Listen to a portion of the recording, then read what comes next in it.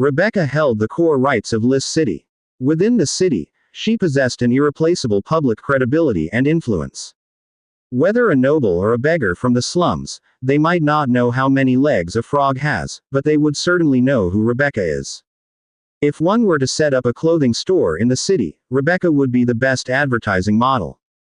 It could be said that since Fang Hao planned to open a store, he already had Rebecca in his sight. He had demonstrated his special talent for design and helped her deal with the matter of the faceless. Now that this matter was mentioned, it would be hard for Rebecca to refuse him. And the male spokesperson for Liss City, the best candidate was the city lord, Aubrey. However, Fang Hao had never had any encounter with Aubrey. Moreover, Aubrey's condition was not very good. Generally, he looked lethargic, giving people a feeling of sickness. That is to say, he looked rather decadent, weak. Therefore, Fang Hao was still considering the male model, looking for the right candidate. What is an image spokesperson? Rebecca asked curiously. She didn't know what strange idea Fang Hao had in his mind this time. Simply put, it means to use your image to promote the fabric shop and increase product popularity, Fang Hao explained his understanding of a spokesperson. He didn't know if his understanding was accurate, but that was the general idea. To rely on Rebecca's image to attract customers. Hearing Fang Hao's explanation, Rebecca understood. In the past, fabric shops in the city would also send some clothes to the city lord's mansion, also using her influence to attract nobles to buy clothes at their shop. Although the forms were the same, Rebecca didn't think that Fang Hao was just planning to do these.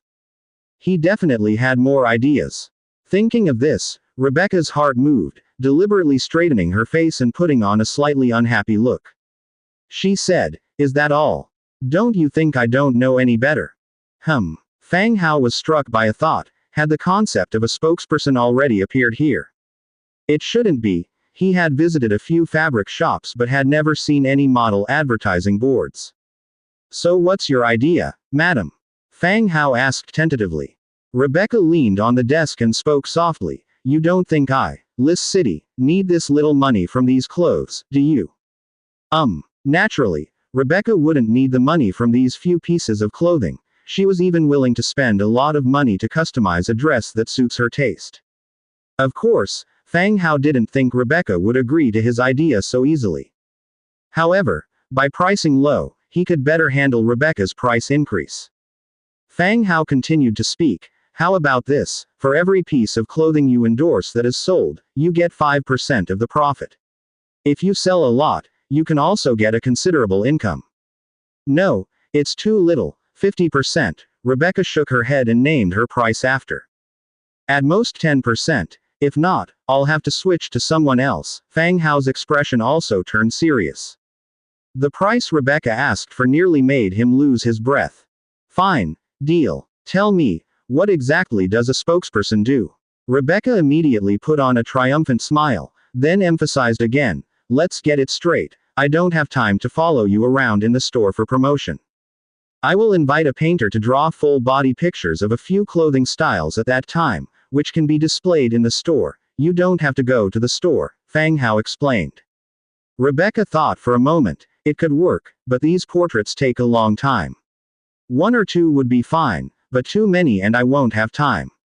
Current portrait paintings still require models to maintain a steady pose for a long time, before the painter can start drawing. Rebecca didn't have time to spend on this. I've thought about that too. I have a magic tool here that can briefly capture the image. When the time comes, all you need to do is change into the outfit and strike several poses, Fang Hao replied with a smile. What he was talking about was the photographing function of the Book of Lords. He didn't need Rebecca to hold her pose for a long time, which indeed consumed too much time. As long as the photo was taken, the person would remain stationary. He would let the painter draw the selected photo, which would also facilitate some later modifications. There is such a tool. Why haven't I heard of it? Rebecca was somewhat skeptical. Fang Hao immediately opened the Book of Lords, took a photo of the room, and handed it to Rebecca. You see, this is it. This is amazing. Rebecca's eyes widened. I didn't fool you, right? So why don't you take pictures of all the clothes I brought tonight, and I can go find a painter tomorrow, Fang Hao suggested. That could work. She immediately struck several poses, and Fang Hao recorded them using the photo function. This time, he brought a total of 3 new garments, plus the kipao he had sent before, which made a total of 4. Rebecca tried them on one by one, and they were all photographed. All the clothes were photographed once through. Rebecca then started to select from the photos, picking 4 that she was relatively satisfied with. She also instructed Fang Hao to remind the painter to make modifications at certain parts. Fang Hao naturally agreed. He also hoped that the advertisement when drawn will be more perfect, so he can earn more money. After finishing with the matter of the clothes. Then did Fang Hao continue to ask, do you have any news about the task you mentioned? Those guys will take action during these next few days, but there's no specific information yet about the place and time. Upon mentioning the faceless, Rebecca's expression instantly darkened. With their cooperation, they had captured quite a few of the faceless. They had initially thought that these people would lie low for a while. But to their surprise, just 2 days had passed before there was news of fresh activity. Moreover, this activity was quite brazen, reaching her ears several days in advance. All right, then I will stay in the city a few more days. If there's any intelligence, have someone notify me, said Fang Hao. Okay. Rebecca nodded, showing she understood. The purpose of their collaboration was essentially the same. Rebecca aimed to consolidate her authority in the city, while Fang Hao wanted to deter the faceless from threatening them, the transmigrators. Only by exerting their utmost efforts to eliminate the faceless, could they compel them to stop, not daring to take any large-scale actions. Upon leaving the city lord's residence, Fang Hao and Angia had just returned to their place. They saw a tall man with short hair suddenly leaving through the main gate. Fang Hao was slightly taken aback. Despite the thickening of the night, one's body shape and height still have a certain recognizability. He was certain there was no such man living in his place. Wait a moment, Fang Hao directly called out to stop him. The man turned around. Seeing Fang Hao, he directly asked, when did you enter the city? Fang Hao furrowed his brows deeply. The familiar voice, coupled with the handsome appearance, immediately allowed Fang Hao to recognize this person's identity. Rolana, the emotionally unstable vampire. She had cut her long hair short, much like those dandy gentlemen, and combed it back. She wore a set of well-fitted noble garb, looking much like a noble young master with a refined face. Fang Hao did not question why she was dressed like this. Cutting her hair and starting anew might not be a bad thing for Rolana. He directly asked, Rolana, what are you doing out so late? Rolana ran her fingers through her hair and casually replied, don't you know, sir, that we of the Eternal Night clan prefer the night? Fang Hao didn't mind Rolana's indifferent tone. He continued, it's late and everyone in the city is resting. It seems there aren't many places you can go. With a smile, Rolana responded, I'm just bored, going to the nearby tavern to sit and sip a couple of drinks before I come back. Indeed, there was a tavern nearby that would stay open late. As long as Rolana did not stir up trouble, it would be fine. All right, be safe, Fang Hao reminded her. But the sentence seemed to be somewhat redundant. Thank you for your concern, sir, she replied. Rolana performed an elegant nobleman's salute and then elegantly walked towards the tavern. Fang Hao watched as Rolana's figure disappeared into the distance. He then walked straight into the courtyard and went back into his room to rest. The next day, after breakfast, Fang Hao once again saw Rolana. Last night, he learned from the housemaid that Rolana had arrived in Lis City a few days ago. Dressed in gender-neutral attire, she would sometimes go out during the day and sometimes at night. Because of her difficult-to-approach personality, the maids dared not chat with Rolana. Having been out for so long, aren't you worried about any problems arising in Crescent Heights? Fang Hao asked Rolana, who was sitting across from him. The blood hunter is there. I'm not needed, Rolana said nonchalantly. Rolana was tall and had delicate and beautiful features. Back when she was with the Red Duke, it had been the source of rivalry among all the town's men. This attire added a touch of masculinity to her features. She had shifted from being appealing to only men to being attractive to both genders. As the planting of medicinal herbs going smoothly, Fang Hao continued to ask. I've already gotten those guys to start planting, but I'm curious, what did these people I got from you do before? They can't even handle basic planting, Rolana suddenly seemed to remember and asked. These people have varied professions, but they're all certainly strong.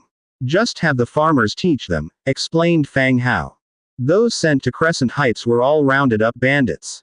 However, Fang Hao didn't expect that these people couldn't even manage the simplest tasks of farming. Anyway, all the matters afterward were handed over to the Blood Hunter. He's responsible for everything, Rolana casually said, not asking any more about these people's origins. When do you plan to go back? Go back for what? It's lively here. Blood Castle is frigid, not fun at all. Rolana leaned back and casually picked up a piece of fruit, biting into it. Fang Hao's eyes flicked. He was in need of a male model, wasn't he? Rolana's current image was pretty suitable for promotional posters. Perhaps, she noticed his gaze constantly watching her. Rolana frowned. You should restrain yourself from staring, it's a safeguard for your well-being. After all, she was a dark gold level hero and easily noticed Fang Hao's stare. Fang Hao knew she had misunderstood him. He directly explained, Rolana, do you want to be the model for the clothing store? You can wear new designs first. Hearing Fang Hao's words, Rolana's curiosity was provoked. She looked up at Fang Hao. What kind of model? The clothing store in Lis City will open soon. I plan to do some promotion for the store. I need a male model right now, and your current image suits this role well, Fang Hao explained. Then, Fang Hao described the kind of promotions he intended to do to Rolana. Rolana widened her eyes. I'm suitable for menswear. We've already found Rebecca for the women's clothes. As the city lord's wife, she has a certain influence in Lis City, and the second person I think is suitable based on appearance is you, especially now that you've cut your hair short, Fang Hao said with a smile. Rolana fell silent for a moment, but finally, she nodded, agreeing, all right, what should I do? Fang Hao took out a few sets of men's clothing from his storage space and handed them to Rolana. There is nothing special, just change into these clothes. Then, I'll take pictures and hand them to the artist to make a portrait. Fang Hao explained to her the process and function of taking pictures, and then proceeded to photograph Rolana. Finally, male and female models were finalized. In the afternoon, Fang Hao came with Angia to the front door of another courtyard. This was where Browning lived. He was a second-tier painter in the city, but he had many secrets of his own. He was skilled in mixing special paint and was renowned for his memory. With just one glance, he can draw the people and scenes from his memory on the canvas. He had been arrested by the Faceless for interrogation previously and was saved by Rebecca. Later, Fang Hao met him at the temple, and since then they are familiar. He quietly knocked on the door. Thump. Thump. Thump. Who is Ida? A lazy male voice came from inside the room. After the rustling sound of someone getting dressed, the door opened, revealing Browning with disheveled hair. He was bare-chested, only wearing a pair of linen trousers. Browning squinted at Fang Hao. Mr. Browning, surely you haven't forgotten me. The last time at the temple, you said you would buy me a drink, Fang Hao said with a teasing smile. Browning instantly remembered Fang Hao. Oh, it's you. You are. Fang Haoa. Fang Hao reminded him. Right, Mr. Fang Hao. I had a few drinks yesterday, and I'm not very sharp today. Browning explained, patting his own forehead. At that moment, a woman came out from the room.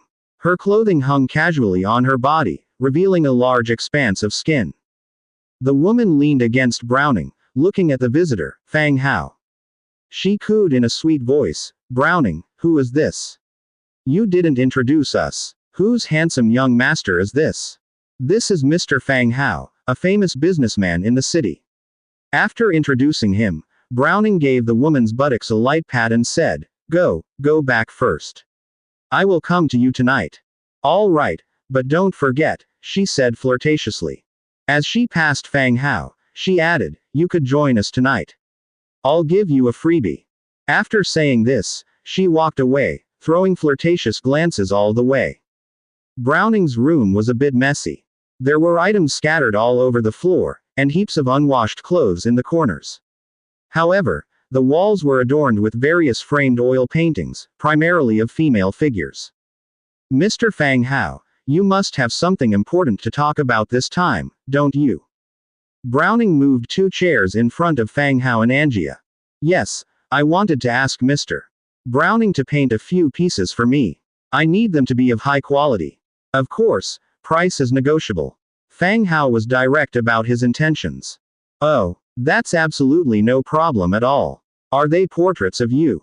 Browning replied enthusiastically. His daily expenses were quite substantial, so he certainly wouldn't turn down business that came knocking at his door. He brought out his treasured fruit wine, planning to entertain his potential client. It's not me, it's Mrs. Rebecca. Clatter. The earthenware cup in Browning's hand fell and broke in 2 on the wooden pad. Ignoring the broken shards, Browning exclaimed in surprise, City Lord's wife Rebecca. Yes, so the quality of the work must meet the requirements. Otherwise, it would be hard to win her approval. Fang Hao spoke earnestly. Browning's expression quickly shifted before he seemed to have reached an acceptance state, and he then said excitedly, no problem, of course there is no problem, I will definitely satisfy her. Rebecca belonged to the highest ranking nobility in Lis City. To paint for her was a symbol of honor. If he were to gain Rebecca's approval, it would surely raise his stature among fellow painters. Fang Hao nodded in agreement. Subsequently, he started discussing the size of the canvas and the shop's requirements with Browning. Browning, looking at the photos in the Book of Lords, was somewhat disbelieving. Even though Fang Hao stated that it was a treasure, he was still astonished for quite a while. Eventually, at the reminder from Fang Hao, he began to prepare an adequately sized canvas and started to paint using the photo as a reference. 2 hours later, the canvas had been colored and the rough outline was already shaped. Browning would continue to refine it. Fang Hao would need to return the next day to further modify the painting while referencing the photo. By the time they left Browning's house, it was already late. Fang Hao and Angia went straight back to their place. From a maid, they found out that Rolana had gone to the bar again. Fang Hao went straight to his room, planning to rest. Just as he was closing the room door, a shadowy figure slowly emerged from a corner. Fang Hao's heart jolted. In one swift motion, his right hand skimmed over the Book of Lords, and the magic wand was now in his hand. Almost instinctively, he prepared to counterattack and leave the room. But then he saw Little Yu standing in the shadowy corner. Little Yu, you've managed to scare me again. Fang Hao said irritatedly, putting away his weapon.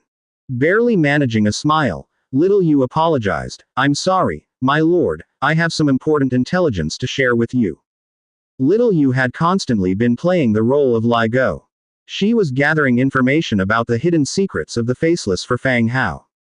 Oh, what kind of intelligence? Fang Hao sat down nearby. Without hesitating, Little Yu stated, my lord, the Faceless have started suspecting you.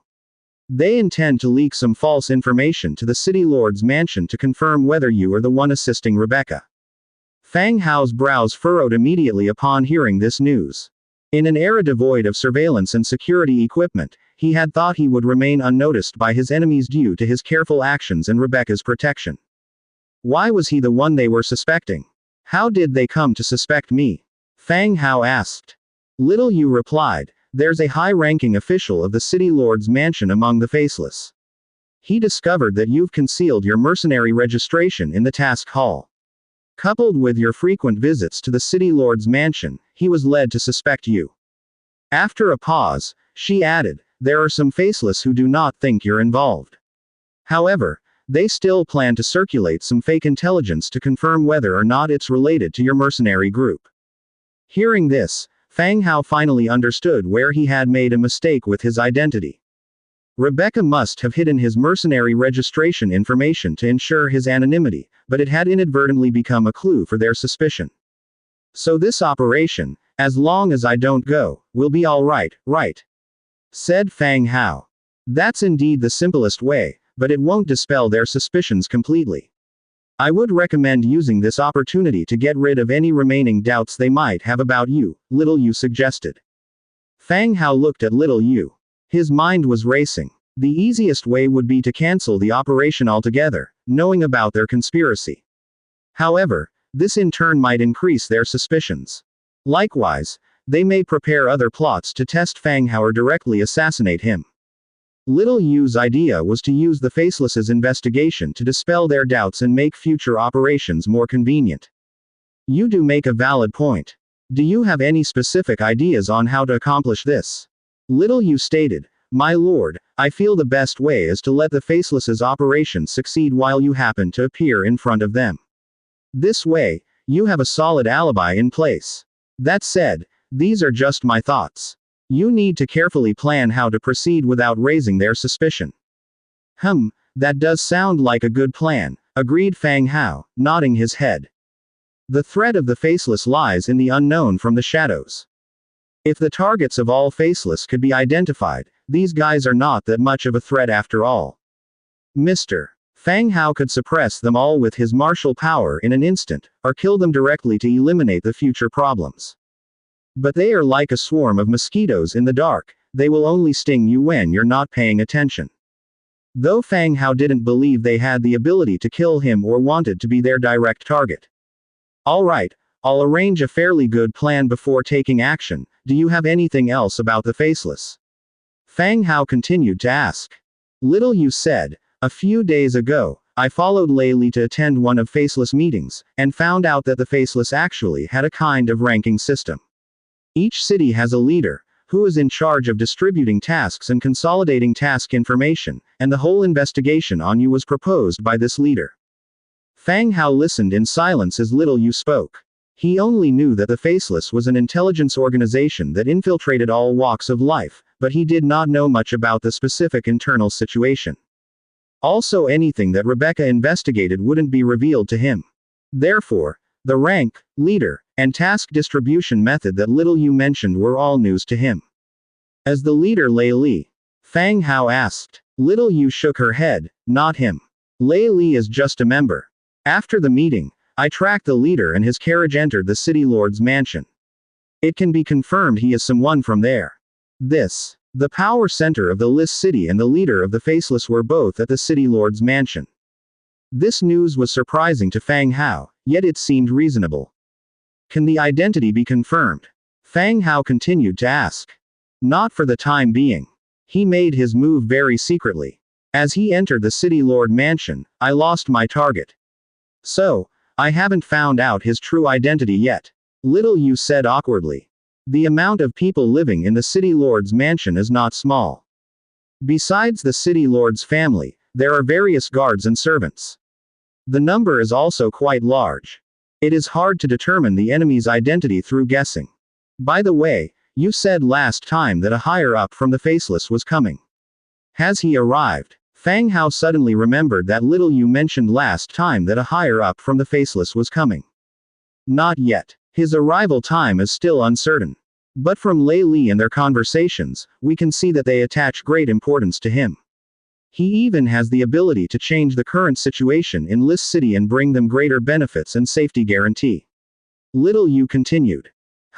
Notify me immediately once there is intelligence. Also, take care of your own safety. Fang Hao was actually more interested in this foreign Faceless.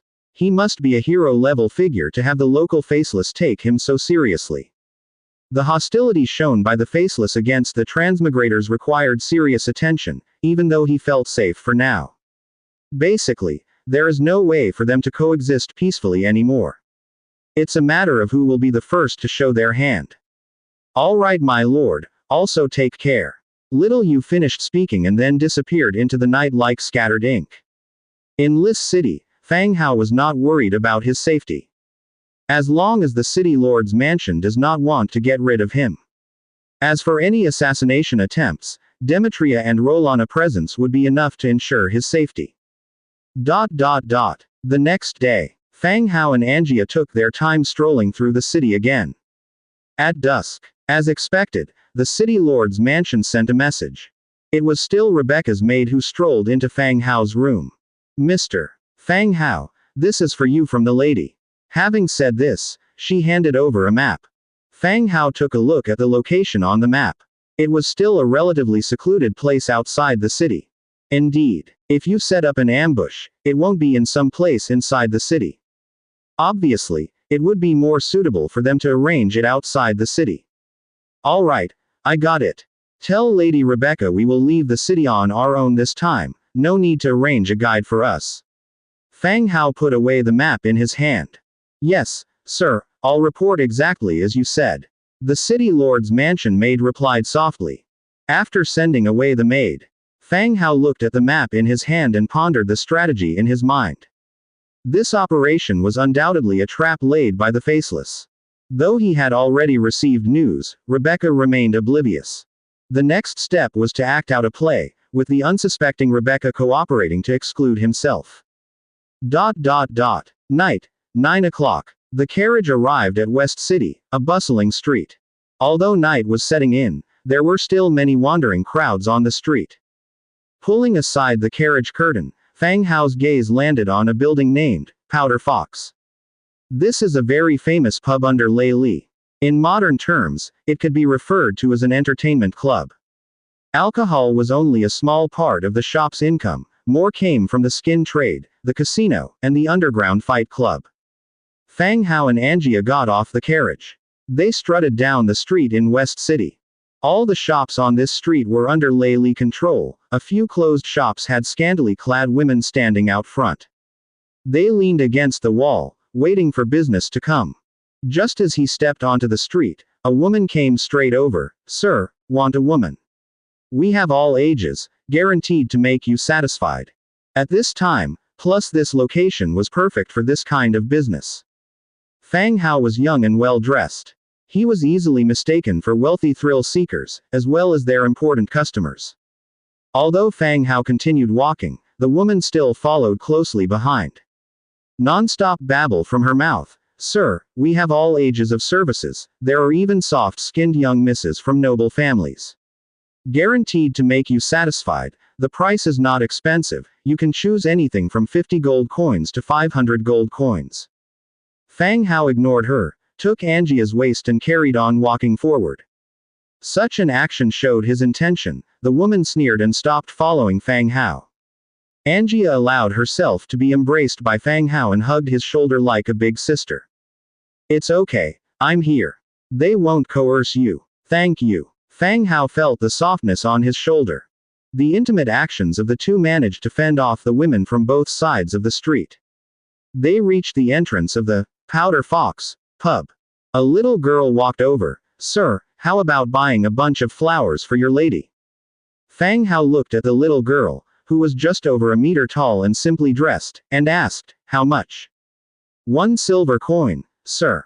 Fang Hao took a silver coin from his pocket, put it in the girl's hand, and casually took a bunch of flowers from the basket and handed it to Angia. Angia took the flowers, glanced at them and said, you're not planning to spank me, are you? Besides, I don't like these things. They're not edible. Fang Hao rolled his eyes and told her not to keep saying weird things. They entered the Powder Fox pub. They were immediately met with a racket. Just inside the door were rows of dense tables. In front of the tables, there was a stage made of wood. Youths, scantily clad, were boldly writhing their bodies on the stage, intentionally and unintentionally exposing their secrets to the guests below the stage. The red-faced, drunken guests were clapping and seemed willing to spend all their money here. Fang Hao tightly held Angia around her waist, and the approaching girls wisely halted their advance. They turned around to find new customers. The two of them walked to the stairway. The Powder Fox had a casino on the second floor, a brothel on the third, and a concealed boxing ring in the basement. That is, the legendary gamble fight, where you could get rich overnight or lose your life. Sir, this area is not open to the public. 2 burly guards blocked Fang Hao's way down to the basement. At the staircase, 2 burly strongmen blocked their path. With one hand flipping open the lapel of his coat, the short sword tied to his waist was exposed, a clear warning. Fang Hao looked down the staircase and casually said, So, the boxing arena isn't open today, or is Lei Li not planning to do business? Hearing the young man in front of them call Lei Li by name, the men shared a strange look, suspecting this man may not be a regular fun-seeking patron. They addressed him politely. Sir, the boxing arena is open, but you need a pass to enter. Fang Hao waved his hand dismissively, looking impatient. He said, Go tell your supervisor that I'm Fang Hao, and I'm very rich. I plan to visit the boxing arena downstairs, so get me a pass. The two guards exchanged confused and puzzled looks. Fang Hao. They hadn't heard of such a man in the city, yet he was audacious in his speech. He wanted to enter the underground circuit on mere mention of his name. Seeing Fang Hao's firm stance, they feared neglecting a prominent figure. They hurriedly replied, Please wait for a moment, sir, I'll bring your message to the supervisor. Hurry up. One of the guards gave a signal to his companion, and hurried upstairs. On the third floor, inside a private room, Lei Li was lounging on the couch, enjoying the warm and passionate service from a woman named Deborah. Just as they were in the heat of the moment, a series of urgent knocking resonated from the room's door. Knock, knock, knock. What is it? Lei Li's tone was rather displeased. He despised being interrupted at crucial times. If the visitor didn't have a satisfactory reason, a corresponding price would be paid. Upon the door's opening, Li Go accompanied a junior member inside. The junior member greedily eyed the woman next to Lei Li and hurriedly reported, Boss, a young man and woman have arrived downstairs. They want to go to the underground boxing arena. We stopped them, but he said his name is Fang Hao and claimed that mentioning his name would allow him entry. The junior member spoke frantically, somewhat incoherently. However, everyone in the room understood the meaning. A flash of puzzlement crossed Lei Li's eyes. What did you say his name was? Named Fang Hao, possibly a young master of some family, has black hair, accompanied by an orc girl. The junior member repeated as he roughly described their appearances. Confirming the identity, Lei Li's frown deepened. Of course, he knew who Fang Hao was. The evening posed a planned action against Fang Hao. However, what he hadn't anticipated was Fang Hao abruptly showing up here, intending to go to the underground boxing arena. Lei Li turned to Li Go and asked directly, Is everything prepared down there? Everything is ready, boss. Lei Li fell silent for a brief moment, then instructed the anxiously waiting junior member, Get him a pass. Also, assign someone to keep a close eye on him. Monitor when he leaves, who he interacts with, everything. Oh, okay, boss. The junior member agreed before exiting and rushing downstairs. The door was closed once more. Lei Li, frowning, sat on the couch wrestling with the situation.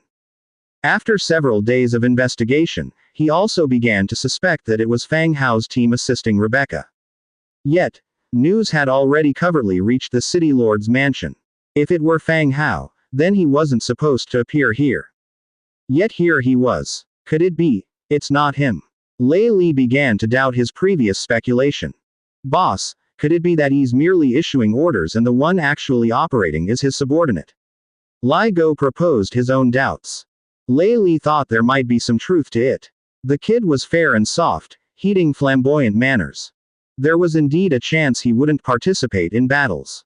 Has surveillance been set up at Fang Hao's residence? Lei Li continued his interrogation.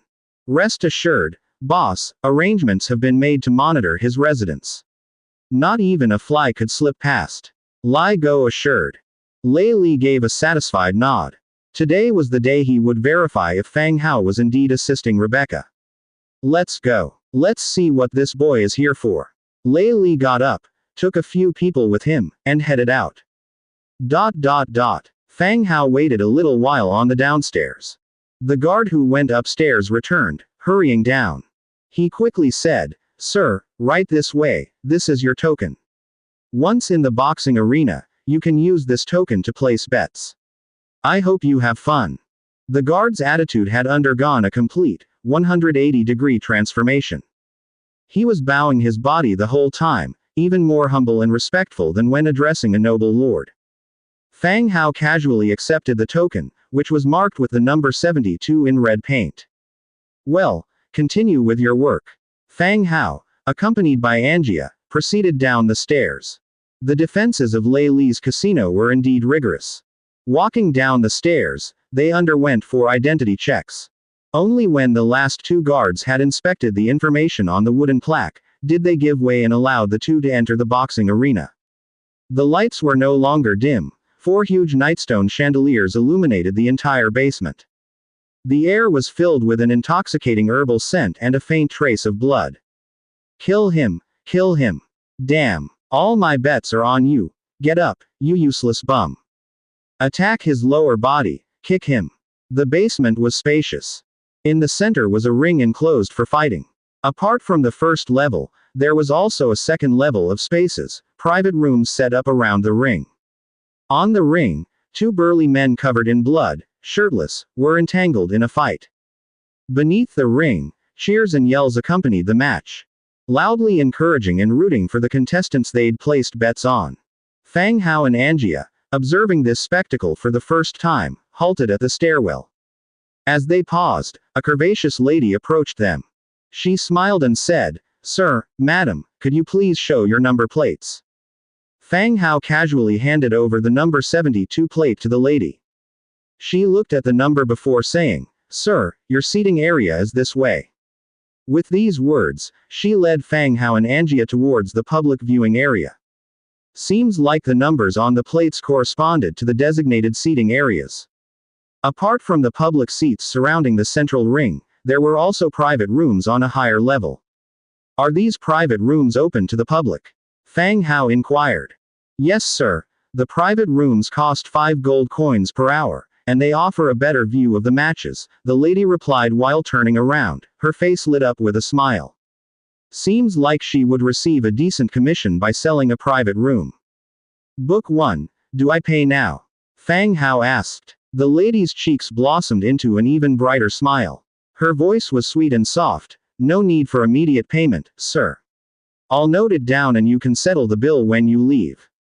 All right, let us there. Certainly, sir and madam, follow me. The lady took to leading the way. Along the way, Fang Hao learned about some of the rules of the underground fighting arena from the lady.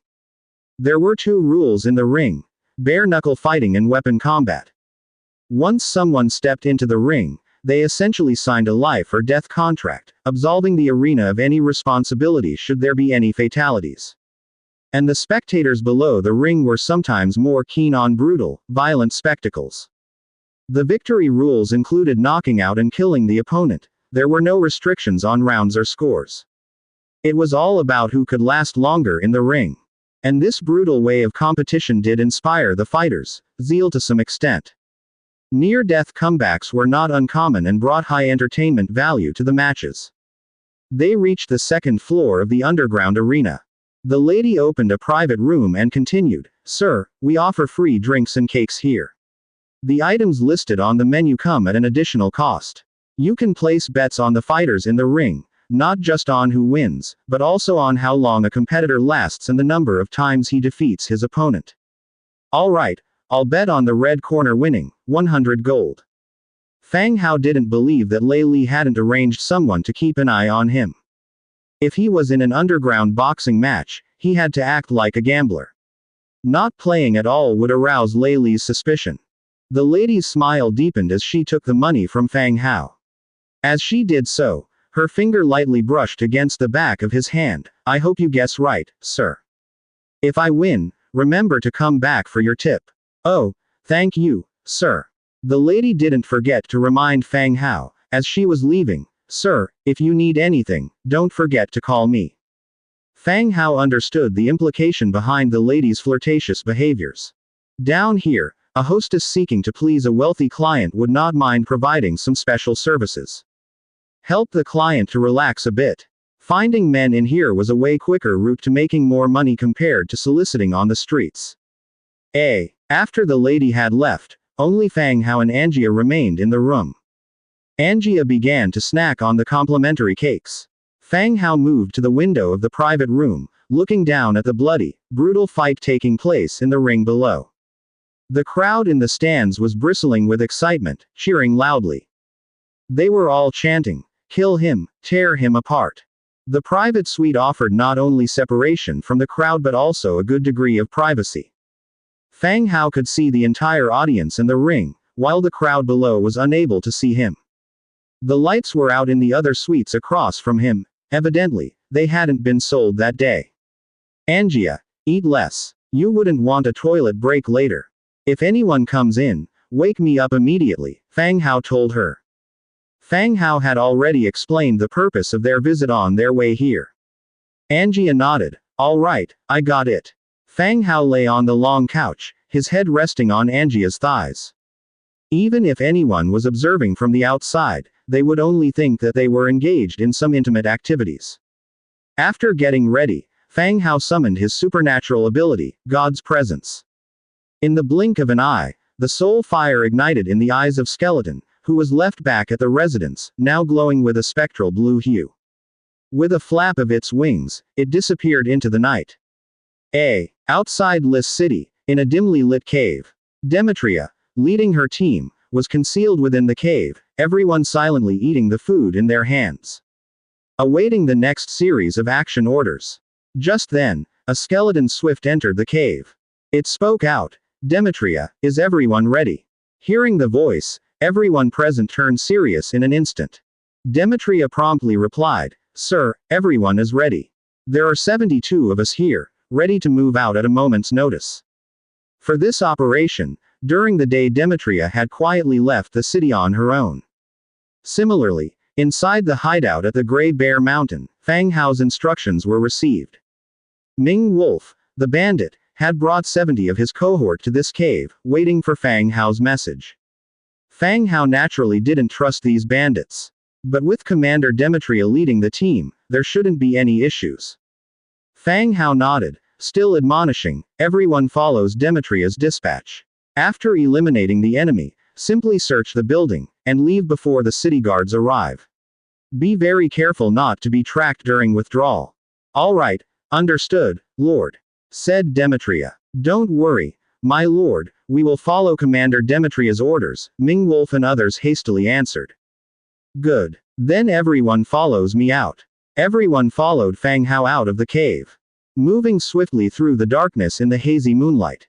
After about 20 minutes of walking, a brightly lit mansion appeared in front of them. The shadowy figures of roaming guards could be seen outside the mansion. With the firelight, one could see mercenary badges hanging on the chest of the guards. It seemed like the Faceless had spent money to hire some mercenaries to use them as bait here. That didn't matter anymore, even if there are no Faceless inside, even if the mansion is empty. They still had to conquer it and kill everyone inside. Fang Hao looked at the mansion and said, take note of the surroundings, don't leave any traces. Understood, Lord. Demetria agreed and began to assign duties to everyone. When all was ready, everyone started to approach the mansion under the cover of night. Soon, a thick fog enveloped the entire mansion. Underground boxing club. Inside another private room. The lady who guided Fang Hao stood nervously inside the room, her legs trembling slightly. In front of her were Lei Li, the club owner, Deborah, and the thug Lai Go. Any one of these three could determine her life or death. Where's that Fang Hao sitting? Lei Li sat casually, asking in a deep voice. The woman's face turned white. Boss, he went to room 202. Oh, he went to a private room. Lei Li stroked his chin, continuing, what did he say to you? Tell me everything he said, don't leave out a single word. The woman swallowed a lump in her throat, recalling the things Fang Hao had said to her. When he came in, he asked about the price of the private rooms, then asked about the rules of the boxing club and how to bet on fights, that's all. The woman said. That's it. Lei Li frowned. Yes, just that. He looked like a first-timer. He didn't know anything about this place, and didn't ask any other questions. The woman said hastily. All right, you can go. Lei Li waved his hand dismissively. Yes, boss, the lady agreed, and directly retreated. The room fell silent again. Lei Li contemplated whether Fang Hao's arrival was just a coincidence. After pondering for a moment, Lei Li gently patted the bottom of Deborah, the seductive lady sitting next to him. You fancy that kid, don't you? If you're free today, why don't you go have some fun with him, lighten up? Ha! Deborah spat lightly and retorted playfully, what do you mean by I fancy him? It's all for you. Get going, try to find out his intentions. HMPH. I don't know what you're into, always sending your own woman to other men. Ha ha ha. You love it, don't you? Outside the city, in the manor. A thick fog quickly covered the entire estate. The bright torches, too, slowly extinguished upon touching the fog. Why is the fog so thick? What on earth is happening? Everyone was in a panicked disarray. Meanwhile, Demetria took advantage of the fog, leading a small group quickly into the manor. They clashed with the members of the mercenary group. The mercenaries were few in number to begin with, faceless, bait to lure Fang Hao. In just a few minutes, the guards outside the building were wiped out by Demetria's men. The surroundings were finally cleared. Demetria directly pushed the door to the residence open. Swoosh. The moment the door opened, an arrow immediately followed, shooting out. Demetria tilted his head slightly, avoiding the arrow with ease. Inside the room, there were 6 mercenaries left. They were huddled together, forming the final defense formation. In the center of the formation, stood a red-haired man wielding a longsword, clad in heavy armor. The red-haired man stared coldly at Demetria. Seeing the robust tail revealed behind him, the man's eyes flickered. Lizardman. In his mind, he was recalling when he had become enemies with this lizardman. Wondering what caused him to launch an assault against his group in the middle of the night. After thinking it over, he couldn't recall any memory involving lizardmen. He asked coldly, who are you, sir? We seem not to have offended you. Is there some misunderstanding here? The current situation did not allow for an investigation of who was right and who was wrong. Only by resolving this conflict could the remaining 6 of them survive. Demetria's vertical pupils coldly swept over the rest. Who did you receive this task from? Demetria asked. The red-haired man frowned slightly, seeming to realize something. It seemed these people weren't targeting him but the ones who had hired him. If I tell you, will you let us go? One piece of information you're interested in exchange for 6 lives. It's a good deal, the red-haired man said again. Apart from the confidential information from the task hall. For the tasks received personally, it was difficult for mercenaries to preserve the secret. But they had to confirm the exchange condition before informing the other party. He thought the lizardman would agree. But the lizardman in front of him just shook his head and issued the order directly, kill them all. A huge wave of fighters then rushed in and began to besiege the 6 without saying a word. Not 10 minutes later, they had all been killed, leaving no survivors. Search this place then prepare to leave. Demetria continued to give orders. Everyone began to search around. They needed to leave before the city guards arrived. Fang Hao released God's presence and awakened in the private room. He was still lying on Angia's legs. As for Angia, she was eating while watching out for him, a variety of snacks and fruits all placed on his belly. Seeing Fang Hao wake up, Angia asked curiously, so, how did it go? The matter has been resolved. We sit a while longer, then we'll leave. Fang Hao removed the various snacks on his belly. Ah, we're leaving so soon. Her big eyes turned round, and she continued, what if I go down to play a couple of rounds, to help us win some money? I didn't find the players to be all that competent. None of that. In which casino do they allow customers to win? If you show promise, they will arrange new opponents, all set up in advance. Fang Hao said it straight out. Besides, no matter how many people he arranges, if they can't beat me, what can they do? Angia countered unyieldingly. Fang Hao still shook his head, we should play it safe this time. We mustn't attract too much attention. Seeing that Fang Hao absolutely disagreed, Angia had no choice. All she could do was to pout and continue to eat the free pastries. Knock, knock, knock. Just as they were about to leave after a while. The room door was knocked again. Come in. The door opened, and the previously met woman walked down again, squeezing out a somewhat stiff smile. Sir, you guessed correctly in the last match. Would you like to place another bet? Bet, all the remaining money, all on the red team to win, Fang Hao continued. Okay sir, Your previous capital plus rewards total 140 gold. All have been placed on the red team, the woman replied respectfully. All right.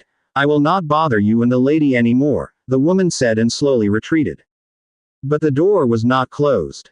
A delicate white hand stretched into the room a second before the door closed. Immediately after, the door was opened. A somewhat enchanting woman walked in. Deborah. Mr. Fang Hao, would you mind if I came in and sat down? Deborah's voice contained a touch of seduction. Fang Hao recognized Deborah, Lei Li's woman. Fang Hao had learned a bit about Deborah from Little Yu's mouth. Lei Li's woman and also his right hand. Together with Li Go, they were Lei Li's right-hand men. Frequently accompanying some dignitaries, she extracted some intelligence from them. It could be said, she was an expert in dealing with men. Oh, Miss Deborah, I didn't expect we'd meet here, quite a surprise indeed, Fang Hao said with a smile, wondering why she had come. It was good she was here, the job was done. Seeing Deborah here, he would also be able to prove that he had nothing to do with the fight outside the city. Oh my, I didn't expect Mr. Fang Hao to know me, that's really delightful. Deborah said sweetly, gently closing the door and sitting down on the sofa. Hee, which man in the city doesn't know Miss Deborah's name? Fang Hao continued curiously, why, do you also have an interest in fights? That's your men's hobby, why would I like it? Deborah shot Fang Hao a playful glance and continued. Today, I'm just watching the shop and heard you were here, so I decided to come see you. With that, she moved closer to Fang Hao. Fang Hao had heard, Deborah was quite free-spirited. Any man she took a fancy to, she could be very proactive with. Could it be that she is interested in him? This boxing gym is property of Miss Deborah. That's impressive. Fang Hao feigned surprise. Oh my, it's not mine, it's Mr. Lei Li's. I don't have that kind of ability. Deborah said with a soft voice. A waft of fragrance entered Fang Hao's nostrils. Deborah looked quite good, and was very adept at stirring up men. But Fang Hao wasn't greatly interested in her. This woman, who had a close connection with the Faceless, he dared not get seriously involved with her. He subtly shifted to the side, creating some distance. He turned to Deborah and said, that won't be necessary, we're just sitting for a while before leaving. Deborah raised her eyebrows, she did not expect Fang Hao to reject her. Changing her approach, she continued, Mr. Fang Hao, you look a bit tired, I know some massage techniques. I could help you relax your muscles. It seems like Deborah is here to probe for Lei Li's instructions. And he needs Deborah here until news from the manor outside the city reaches Lei Li's ears. In order to achieve what he wants. Understanding the situation, he lazily lay on the sleek sofa. I'll have to trouble Miss Deborah then. No problem. Deborah said, then knelt beside him, gently massaging Fang Hao's back. Angia sat beside them, scrutinizing Deborah. She looked harmless, just an ordinary woman, so Angia wasn't too concerned. While Deborah was massaging, she asked, Mr. Fang Hao, are you from the outer city? I heard the north of Cruel City is all orc territory. You don't live in the orc city, do you? Fang Hao didn't look at her, but he knew she was seeking information about him. Our place is actually a place where humans and orcs live together, Fang Hao replied. Oh, those orcs. Deborah started, glanced at the orc girl beside them, and quickly changed the subject. I heard you designed many clothes for Lady Rebecca. When can you design a few sets for me? Anytime. So, you're quite familiar with Lady Rebecca. Not exactly, but she did place several orders from me. I had no choice but to make the long trek here. I see. The two chatted for about 20 minutes. Deborah was probing for information on Fang Hao, and through her, Fang Hao managed to obtain some of the information he wanted. Indeed, Lei Li's means were commendable. This boxing gym was more than just a normal betting place. Nobles from the city and even further afield would come here for recreation. They could even use some trivial means to launder the money they had. This indicated that Lei Li inevitably had connections with many nobles. No wonder no one in the city could lay a finger on him. Mr. Fang Hao, you can turn over now, Deborah said again. Fang Hao obediently turned over, moving from laying on his stomach to laying on his back. I've heard there are many bandits outside the city. Did your merchant caravan have a safe journey? Deborah casually asked.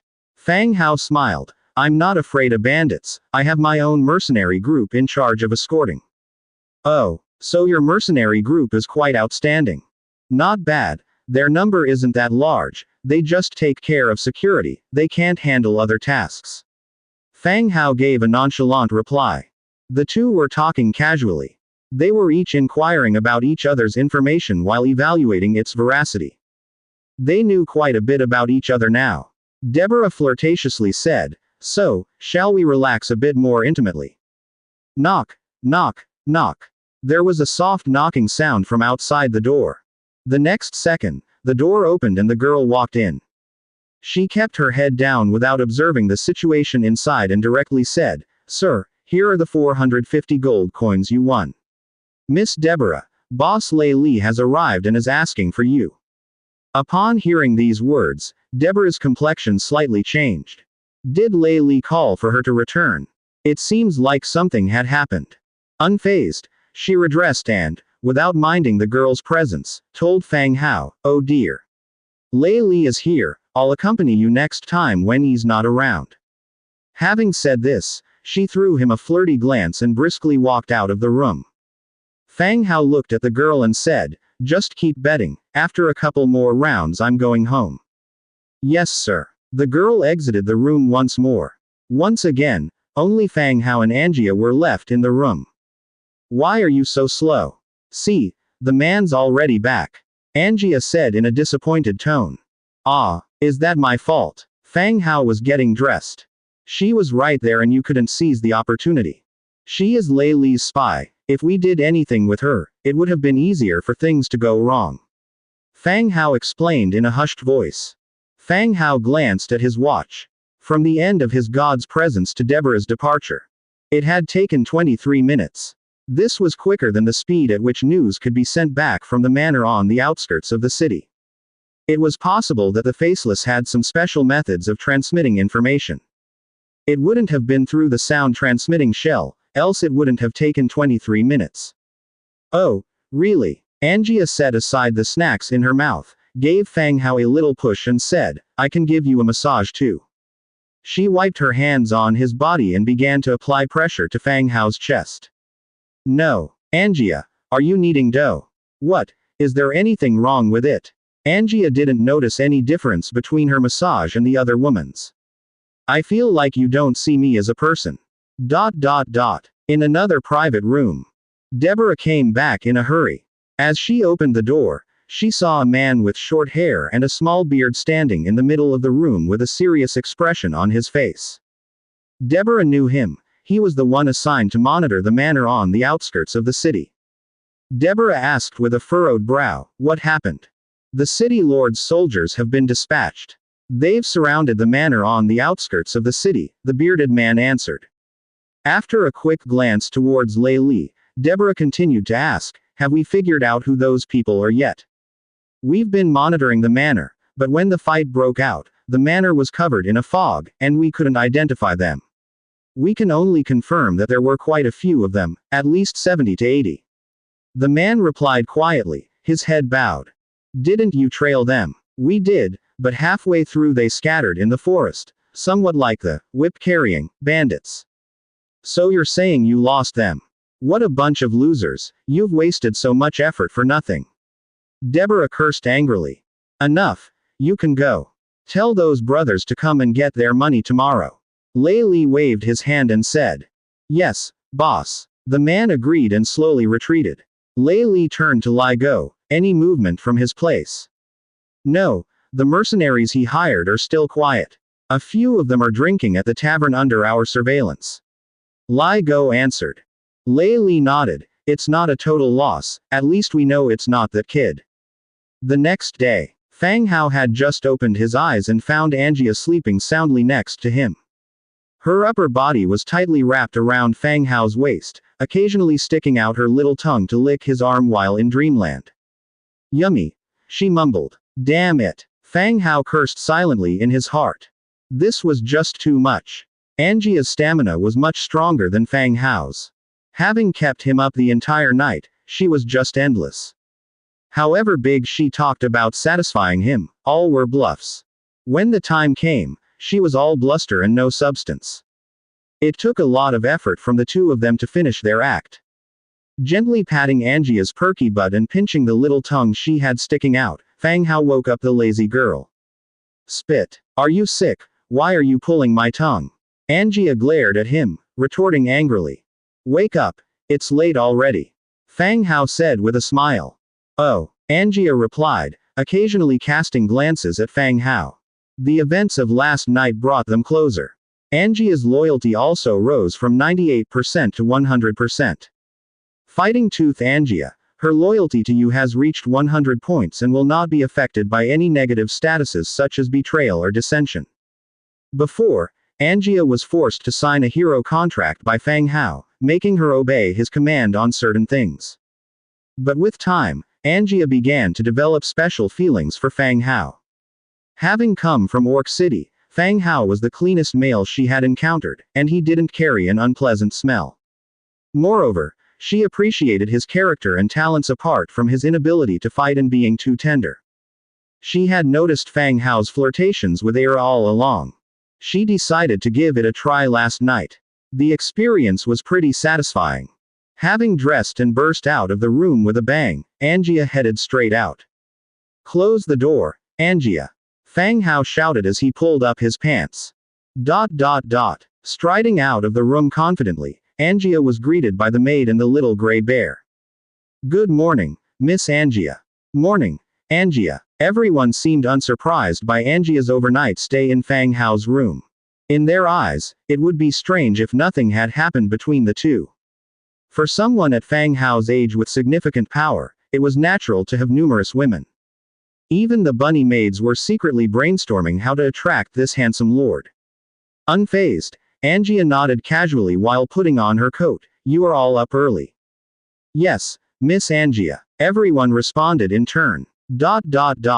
After breakfast, Fang Hao took Angia to his textile store. Today was the opening day of the store. At the entrance, portraits of Rebecca and Rolana, the models, were already hung. The large canvas allowed everyone to clearly see the two women from a distance. It was still morning, but the front of the textile store was filled with residents who came to watch the excitement. Few people entered the store, most were still peeking from outside. Conversing in low voices. Isn't that Mrs. Rebecca? I didn't hear about the city lord's mansion opening a textile store. Since Mrs. Rebecca is on the portrait, it must have some relation to the city lord's mansion. Oh come on. Look at the name, Bone Textile Store. How could it be opened by the city lord's mansion? Bone Textile Store. The priests at the temple are wearing clothes from Bone Textile Store now. So it seems this Bone Textile Store is indeed impressive. Both the city lord's mansion and the temple wear their clothes. I wonder how their prices are. Yeah, hope it won't be too expensive. Just go in and check, it won't cost anything. The town consisted of two types of people. One type were the dignitaries, who had ample funds and were more concerned with fashion and brand names. This high society would mimic Rebecca's style as the trendsetter. The advertising with Rebecca perfectly met these people's requirements. The second type was ordinary residents who valued practicality and price more. The fact that the city lord's mansion and the temple were both wearing clothes from the textile store satisfied the public's credibility. If the price was right, they would choose to shop here too. Therefore, Fang Hao's Bone Textile Store could compete with local, established textile stores. It might even surpass them. Soon, people started going into the shop one after another to pick out clothes they liked. Even elegantly dressed wealthy women entered the store to inquire about customizations. Fang Hao silently observed the crowd for a while. Seeing things progressing smoothly, he left satisfied. It was still early. Fang Hao and Angia took a carriage to the task hall again. East City was still bustling. Many mercenary teams gathered here to sell and exchange their resources and equipment. Though it was still daytime, there were fewer sellers than at night. Fang Hao and Angia got off the carriage and sauntered into the task hall. The hall was filled with mercenaries waiting to receive and finalize their tasks. Fang Hao approached the counter and said, "I'm from the Windmill Mercenary Group, here to check if there are any appropriate tasks." Upon learning that the Faceless suspected him because of the mercenary group's information, Fang Hao had arranged for someone to register a small-scale mercenary group ahead of time.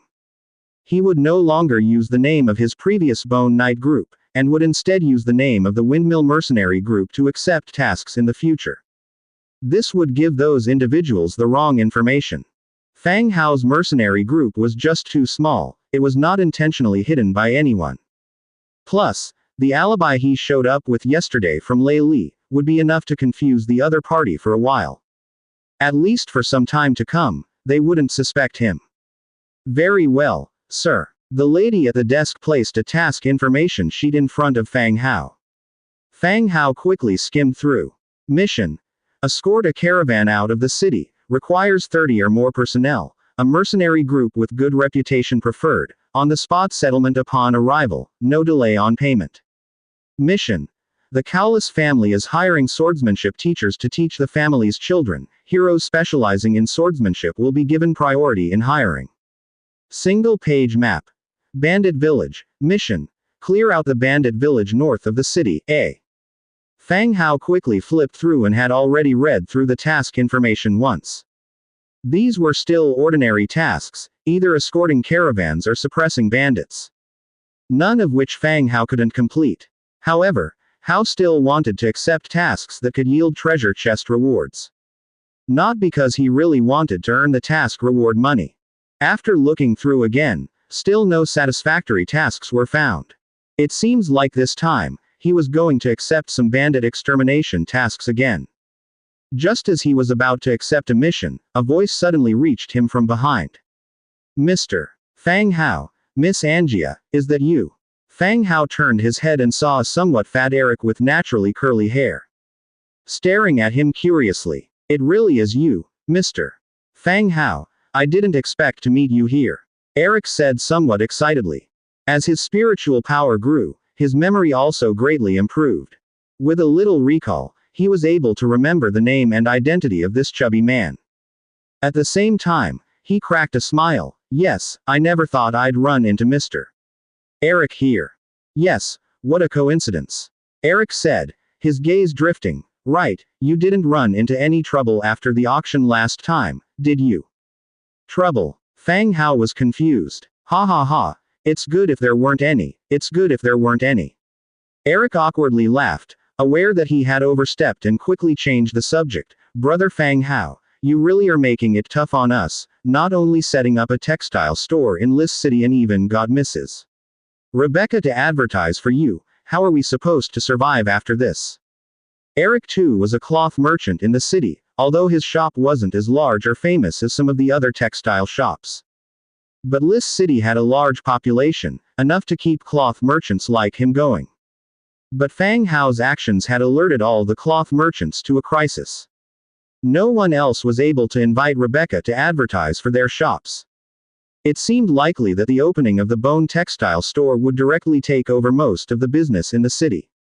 "Look at what you're saying. The textile shops in the city have been operating for decades. There's no way I could easily snatch them away," Fang Hao dismissed, waving his hand.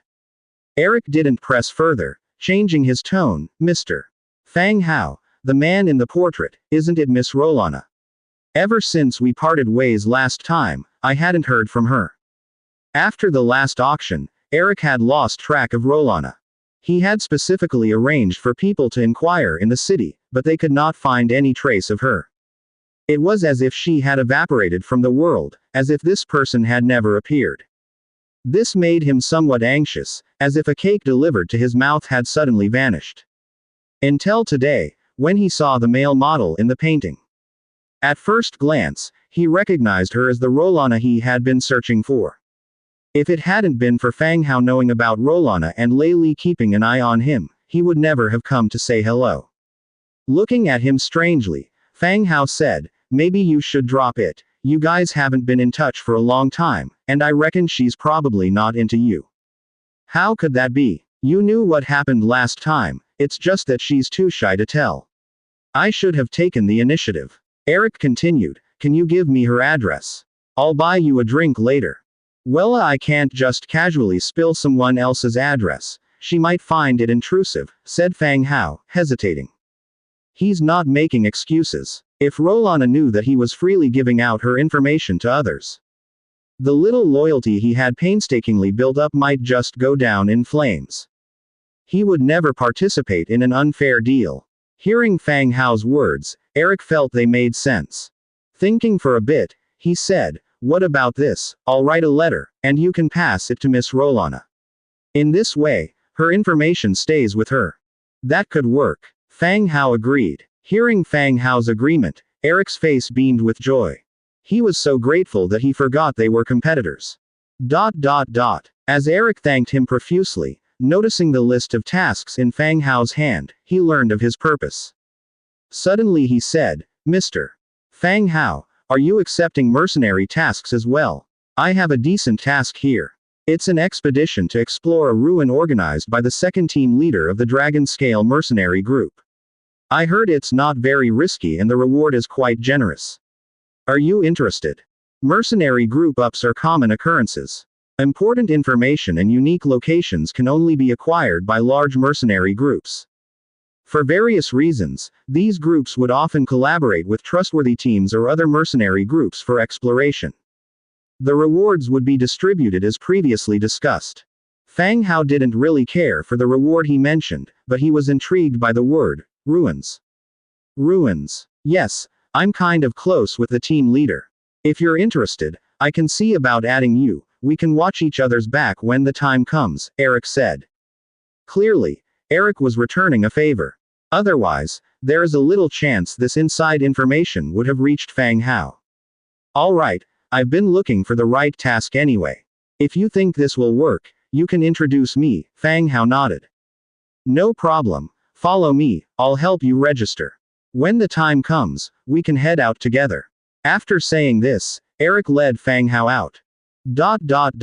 Fang Hao followed Eric out of the task hall. They went straight to a pub in East City. Sitting at a table near the window was a man in leather armor, a mercenary. Eric pulled Fang Hao to the table, sat down, and introduced him to the mercenary, Captain Pulimo. This is my friend Fang Hao. Not only is he a well-known businessman, he also has an impressive team working for him. I heard your team needed more people, so I brought him. Looking at Fang Hao and Angia, Captain Pulimo felt they both looked too young. But he didn't make any further comments and asked, what's the name of your mercenary group, and how many members do you have? I'll register them for you. Windmill Mercenary Group, we have 20 members, replied Fang Hao. Pulimo quickly jotted the name down and said to Fang Hao, that should do it, registration is finished. Upon completion of the mission, each person will be rewarded with 5 gold coins. How it will be distributed is up to your team. All special findings will be owned by our Dragon Scale mercenary group, but we'll compensate you based on their value. We set off tomorrow morning, make sure you don't forget. Fang Hao nodded, indicating he understood. The registration was this simple. After completing the registration, Fang Hao and Eric ordered 3 beers at the pub's table. After chatting for a while, Eric found a piece of paper and a pen, and wrote Rolana a cheesy poem that would make your skin crawl. Fang Hao stepped out of the tavern, a love poem penned by Eric in his hand. After a round through the market with Angia, during which they purchased some rare materials, they left by carriage. Back to their accommodation. Rolana was nowhere to be seen. The maids told Fang Hao that she had gone out, but they did not know where. Fang Hao glanced at the returned love poem and tucked it away in a drawer. It was for the best that she wasn't around. He wasn't sure what might happen if the love poem was to end up in Rolana's hands. Dinner was served and done.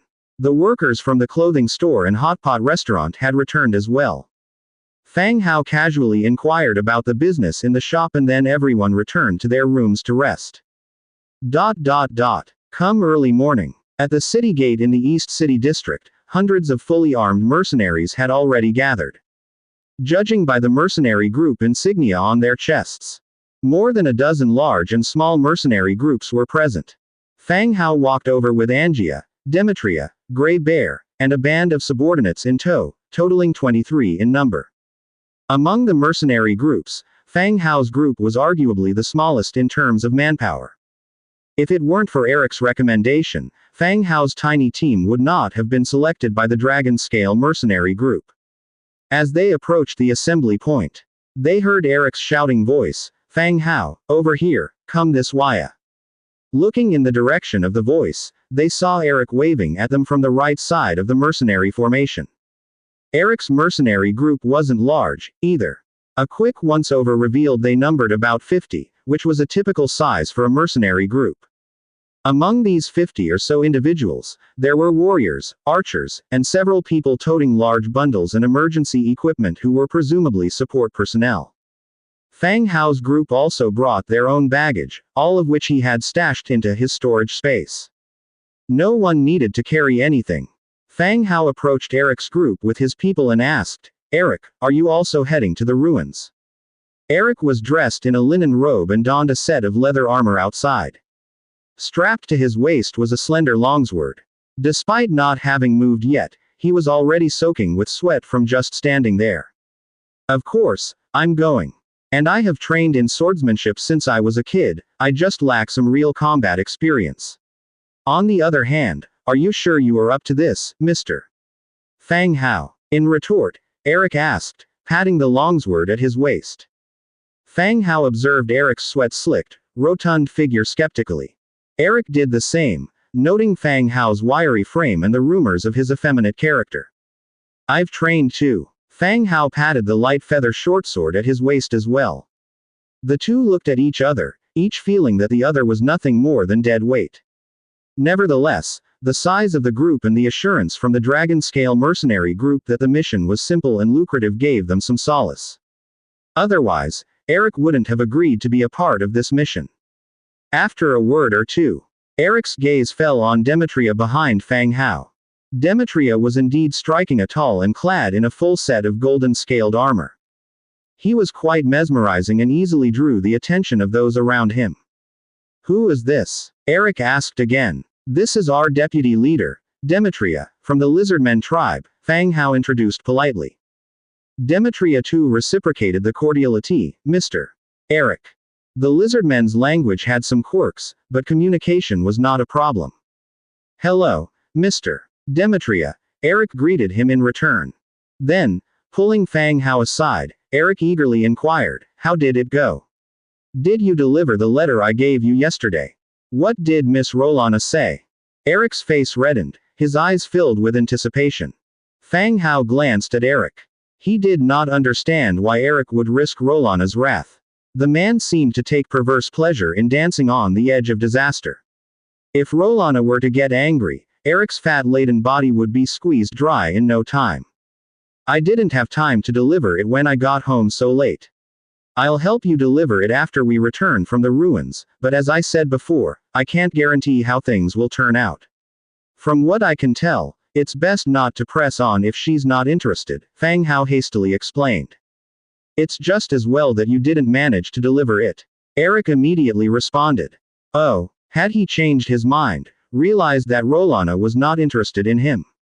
But before Fang Hao could ask, Eric produced another envelope from his pocket, thrusting it into Fang Hao's hand. "I felt that what I wrote yesterday wasn't quite there, so I spent the night revising it. Tear up the one I gave you previously." "Era all right." Fang Hao took the new envelope, responding reflexively. After 6 o'clock, the procession set off. The second team of the Dragon Scale mercenary group, with more than 100 of its own members, briskly strode out of the city gate. Behind them were troops from various other mercenary groups, with no particular formation in mind. They marched out of the city in an impressive swell. Socializing all the while, they followed the group onward. Besides the Dragon Scale mercenary group who organized the mission, the rest of them were unaware of the ruins, location or path. So, they could only silently follow from behind. The surroundings of Lis City were safe. The region outside the city had been meticulously cleared by the army and encounters with ferocious beasts and monsters were rare. Even the erstwhile rampant mountain bandits had been gradually eradicated with successive raids. Those caught were dead, Those who could, escaped. And it became increasingly difficult to encounter them. The journey was relatively safe and the atmosphere among the mercenary groups was relatively relaxed. For security reasons, Fang Hao relayed the information to Grey Bear Mountain Stronghold, ordering 2 bone dragons to follow the group in the clouds. If any danger were to occur, they could come down and rescue everyone below. The group had been traveling since morning and had continued all the way till nightfall. Everyone began setting up camp. Fang Hao's encampment was set up right beside Eric's team. They erected each tent one by one. After lighting up a fire and tossing in some hot pot ingredients, everyone began to eat. As soon as the hot pot began to heat up, Eric followed his nose over. "Hot pot, how did you bring hot pot here?" Eric exclaimed with wide eyes. The enjoyable hot pot restaurant was quite renowned in the city. Practically everyone present had tasted their food. Particularly Eric, being a large and robust foodie, was unmistakably familiar with the smell. "Yes, we brought some. Come sit down and eat with us." Fang Hao invited him. How could I?" Eric stammered, feigning politeness.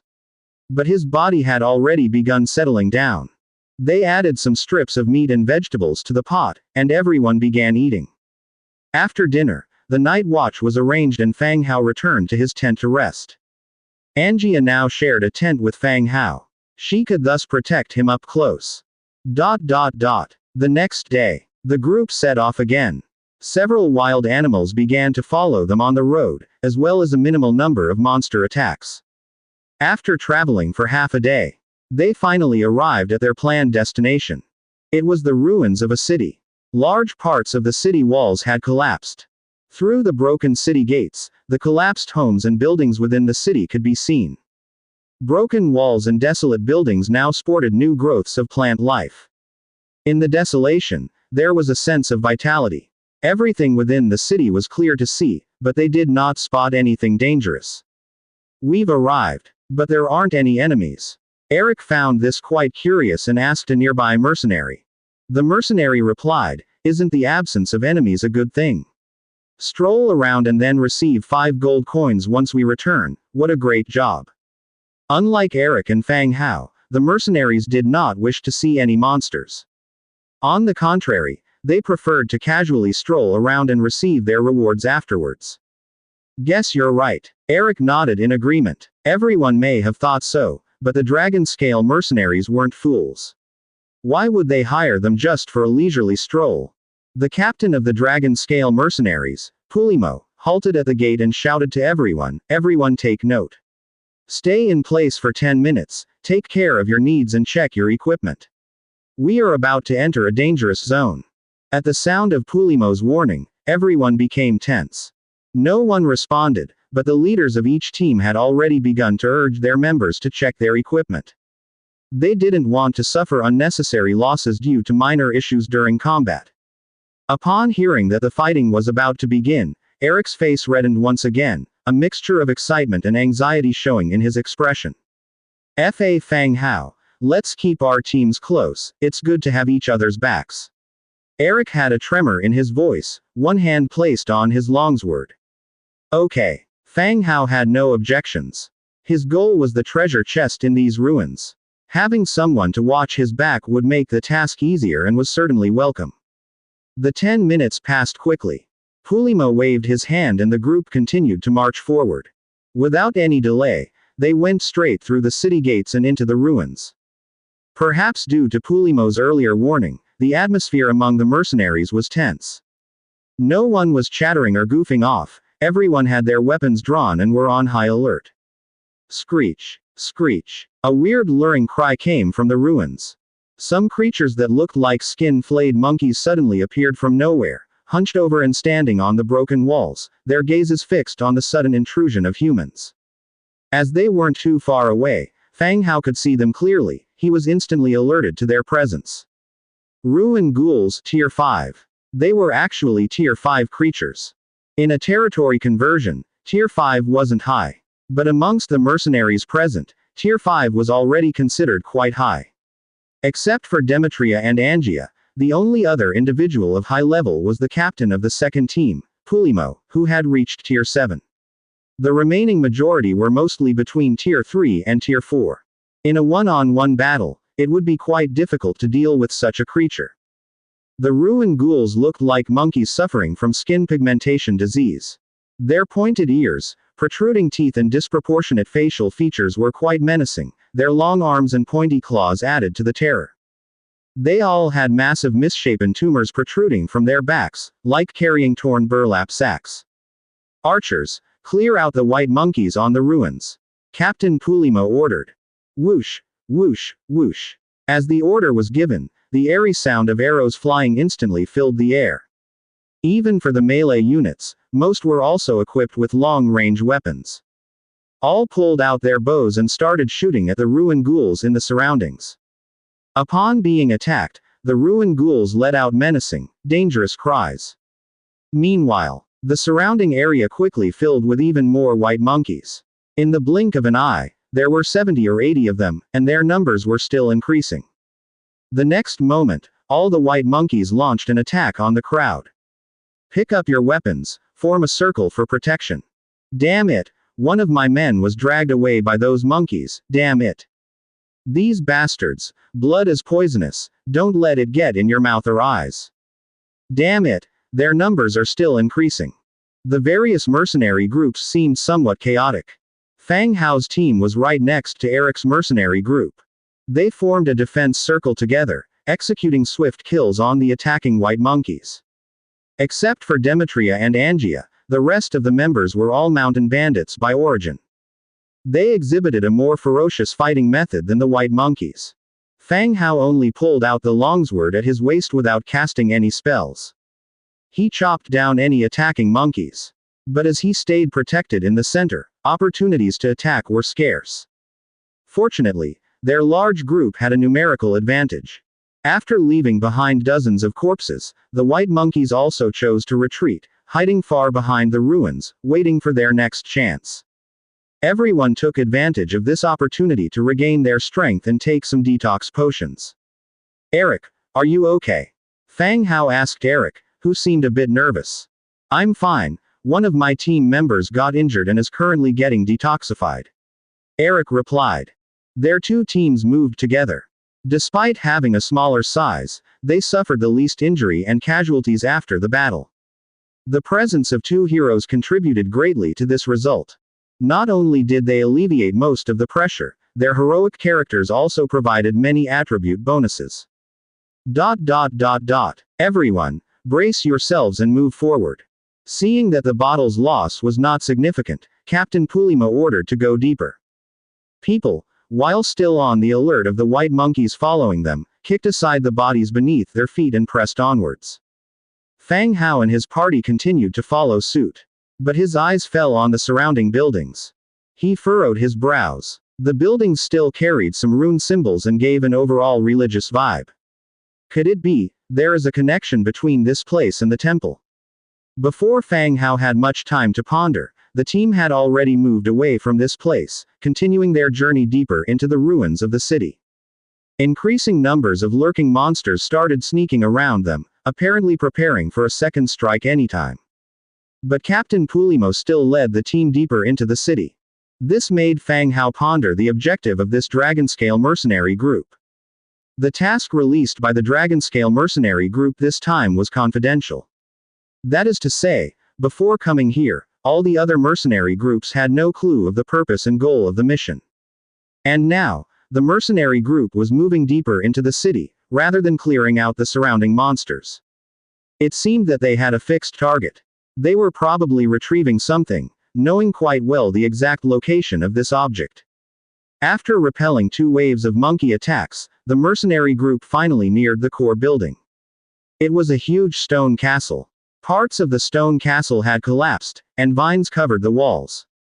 But the various symbols and patterns relating to religious temples and fragments of colored glass were still vaguely visible. In front of the stone castle stood a massive stele. Pulimo moved forward, chopping away the vines that covered the stele. The clear words, "Glory Cemetery," were revealed. As I thought, it's here. Seeing the words, Pulimo's face showed relief. As the various teams were directing their members. Fang Hao's attention was focused on the leading dragon-scale mercenary group. When Pulimo cleared away the vines and revealed the words on the steel, Fang Hao could clearly see them from afar. Glory Cemetery. The name alone tells you that there's a graveyard beyond the castle. The audacity to build a city into a cemetery is quite impressive. Even Rebecca from Lys City couldn't match this feat. Taking another look at the towering castle, confirming the symbols and angel carvings left on the stone castle, it was clear that the colossal cemetery was built by the church. It remains unknown what transpired here that led to its abandonment.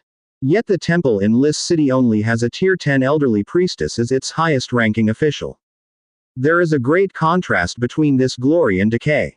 Fang Hao pondered these thoughts. However, he saw the members of the dragon-scale mercenary group assembling and whispering amongst themselves. This once again made Fang Hao question the true motive of the dragon-scale mercenary group's journey. Clearly, the dragon-scale mercenary group had a specific aim. And it was not monster clearing, but to acquire something. But what could possibly be in a graveyard? Burial artifacts. Very likely. All teams rest for 10 minutes. We may encounter more of these white monkeys once we go in, so check your equipment. Teams short on arrows should exchange with others, Pulimo said loudly. Everyone took another break. Meanwhile, the men of the dragon-scale mercenary group began searching the rooms within the castle. Fang Hao and others simply sat on the ground. Eric came close once more. There must be something valuable inside, and it's all going to them. Do you know what they're looking for? Fang Hao asked curiously. No idea, but places like these ruins usually hold plenty of valuable items. Unfortunately, we signed a contract. All spoils of war belong to them. What a shame, Eric said with a hint of regret. The city may have turned into ruins. But among the rubble and debris, one can still find many valuable items. Some nobles' collections, treasure chests beneath the stones. If one searches carefully, even the hidden savings of previous inhabitants can be found. In a ruin, anything can be found and instant riches are often stumbled upon. Fang Hao and the others didn't budge, they just sat together, drinking water to restore their stamina. From time to time, battle cries can be heard from within the castle, suggesting that there are still some hidden monsters. But the dragon-scale mercenary group didn't react much, probably because these enemies are scattered and insignificant. In no time, all of the spoils within the castle were collected. Piled up outside the stone castle. Fang Hao casually glanced at them, but did not see a transmigrator's treasure chest. All right, we have one last stretch to go. Everyone, finish resting and let's set off soon so we can complete the battle and leave before nightfall, declared Captain Pulimo.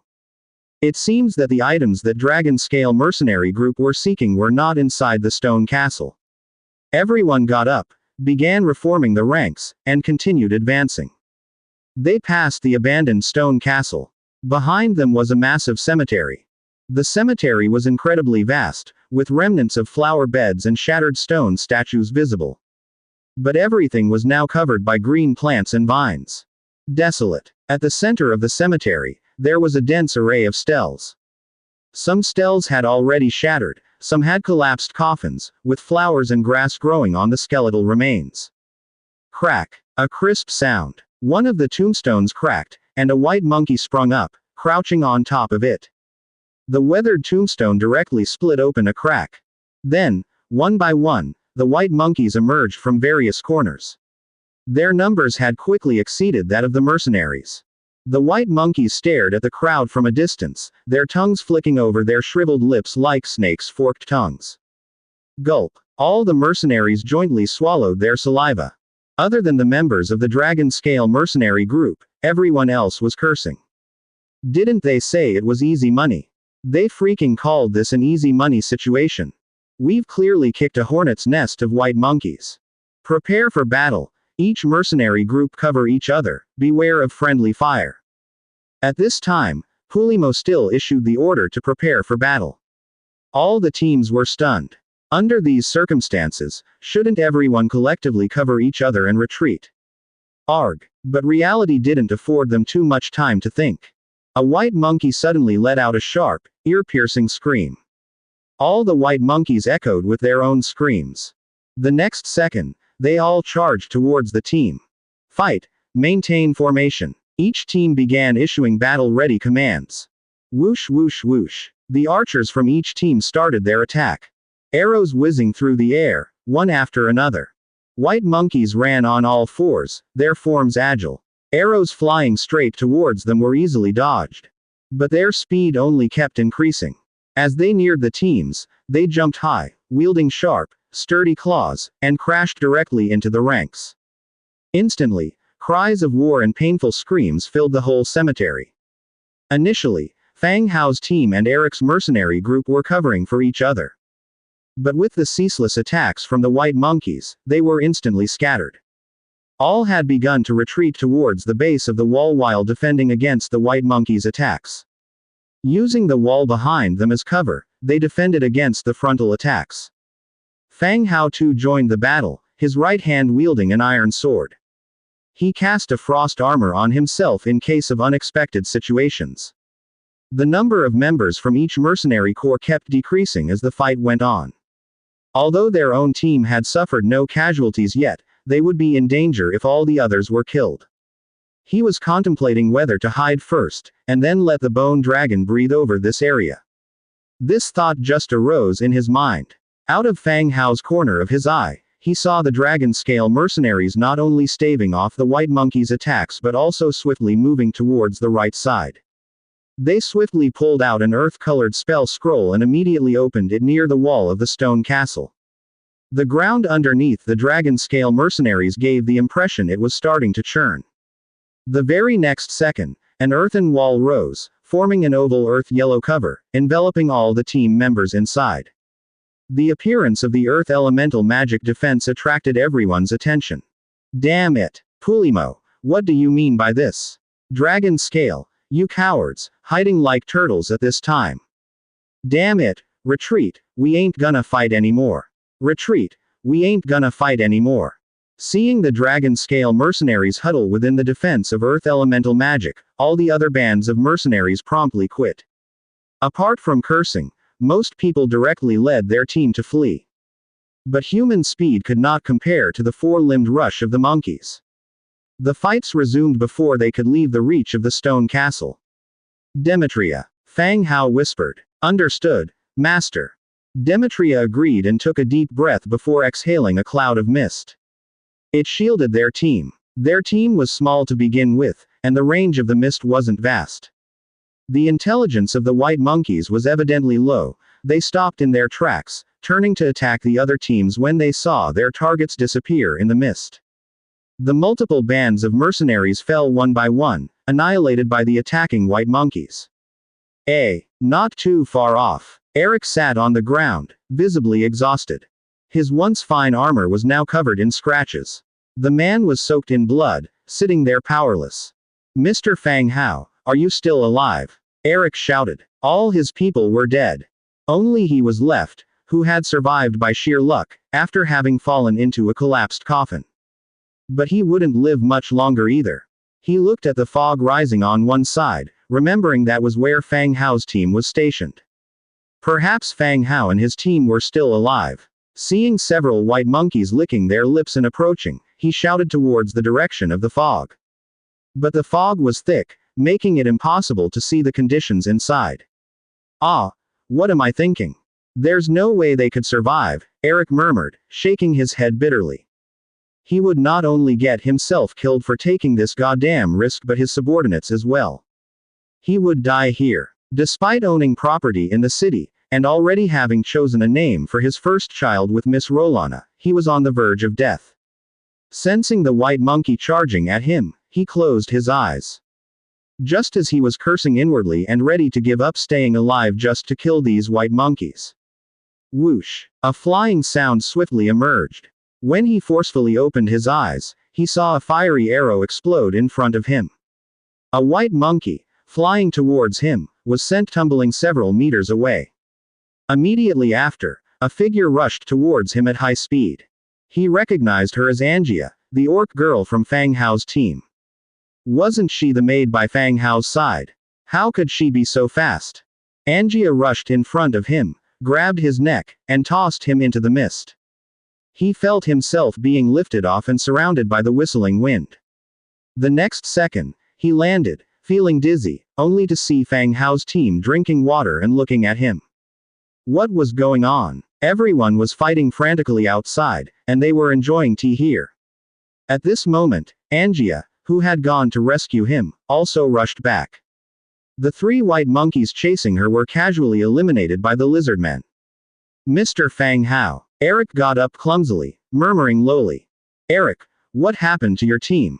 Why are you the only one left? Fang Hao asked. The attack by the white monkeys had driven all the teams apart. They didn't pay attention to Eric's situation, but it seemed the current positions weren't promising.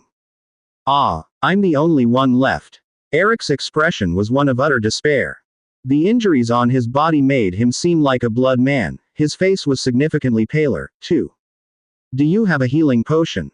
Fang Hao checked his injuries and asked nonchalantly. Eric had large wounds on his left shoulder and chest. His leather armor should be of high quality, or else he would have died from these kinds of attacks a long time ago. I've already drank it. Eric grimaced, holding onto his injury. The temporary safety made his wounds start to ache. Fang Hao took out a bottle of anesthetic medicine and had him drink it. Eric's facial expression seemed to have eased down quite a bit. After drinking some water, he sat aside and started resting. The battle outside the mist gradually began to calm down. Besides the dragon scale mercenaries using the earth elemental scroll, Fang Hao's team cast a misty sky. There were no other mercenary squads that survived in the cemetery. Maybe some of them managed to escape, but most stayed behind. Taking a glance at the dragon scale mercenary, Fang Hao noticed the earth magic defense still hadn't been lifted. Thinking for a moment, he directly used God's presence to contact the 2 bone dragons flying above. The attack on the lower part of the graveyard began. The next second, 2 massive roars echoed from the sky. The bone dragons swooped down from the clouds, hurling their death breaths at the white monkeys inside the graveyard.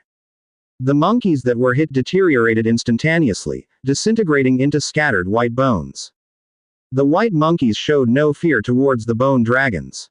They climbed up the stone castle, attacking the bone dragons by leaping towards their backs when they lowered their heads to exhale.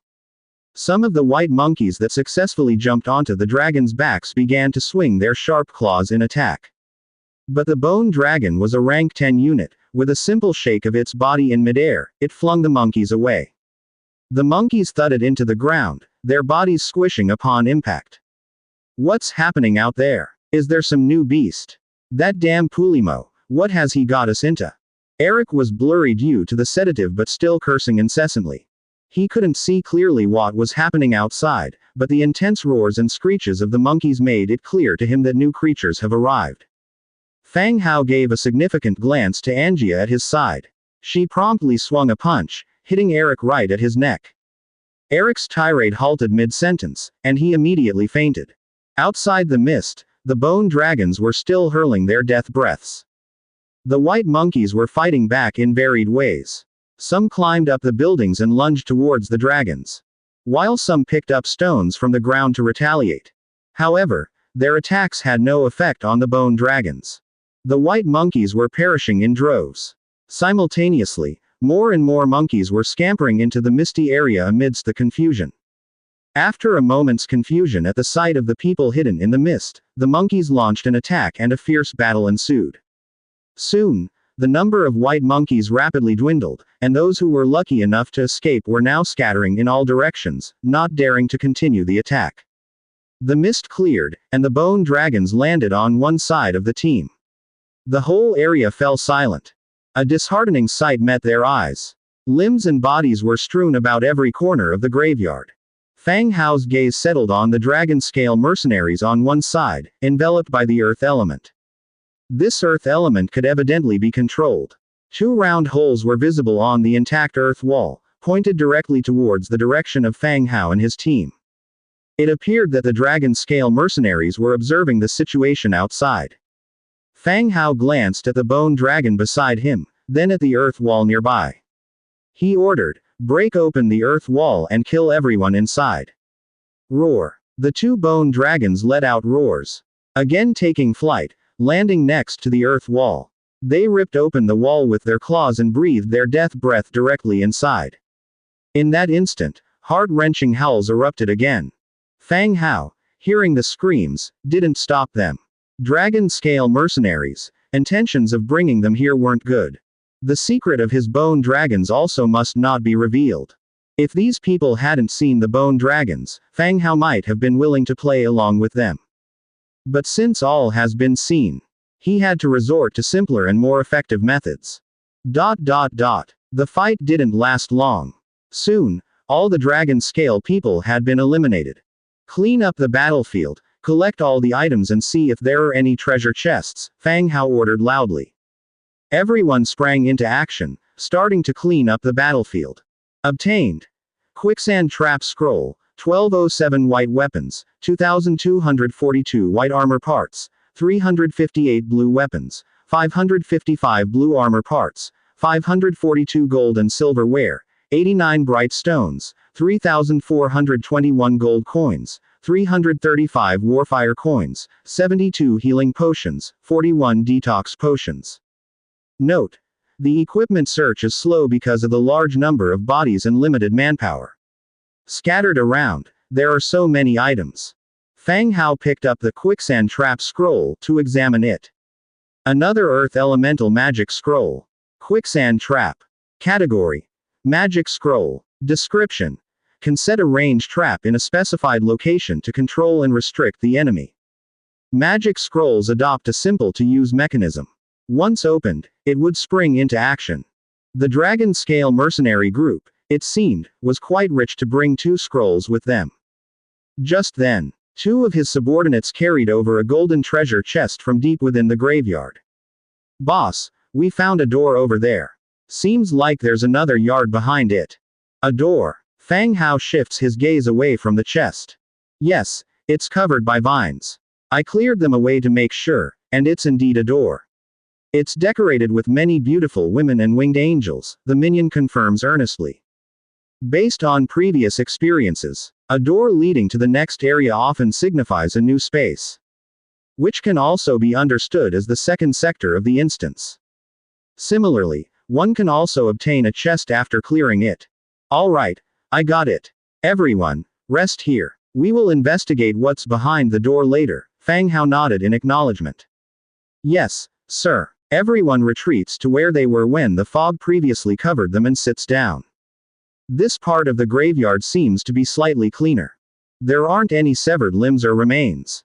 Everyone chit-chats during their rest. Fang Hao comes to the chest and opens it. Obtained. Blueprint for Glass Production Facility, blue. Blueprint for Cotton Radiant Priest Gloves, green. Cotton Robe Blueprint, green. Hardwood Bell Mace Blueprint, green. Rainbow Silkworm Summoning Scroll, purple. 22 Bright Stones, 31 Shadow Stones, 174 Warfire Coins. Opening the chest, rays of various colors almost blinds him. Besides the blueprint and rare materials, there is also a Rainbow Silkworm Summoning Scroll.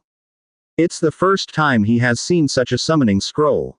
Rainbow Silkworm Summoning Scroll, purple. Category: Summoning Scroll.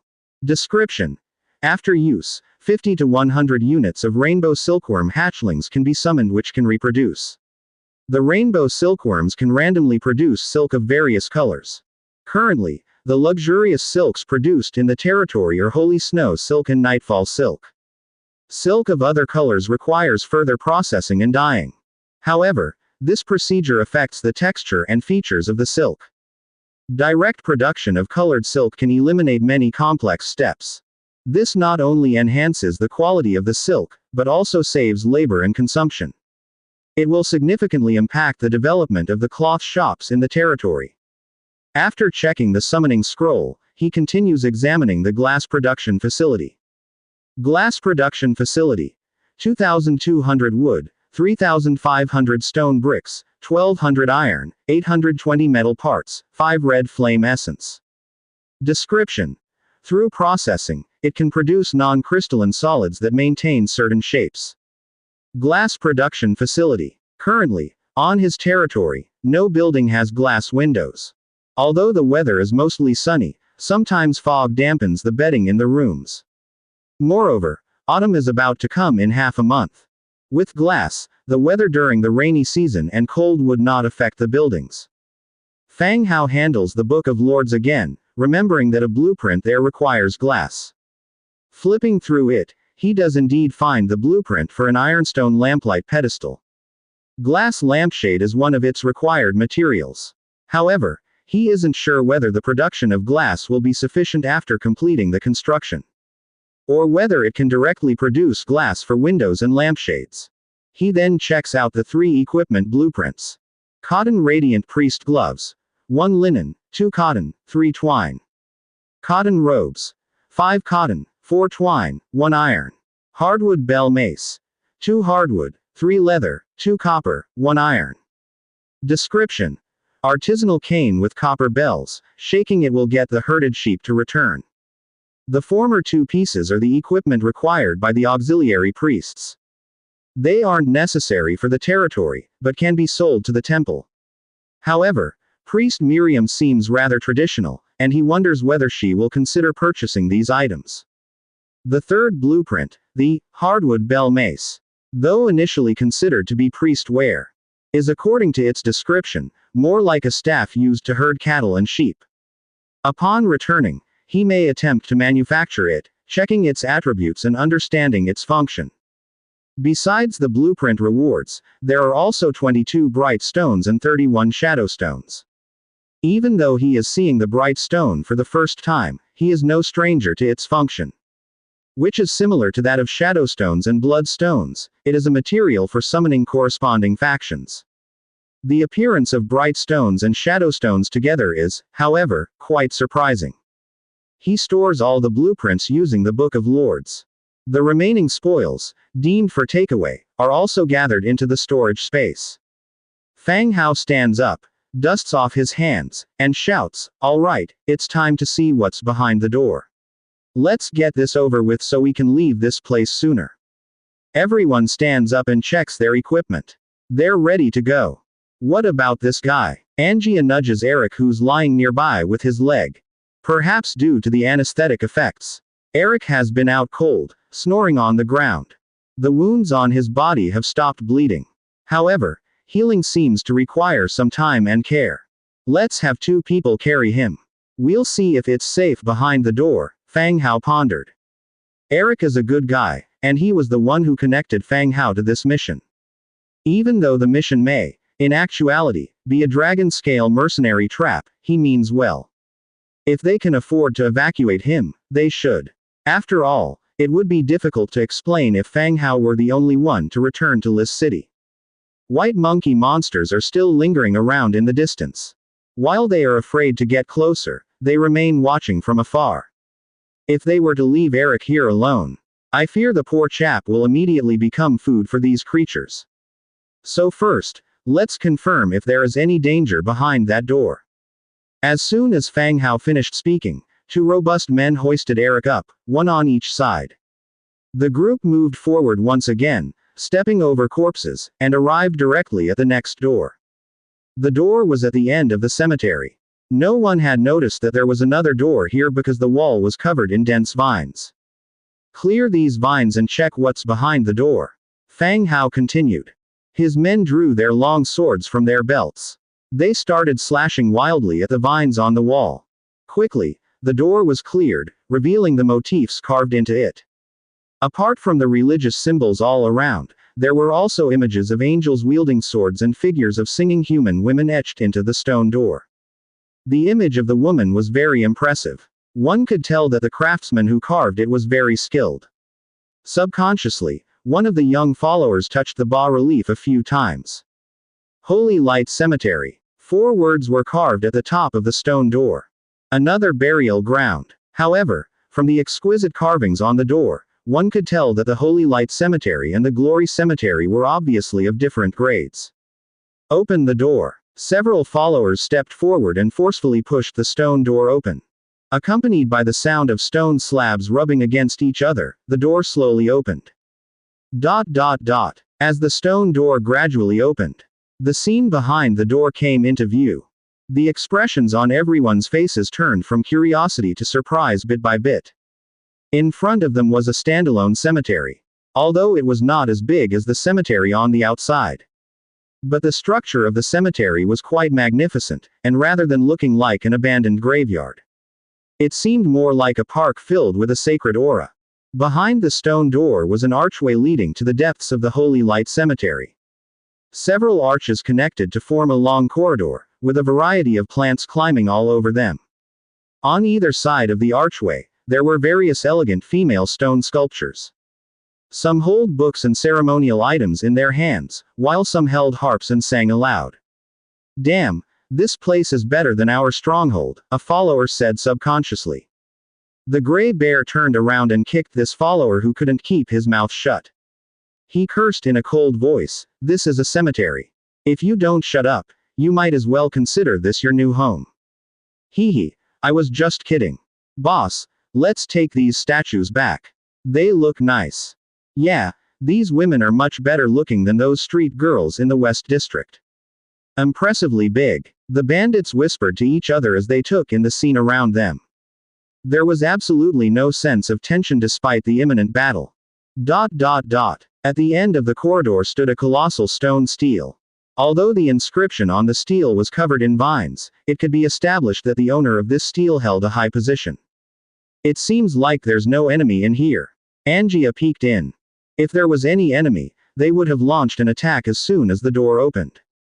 The calm and peaceful aura inside starkly contrasted the bodies littered outside. Yet just as Angia finished speaking, Demetria from the side put forth a contrasting opinion. If there wasn't any danger, this place would have been taken over by the white monkeys, and it wouldn't have been kept this well. Upon hearing this, everyone realized something was off. The white monkeys outside demonstrated considerable combat power. There were also quite a lot of them. If there weren't any dangers inside, the white monkeys would have occupied and ruined it long ago. The magnificent elegance that they saw wouldn't exist. Fang Hao thought this reasoning was valid. "I'll go check it out first, protect me," Fang Hao said and then sat down next to them. He opened his backpack and let out the skeletal sparrow he was carrying. After casting God's presence, he controlled the undead bird and flew into the Holy Light Cemetery behind the stone door. The bird darted through the long, narrow arch corridor. Both sides were lined with made statues. Nothing seemed to change. However, when the bird flew up to take a bird's eye view of the cemetery, a thought crossed Fang Hao's mind. Enemies, indeed. At an unseen location near the stone door entrance along the outer corridor, arranged are humanoid stone figures. But these stone figures are far from the artistic sculptures full of artistic flair found at the door. They are, instead, constructs. Stone Monster Construct Warrior, Tier 5. Stone Monster Construct Lancer, Tier 5. In Little Yu's ancient tomb, Fang Hao had encountered these kinds of mechanical constructs wrapped in heavy stone armor. Ordinary skeleton warriors, hacking and slashing at it with swords and blades, would only create a shower of sparks. Their defense was extraordinarily high. He quickly took a count. Below, 22 stone construct figures were set up, all stationary, their bodies covered in dust and plant growth. Perhaps due to exposure to the air. Fang Hao inspected them one by one, but could not find the figure of any iron monster construct. He continued controlling the skeleton sparrow to fly deeper.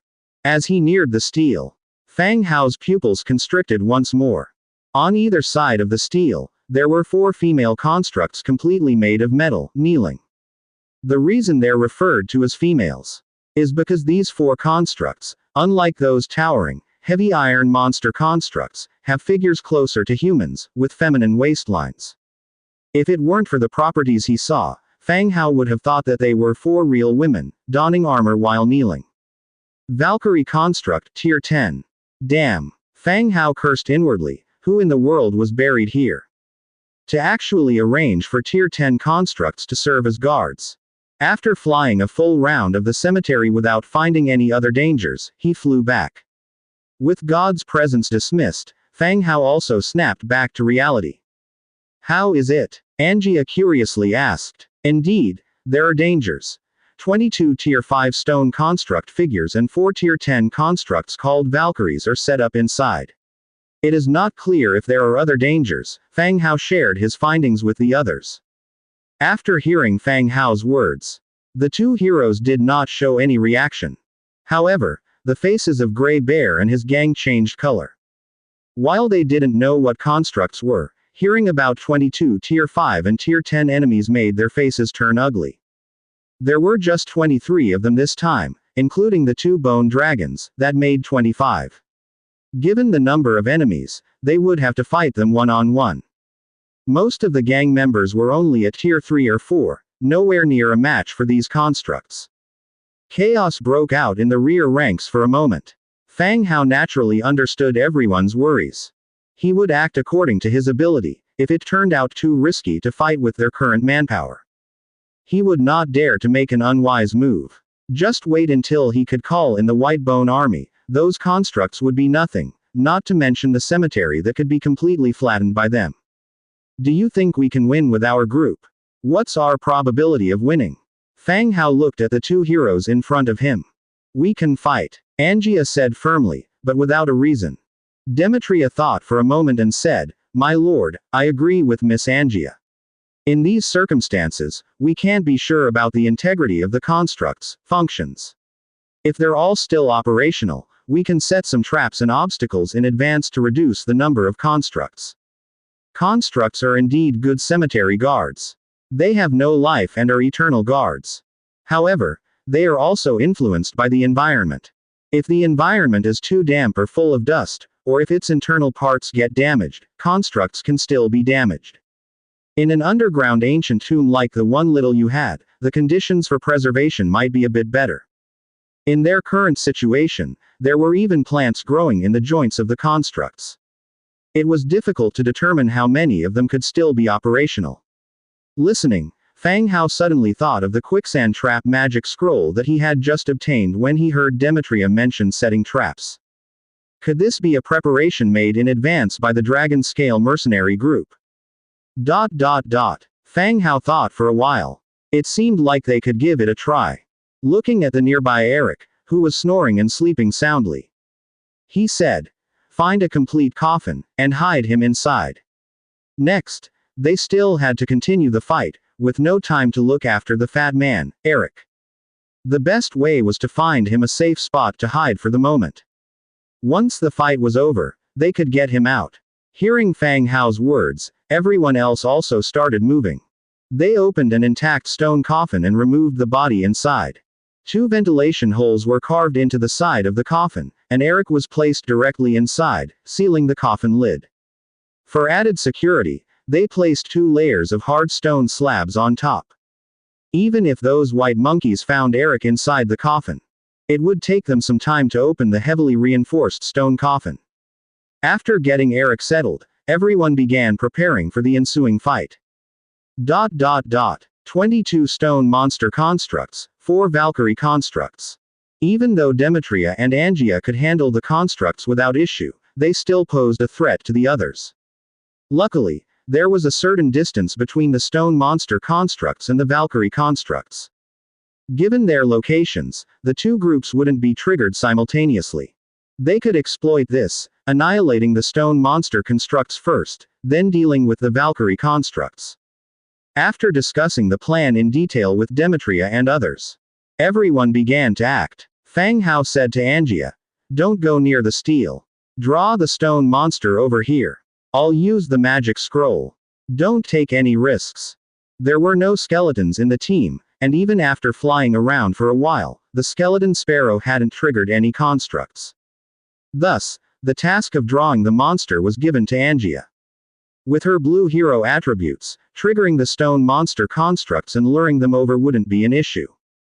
Got it. Angia readily agreed. Ever since their relationship deepened, Angia had become more obedient.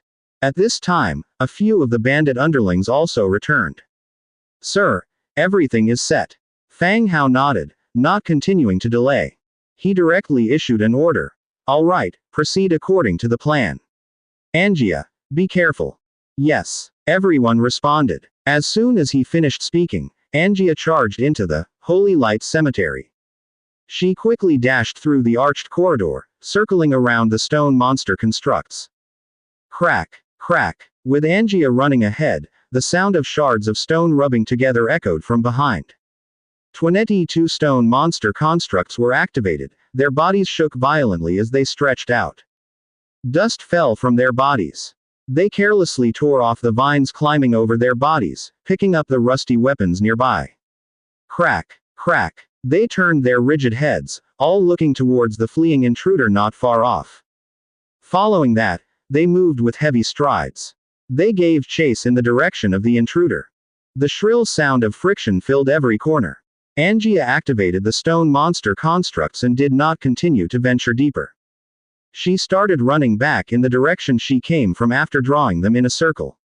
The stone monsters were hot on her heels.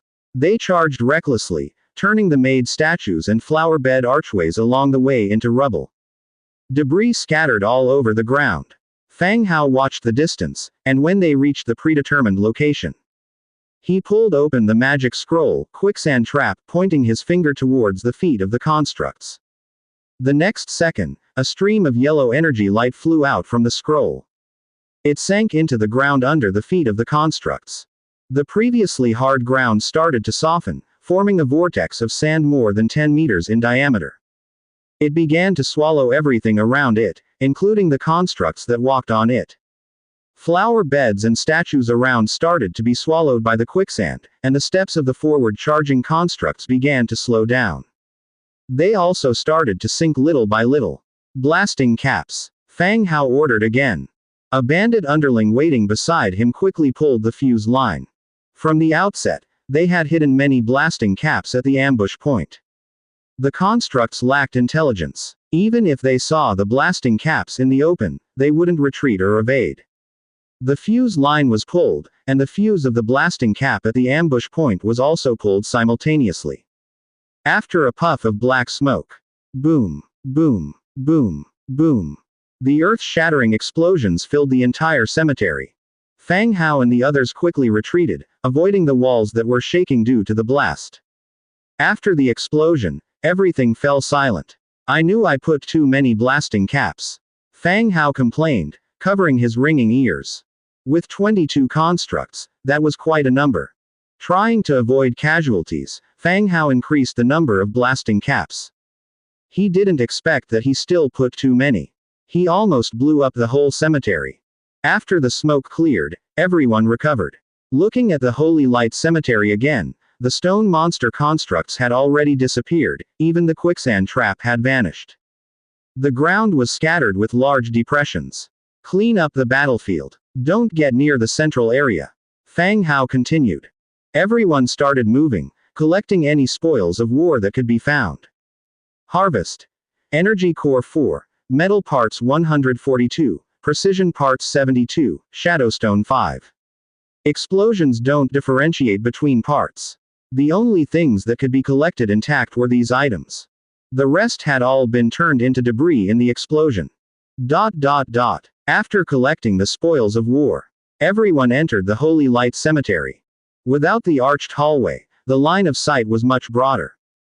They could clearly see the tombstone and 4 female constructs from a distance. The steel had turned mottled, but the text, Sydney Sardar, could still be vaguely made out. The time of death and life, obscured by the vines, were unclear. On both sides of the steel, sat 4 fully armored figures. Unlike the heavy iron armor of the iron figurines, the Valkyrie figures were only about 1.8 meters tall. Their iron armor was more intricate, even emphasizing the feminine figure. With slender waists and elongated legs, their entire body of metal armor was decorated with engravings of wings, branches, and flower patterns. If it weren't for the slim iron sword in their hands, one might mistake them for finely crafted artifacts. Fang Hao and the others did not approach. They stopped from afar. The ambush just now was successful. There are still 4 constructs inside. Let's set up the traps first, and pull the wire when they come in, Fang Hao continued. He then took out a large number of detonators from the storage space. Bandit Juniors got down to business again more efficiently. They began placing detonators in the predetermined positions. Once everything was ready, there was no need for Angia to lure the monsters. Fang Hao directly threw a fire arrow, hitting the Valkyrie figure's chest. The arrow shattered, turning into sparks. The Valkyrie figure started shaking slightly. Then, with a press of her ankle, she sprang up from the ground. Wielding the longsword in hand, her skull turned toward everyone. The next second, whoosh, 4 figures burst out, launching an attack on the intruders. Their speed far exceeded Fang Hao's expectations. Quick, pull the wire. Fang Hao exclaimed, astonished. The Bandit Jr. immediately pulled the wire. Boom, boom, boom. But the explosion still failed to catch up with the Valkyries' speed. Their figures had already passed the ambush point before the detonators went off. Prepare for combat, Fang Hao ordered solemnly. The bandits raised their shields instantly, encasing Fang Hao in the middle. While Demetria and Angia engaged the rushing figures from both sides. Demetria on the left engaged the construct even faster. He slashed horizontally with his sword, aiming straight for the figure's neck. Whoosh! The Valkyrie didn't stop. Her body quickly lowered, dodging the longsword with a sliding tackle, and counterattacked with her own sword. Demetria swiveled his foot, and stepped back just in time to dodge the blow. With a single-handed press on the ground, the Valkyrie stabilized herself and followed up, getting into a fight with Demetria. Fang Hao stared wide-eyed at the scene before him. A level 10 soldier, actually trading blows evenly with Demetria, an orange hero. Then looking over to Angia's end. The scene was pretty much the same. The Valkyrie constructs exhibited extraordinarily high combat skills and mobility. They were even able to execute some combat techniques that were unattainable for ordinary level 10 soldiers. This was not your ordinary construct, it was more like a skilled weapon master. The other 2 Valkyries were charging towards them. With a serious look in his eyes, Fang Hao gave the command, Dragon Breath. Roar. The 2 bone dragons beside him crouched down, stretching out their necks towards the oncoming Valkyries. The next second, black energy beams were spewed from the bone dragons' mouths, enveloping the 2 Valkyries in an instant. The dragons maintained their breath for several seconds before finally closing their mouths and ending their attack. And in the distance among the ruins, 2 Valkyrie constructs staggered to their feet. Their iron armor was glowing orange, like red-hot iron slabs. Billowing smoke arose from it. However, it didn't seem to have caused the Valkyries significant damage. With a push off from their feet, they continued charging towards them. The bone dragons took to the skies for an attack, while Grey Bear coordinated the men quickly, forming a shield wall. Protect the Lord's safety, hold out until both heroes are victorious. Grey Bear suddenly ordered. Swoosh! A longsword slashed down onto the shield soldier. The friction sound rang out, leaving a mark on the heavy shield. Grey Bear and others had a simple idea. They would not contend with the Valkyries heads on. The Valkyries were constructs. Whether it was suffering injuries or perishing, it simply was not worth it for them. What they needed to do was to hold out until the 2 heroes were victorious in their battles and could come to their aid. However, a good plan completely underestimated the Valkyries' combat power. The Valkyries demonstrated unspeakably astounding combat maneuvers. The longsword pierced through the gaps in the shield, a series of wails echoed from within the shield wall. Perhaps, the Valkyries possess their own judgment mechanism. Realizing that a few of the men were merely defending, one of the 2 Valkyries split off to attack Demetria. Over here, there was only one construct left. Seeing a Bandit Jr. fall, Fang Hao hardened his expression, and after casting frost armor on himself, ordered, "We still have one left, prepare to attack." Yes, attack. At Fang Hao's command, the Bandit Juniors spread out immediately, forming a semicircle around the Valkyrie to launch their attack. Fang Hao directly cast Body of Giant Spirit.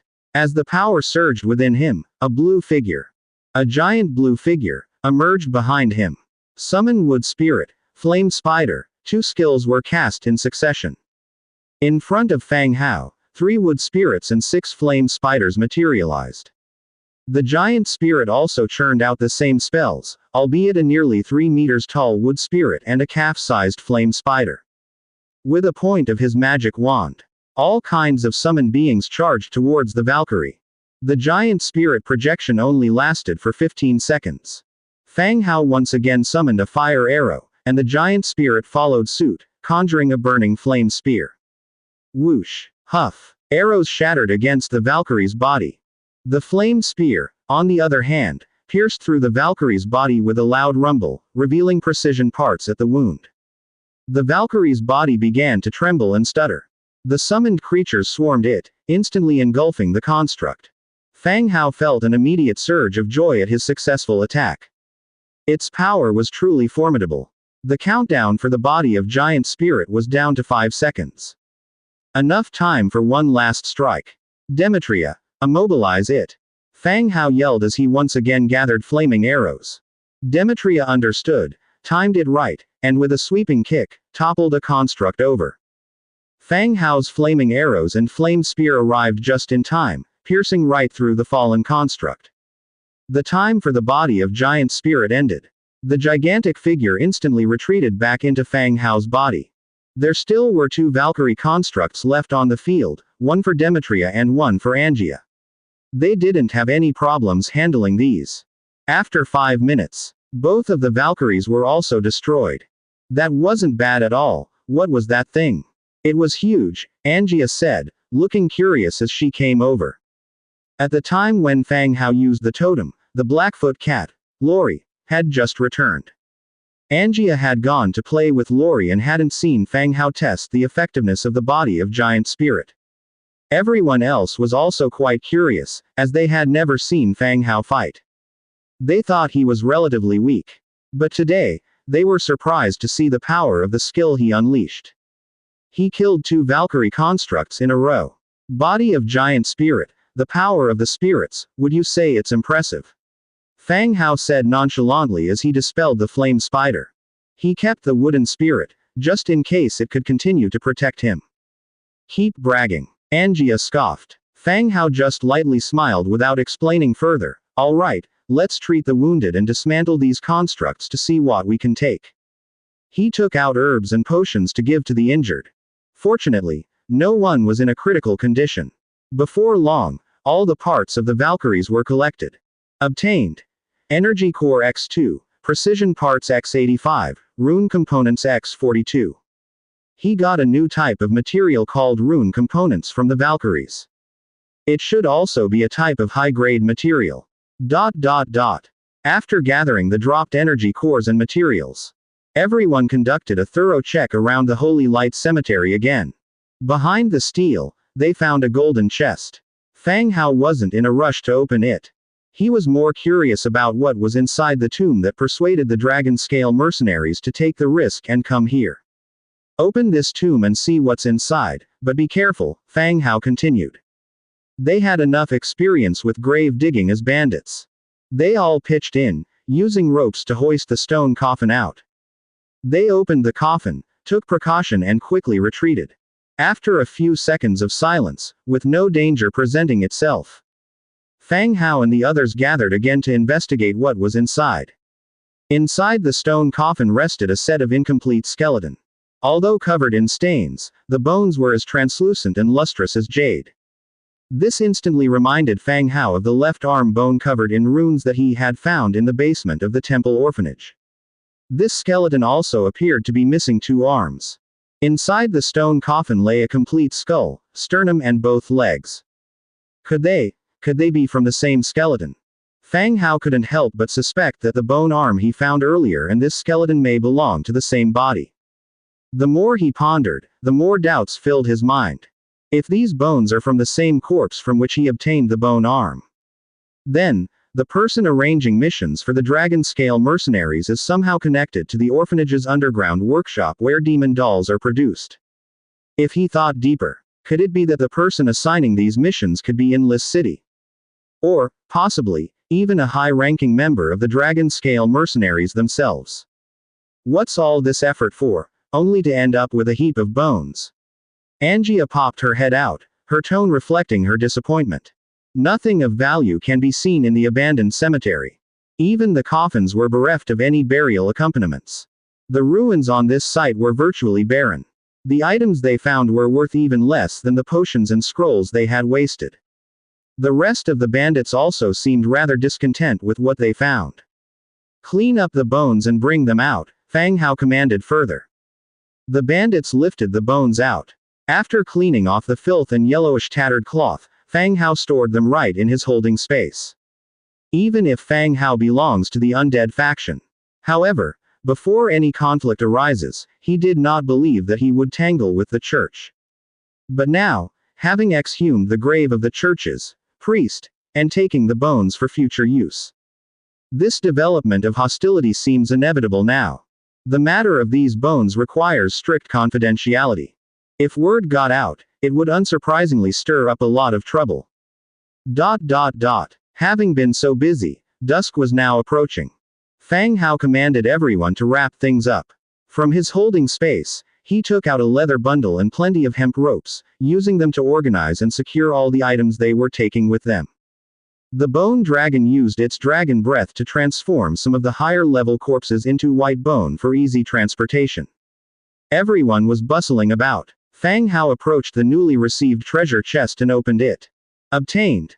Temple Blueprint, Blue, Stone Carving Workshop Blueprint, Blue, Fine Iron Valkyrie Longsword Blueprint, Purple, Black Iron Construct General Longsword, Green, White Jade Stone Gold Thread Coffin, Purple, Bright Stones X45, Shadowstones X15, Warfire Coins X224.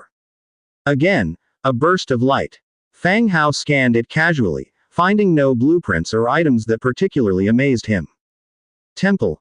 Stiff Wood X1200, Stone Bricks X1250, Detailed Carvings X350, Cast Iron Pieces X50, Metal Components X45, Traces of Prayer X2, Traces of Deity X2, Rich Essence X3. Description. This structure allows the establishment of faction-specific deity statues. Additional statues of deities maintaining peaceful relationships with the faction can be set up. Deities hostile towards the faction cannot have their statues erected. Building a temple automatically unlocks the statue of the faction's deity. Fang Hao was familiar with temples. It seems temples are a general term, differentiation lies in the deity statue they possess. In that case, if Fang Hao were to build a temple, the deity statue he would erect would be that of the immortal spirit, the god of undead. Besides the statue of his own faction's deity, another deity's statue can be erected. As long as it is not hostile to his faction. Which means he cannot erect the statue of the god of light. No wonder the temples in Lis City house the statues of both the god of light and the goddess of harvest. Turns out 2 statues can be placed in each. Suddenly, a thought flashed across Fang Hao's mind. If the construction of a temple would automatically unlock the statue of the god of undead, that means Fang Hao already has 4 deity statues. Which meets the original construction requirements of the orange tier blueprint, wishing well. He could try building it when he returns. Once the wishing well is constructed, he can make a wish and obtain the materials he needs. He proceeded to read the second blueprint. Level 1 Stone Carving Workshop.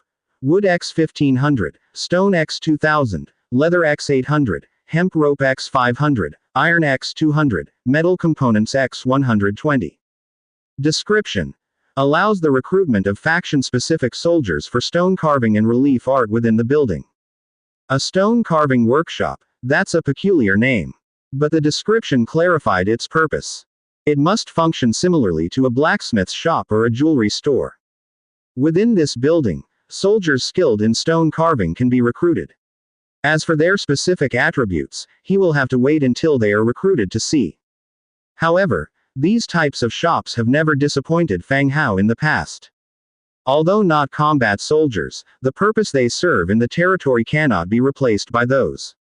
Next up are weapon blueprints. Fine Iron Valkyrie Longsword. Stiff Wood X1, Cast Iron Pieces X3, Fine Iron X5, Thick Leather X1, Essence of Destruction X1. Description. Exquisitely made as if a piece of fine art, decorative yet sharp. Fang Hao thought of the longsword carried by the Valkyrie construct at the mention of a Valkyrie longsword.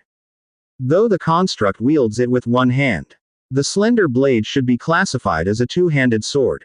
Its corrosion over time has left it tarnished and worn down. However, rewards are generally related to mission locations, hence it should be the same longsword. Moreover, it's a purple tier weapon blueprint, representing a good harvest indeed. Black iron construct General Longsword. Iron X5, cast iron pieces X5, metal components X12, leather X2. Description. It's a specially designed longsword weapon for large constructs. Normal soldiers struggle wielding it. This longsword leaves no room for guesswork. Its name indicates that it is the longsword used by stone construct monsters. When the stone construct monster is completed, it will be equipped with this. Lastly, there is a purple tier finished product. White jade stone gold thread coffin category. Category. Corpse nurturing coffin. Description. A corpse nurturing coffin made entirely of white jade stone, nourishing the souls of dark creatures and creatures of the eternal night. Nice piece, a crystal clear coffin. If I had time traveled to ancient Washaw. This kind of coffin surely would only be available for burials of royal family members. Its appearance alone is already quite enticing. Within the domain, Rolana and Little U are the ones using the corpse nurturing coffin. Little U doesn't use it frequently, always in a state of it being optional. While Rolana, with her high status in the eternal night, may have a coffin that is not inferior to this. We'll see who needs it when the time comes, and give it to them. Anyway, I don't need it. Having finished examining all the equipment, the small bandit brothers have also finished cleaning up the battlefield. Including the injured, 12 people were escorted, with bits and pieces of spoils of war, riding on a bone dragon, returning to Grey Bear Bandit Camp. There are still 11 people left with Fang Hao. They dug out Eric from the stone coffin and left this ruined city directly. Heading towards Lis City. The night grows thicker. Fang Hao and others, in their roadside pitched tent. The rolling iron pot is emitting steam, spreading the aroma of the hot pot. Eric, who had been unconscious for a day, sniffed. Then, he groggily opened his eyes. Ah, it hurts. The first thing he said when he opened his eyes, Eric covered his wound and let out a low growl. Then he remembered the previous battle. His face was panic-stricken, as he quickly surveyed the situation around him. When he realized that Fang Hao and the others were sitting around the fire looking at him, his expression eased considerably. He was still alive, and so was everyone else. Staggering to his feet, he walked over to the fire. At this moment, he also noticed that Fang Hao's team was noticeably fewer. Many people still had blood stains, and no spoils were brought out. Sitting by the fire, Eric looked a little depressed. Mr. Fang Hao, thank you for saving me. I didn't realize the Dragon Scale mercenary group would do this, putting everyone in danger. He can imagine, under that number of enemies attack, taking him out while he was unconscious. Must have been a difficult thing to do. If the roles reversed, he would probably have abandoned Fang Hao and fled with his team. At most, he would give some money to the man's family back in the city out of guilt. And it was him who introduced Fang Hao to this mission. Not only did Fang Hao not blame him, but he also saved him. Fang Hao said, "First eat, and we'll talk about the rest when we get back. The Dragon Scale mercenary group obviously took us for fools, we can't let this slide." With that one sentence, Fang Hao ignited the flame of anger in Eric's heart. He roared in a loud voice, "I'm going to the city lord's house to complain about them. They have killed so many people in this fight, I don't believe that no one can deal with them." He winced as the movement tugged at his wounds. The hot pot is ready, and Fang Hao calls everyone to eat. As he ate, Eric asked again, "By the way, what's that place, that cemetery, and where are the Dragon Scale mercenaries?" His memory was still stuck in the stage of resting from serious injury. After being knocked out by Angia, the fat man had been sleeping until now. That is the church graveyard. The tombstones should all belong to the church's people. The Dragon Scale mercenary group brought us here, probably intending never to let us return alive. Fang Hao answered. Previously, Fang Hao thought that either the Dragon Scale mercenary group had poor preparations or underestimated the enemy's numbers, causing the loss of the human mercenary group. Now he thinks, perhaps the extermination of the human mercenary group was part of the Dragon Scale mercenary group's plan. After all, the church still has significant influence. To excavate the bones of the Grand Priest. If done discreetly, it's fine, but if this gets out, the Dragon Scale mercenary group can't shoulder the blame. Only if all the others die, will the secret be kept secure. That's why the Dragon Scale mercenary group didn't recruit through the mission hall, but privately invited a few medium and small mercenary groups instead. The church. They have big guts, they're downright crazy. Eric cursed while stuffing his mouth with food. I reckon more might have escaped. We will see. If someone reports this, we'd better avoid this mess. After all, we were involved in this operation too. Fang Hao continued. You're right, we should go back and see how things are, Eric agreed, nodding his head. After dinner, they chatted around the bonfire for a while longer. Then they each returned to their places to rest, awaiting dawn to return to Lis City. Fang Hao went back to his tent and laid out the skin blanket on the floor. About half an hour later, Angia, who had been on night watch duty, crawled into the tent. As soon as she entered, she took off her clothes. Clad only in a flimsy undergarment, she went directly into Fang Hao's arms. She casually wrapped her arms around Fang Hao and whispered, "Do you really believe that fat guy could have slept for so long?" The impact of the thunderbolt was enough to cause the whole ground to collapse, yet he didn't wake up. Conveniently, he woke up when we made camp to eat. Did you notice something? Fang Hao lay flat on his back, one arm around Angia. Not really, I just doubt how he could possibly sleep so long, then arbitrarily wake up here afterwards. Angia shared her suspicion after thinking it through. Fang Hao thought Angia's doubt was quite reasonable. If it was true, then Eric was not as simple-minded as imagined. He knew when to wake up, and when to pretend to be asleep. Considering the possible advantages and disadvantages of Eric's presence, Fang Hao continued, it's not a big problem. Even if he woke up, it was inside the stone coffin. As long as he didn't see the bone dragon, it should be fine. Even if he tells, it's not a problem since he didn't derive any benefit from us. The biggest secret of this operation was the bone dragon. When Fang Hao commanded the bone dragon into battle, Eric had just fainted. He couldn't possibly wake up that soon. The battles that followed, he was hidden inside the stone coffin. Even if he woke up, it was inside, he couldn't discover anything. Moreover, compared to the Dragon Scale mercenary group's massacre of nearly 1,000 people this time, his own matters were insignificant. It's hard to draw attention. All right, I'll take your word for it.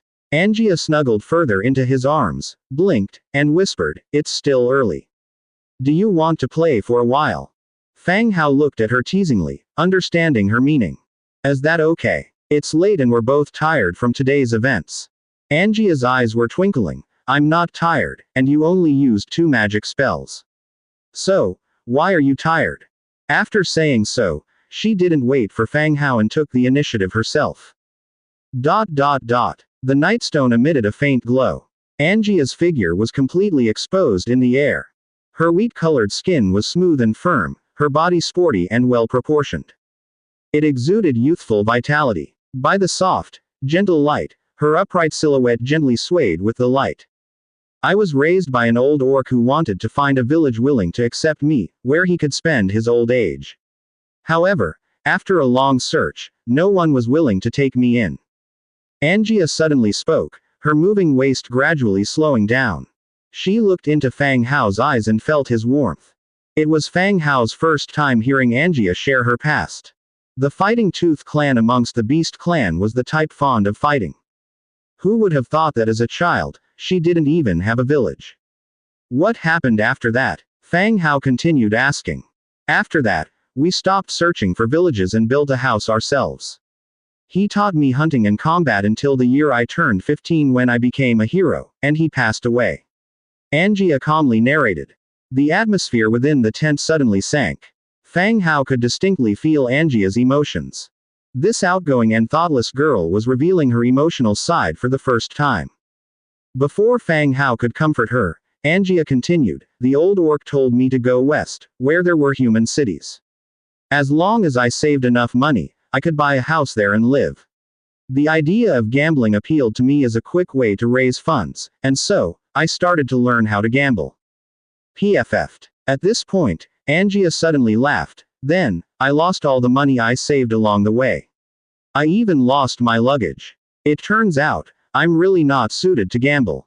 In the Manum market, I saw a human who seemed easy to bully. I borrowed 40 Warfire coins from him but ended up losing myself. Accompanied by light panting, Angia went on with her story. The first time Fang Hao saw Angia, she felt like a rebellious girl who duped and gambled. In the end, due to losing a bet with him, she was besieged by the undead and was forced to sign the hero contract. Only after hearing Angia's story did Fang Hao understand the reason for her character. Walking all the way here from the Orc City in the east is not an easy thing. She gambled because she felt this was a quick way to make money. She planned to buy her own house in a human city. So, how do you feel about the life here? Fang Hao continued to ask. Without giving it much thought, Angia replied, not bad, the feeling of having my own house is really nice. Angia always maintained a high level of loyalty. It can be seen that she is quite satisfied with her current life. From the day you arrived, we became a family. You are not alone anymore. Fang Hao raised his hand, rubbed Angia's head, and instantly squeezed her fluffy beast ear. Angia swatted his hand away. But her face was still full of smiles. Fang Hao could clearly feel her body temperature rising rapidly. Her eyes also began to look a bit lost. After a numbing response, she flopped down weakly and crawled back into Fang Hao's arms. Although Fang Hao enjoyed the pleasure brought about by Angia, it was getting quite late. Embracing her soft body, he decided to rest and sleep. They would continue their journey tomorrow. Just as she was getting a little sleepy, Angia suddenly spoke, how about we play with Era when we get back? The last time I saw you guys in the pool, it looked really fun, let's do it together. Cough, cough. Fang Hao suddenly let out 2 dry coughs. That's unsophisticated Angia, not afraid of anything. You discuss it with Era, if she agrees, I certainly have no objections. Fang Hao shrugged, showing an indifferent attitude. Okay, I'll talk to her when we get back. Alright, go to sleep quickly. We have to continue our journey tomorrow. Fang Hao continued. Oh, the tent became quiet again, and they gradually drifted off to sleep. Hey, do you think those white monkeys in the cemetery crawled out of the graves and have such white skin because of the holy light? Go to sleep, don't talk about graveyard stuff late at night. Do you think Rolana would lose it upon seeing that letter and dry that fat man to a husk? The vampire will suck blood, not fat. Stop talking, go to sleep. Quote. The next day, early in the morning, everyone hurriedly ate some food. Then the journey back continued. On the way, people hurried along, finally reaching the vicinity of Lis City at 5 p.m. From a distance, they saw the tall city wall. A smile and tears appeared on Eric's mud-covered face. I'm back alive, if I leave the city again, I might as well be a pig. And as for the dragon-scale mercenaries, you wait for me. Eric, standing on a rock, bellowed loudly, releasing the anger suppressed in his heart these 2 days. Being able to come back alive this time was a fortunate misfortune for Eric. He has his own property and doesn't need to be a mercenary, risking his life. This time he joined the battle group simply because he was idle and wanted to try it out. After all, every rich young master has a dream of being a knight. Having experienced it now, he never wants to go through the same thing again in his life. Enough, don't howl anymore, quickly enter the city, everyone's tired. A bandit sidekick gave him a look. Right, let's go, Eric said hastily. The group quickened their pace, heading towards the city. Just as they reached the city gate, they saw an old man dressed as a steward standing at the gate looking into the distance. The moment he saw the disheveled Eric, his face instantly lit up with joy. He dashed over with a servant in tow and said anxiously, "Young Master Eric, you're all right. It's such a good thing that you could come back safely." Before Eric could answer, the old steward turned back to the servant and said, "Quickly notify the master, young Master Eric has returned safely." Seeing his own servant, Eric also relaxed. He casually threw his equipment into the servant's hand and said, "Have you been waiting for me here?" The old steward nodded in reply. "Yesterday, some people ran back saying that the team you joined was in danger, saying that the dragon-scale mercenary group intentionally set up a trap. The whole city knows about it now. The master and madam were both scared to death and had us wait for you at the gate. We were about to send people out to look for you." Hearing this, Fang Hao and the others understood. It seemed that many people had indeed fled back and reported the deeds of the dragon-scale mercenary group. "That's good, it saved them trouble. Oh, I'm fine, but those guards from my home didn't make it back alive." Eric looked gloomy. "All right, young Master Eric, those mercenaries all have their own fates. The important thing is that you made it back safely. Let's go home first." "The master and madam were really worried yesterday," the old steward continued. Eric also wanted to go home and said to Fang Hao, "Mr. Fang Hao, I'm going to go home and report that I'm safe first. I'll invite you for a drink when I have time." After saying this, he lowered his voice and reminded, "Don't forget to deliver that letter I wrote." Fang Hao rolled his eyes. This fat guy didn't learn his lesson. He had just managed to survive, and he was already preparing to poke death with a stick again. "Yes," Fang Hao replied. Watching Eric leave, Fang Hao led his people back to their quarters. From Eric's conversation with the steward, they learned that some people had already fled back to the city and reported what had happened to the dragon-scale mercenary corps to the city lord's mansion. According to the rules established by the task hall for mercenaries, it wouldn't be long before an investigation would be launched into the dragon-scale mercenary corps. Nearly 1,000 mercenaries died outside. This was a matter that even the city lord's mansion would take seriously. It all depended on whether the person who issued the task would be found out. Back at their lodging, everyone returned to their rooms to rest. It wasn't until dinner time that they came out of their rooms again. At the dinner table, Fang Hao saw Rolana, still dressed in her gender-neutral attire. After dinner, Fang Hao thought for a moment and decided to tell her about Eric. "Rolana, do you remember Eric?" Fang Hao started. "Eric." Rolana furrowed her brows in thought. "I don't remember. Where is he from?" "He is the one who spoke to you briefly at the auction held by the city lord's mansion last time." Fang Hao reminded. "Oh, what happened to him?" Rolana inquired impassively.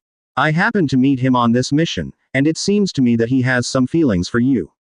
Upon learning that you are a model for my shop, he asked me to bring you a letter," Fang Hao said. Rolana's mood had improved a lot recently. Sitting in the hall now, though she didn't speak much, she wasn't as cold as before, looking like the world owed her money all the time. Fang Hao explained the situation in detail. He didn't want Eric's presence to lower the hard-won loyalty. Rolana looked at Fang Hao with some curiosity. "Where's the letter?" Fang Hao took out the letter and pushed it in front of Rolana. She casually tore it open and started reading. When she finished, she nonchalantly shredded the letter with energy. Bad penmanship. Rolana got up, stretched, and walked outside. "I'm going to the pub, you tell Mr. Eric thank him for the poetry, but I don't like men." Without waiting for Fang Hao's response, she went off. Fang Hao stared at Rolana's retreating figure. He was slightly dumbfounded. What's going on? This isn't following the script. Is it over just like that? Why was Rolana so easy to talk to today? Something good happened. Plus, her nightly trips to the pub aroused some suspicion in Fang Hao. She wouldn't be cultivating a blood clan force in the city, would she? A bit worried, he went straight back to his room. Then, the window of the room was opened, and a skeleton gray sparrow flew out. The carriage took Rolana to the entrance of the pub. After the carriage left, Rolana didn't enter the pub. Instead, she stood at the door for a while. Then she walked directly along the main road toward the central area. As evening fell, there were no pedestrians on the road. The occasional drunkards and gang members, seeing Rolana's male attire, didn't react. The skeleton gray sparrow followed from a distance. It watched as Rolana entered the city lord's mansion.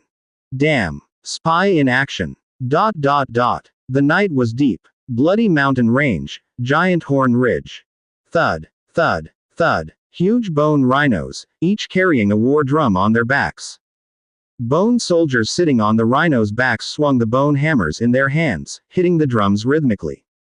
Surrounding the drummers was a boundless army of the undead. It was eerie and terrifying everywhere. A week had passed since the undead army attacked the Bloody Mountain Range. During this week, nearly 100 troll tribes, large and small, had been attacked by the undead army. The limitless army was like a tsunami, submerging one troll village after another.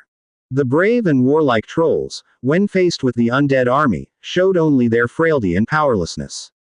And as the battles progressed, the number of undead troops had increased from the initial 3.5 million to over 4 million. The fallen trolls would become members of the undead army, continuing to fight for their lord. Stomp, stomp, stomp. At the rear of the undead army, a Gnoll scout ran on all fours. He stopped in front of a bone horse carriage and reported loudly, "Lord Blackthorn, we have news from the front. Our army has reached the Giant Horn Ridge. The enemy numbers nearly 500,000, and they have defensive equipment. The undead army never rests. The speed of their campaign surpassed the efficiency of all living creatures." This rate of battle left no chance for the trolls to catch their breath. It was enough to exhaust the remaining trolls. The carriage window opened a crack, and Blackthorn's voice came out. "What are their defensive measures?" "A wall built from temporary logs and rubble. They also made a few chevaux de frise and iron chains," the Gnoll reported. "How high is the wall?" "Around 5 meters, it was hastily built so it's rather flimsy," said the Gnoll. "Summon the other leaders, the others prepare for battle," ordered Blackthorn grimly. "Yes, sir." The scout quickly withdrew and called the other heroes over. Troll temporary camp. The clan leader of the Stonehead tribe, Bagath, stood behind the wall, watching the dense undead army in the distance. The temporary defense wall was just over 5 meters high. Standing on a rock, he could see the outside scenario. This wall, could it withstand the undead army? What a joke. The undead army stopped in the distance, and the low drumbeat also ceased. This gave the trolls a chance to catch their breath. Stomp, stomp, stomp. At that moment, a troll quickly ran over clan leader Bagath. The troll was somewhat breathless. Upon seeing his subordinate, Bagath immediately brightened up. Without any hesitation, he asked, "Well, what did the orcs say? If they don't help us, the undead will be attacking them next." The trolls had already been pushed to the point of no return. Thinking of the Coldwind Range on the same mountain, Bagath had sent people to contact the orcs. The return of his subordinate at this moment was right on time. As the enemy of all living creatures, Bagath was quite sure that the orcs would agree to unite with the trolls to resist the undead. After all, once the Bloody Range was gone, the Coldwind Range would be next. At present, the undead had not launched an attack. If the orcs agreed to unite, there might still be a chance for the whole army to escape. To join forces with the orcs of the Coldwind Range. The subordinate troll then gasped heavily twice. His face looked awful. He said, "Clan leader, we can't make it, we can't get to the Coldwind Range." Hearing these words, the faces of Bagath and his team hardened. He scolded, "Don't talk nonsense, you didn't run back without setting off, did you? Clan leader, on the way to the Coldwind Range, a fortress has been built, and it is guarded by the undead. I'm afraid the Coldwind Range has already been occupied by the undead," the subordinate said hurriedly. All their faces began to change. Given the ability of the undead army, they would have enough power to occupy the Coldwind Range if they attacked first. "You're sure? If you're lying to me, I'll kill you right now." Bagath stared at him, continuing to question. "I'm sure, clan leader, I couldn't possibly mistake the undead and orcs." At this moment, all the trolls' faces turned deathly pale. Their only way out was gone. Their only fate was to fight the undead to the last moment, be killed, and then join the ranks of the undead. "Clan leader Bagath, is there no other way?" a troll asked. Everyone was looking at Bagath. Bagath glanced at the undead outside without answering directly. Instead, he said, "Prepare for battle." This already represented everything. There was no better option than to fight the undead to the end. Boom, boom, boom. There wasn't much time for discussion among the crowd. The deep drumbeat sounded again. All the trolls were startled and looked outside, where the drummers on the backs of massive bulls were beating the drums again. A hazy halo enveloped the surrounding undead. Bagath suddenly plunged into despair.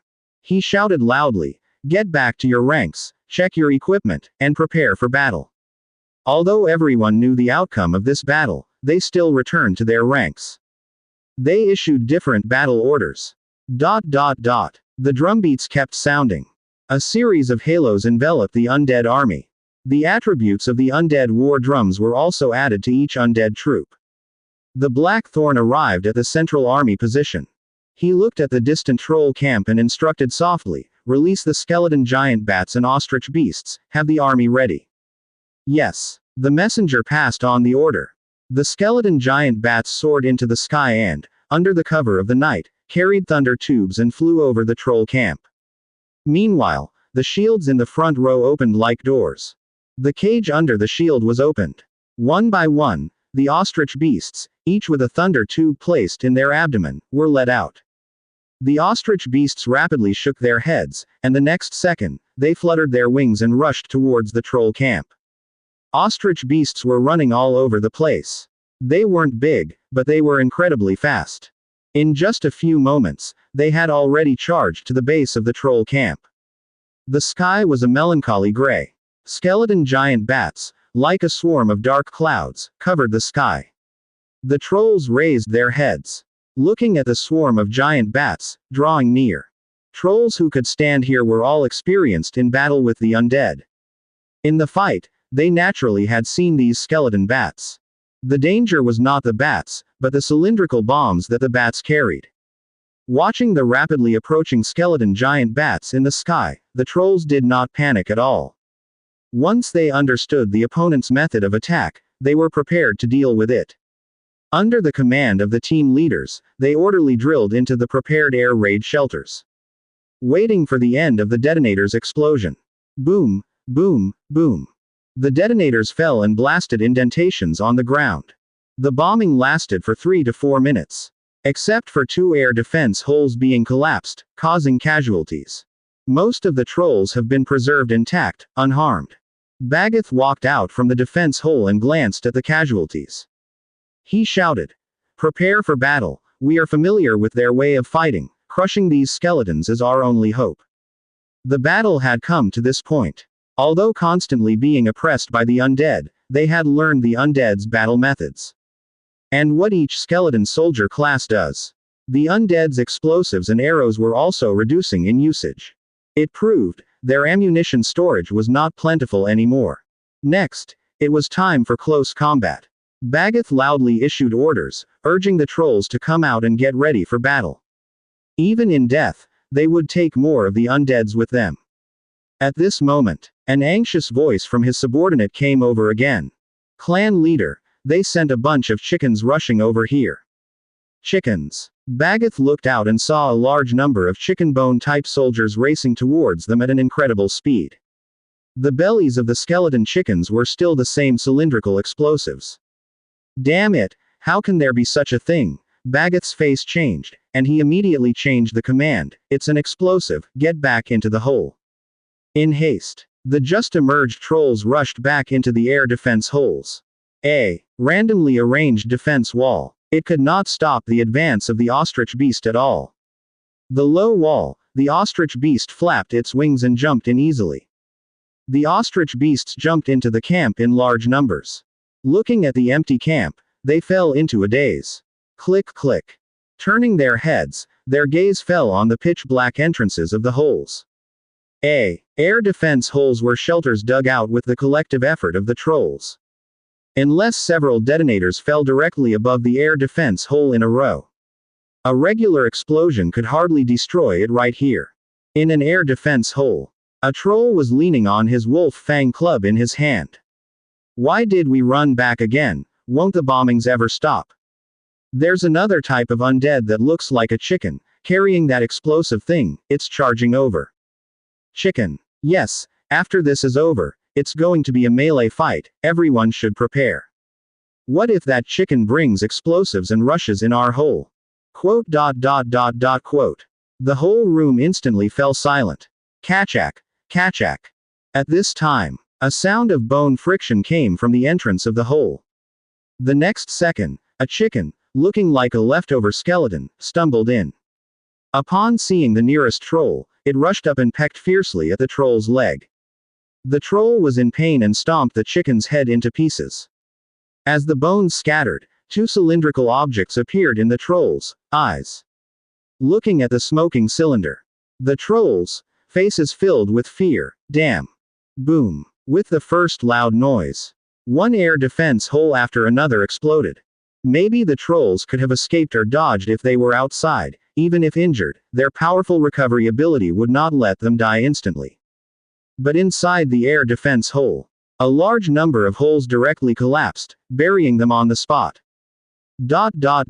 Blackthorn stood at the central army position, looking far away at the trolls' camp with rising flames. Wait for the explosion to subside. Then calmly ordered again, the whole army attacks. Dum dum dum. The undead battle drums, slow beats turned to a sudden rush. There were no mage magic bullets, nor archers firing volleys of arrows. The undead army raised their weapons and rushed forward like a flood. A wave of white bones surged over the defense wall and rushed into the camp. The trolls that survived the explosion were still offering stubborn resistance while covering each other. But the number of the undeads was just too vast. The team of trolls, like a lonely island, surrounded by a sea in the middle.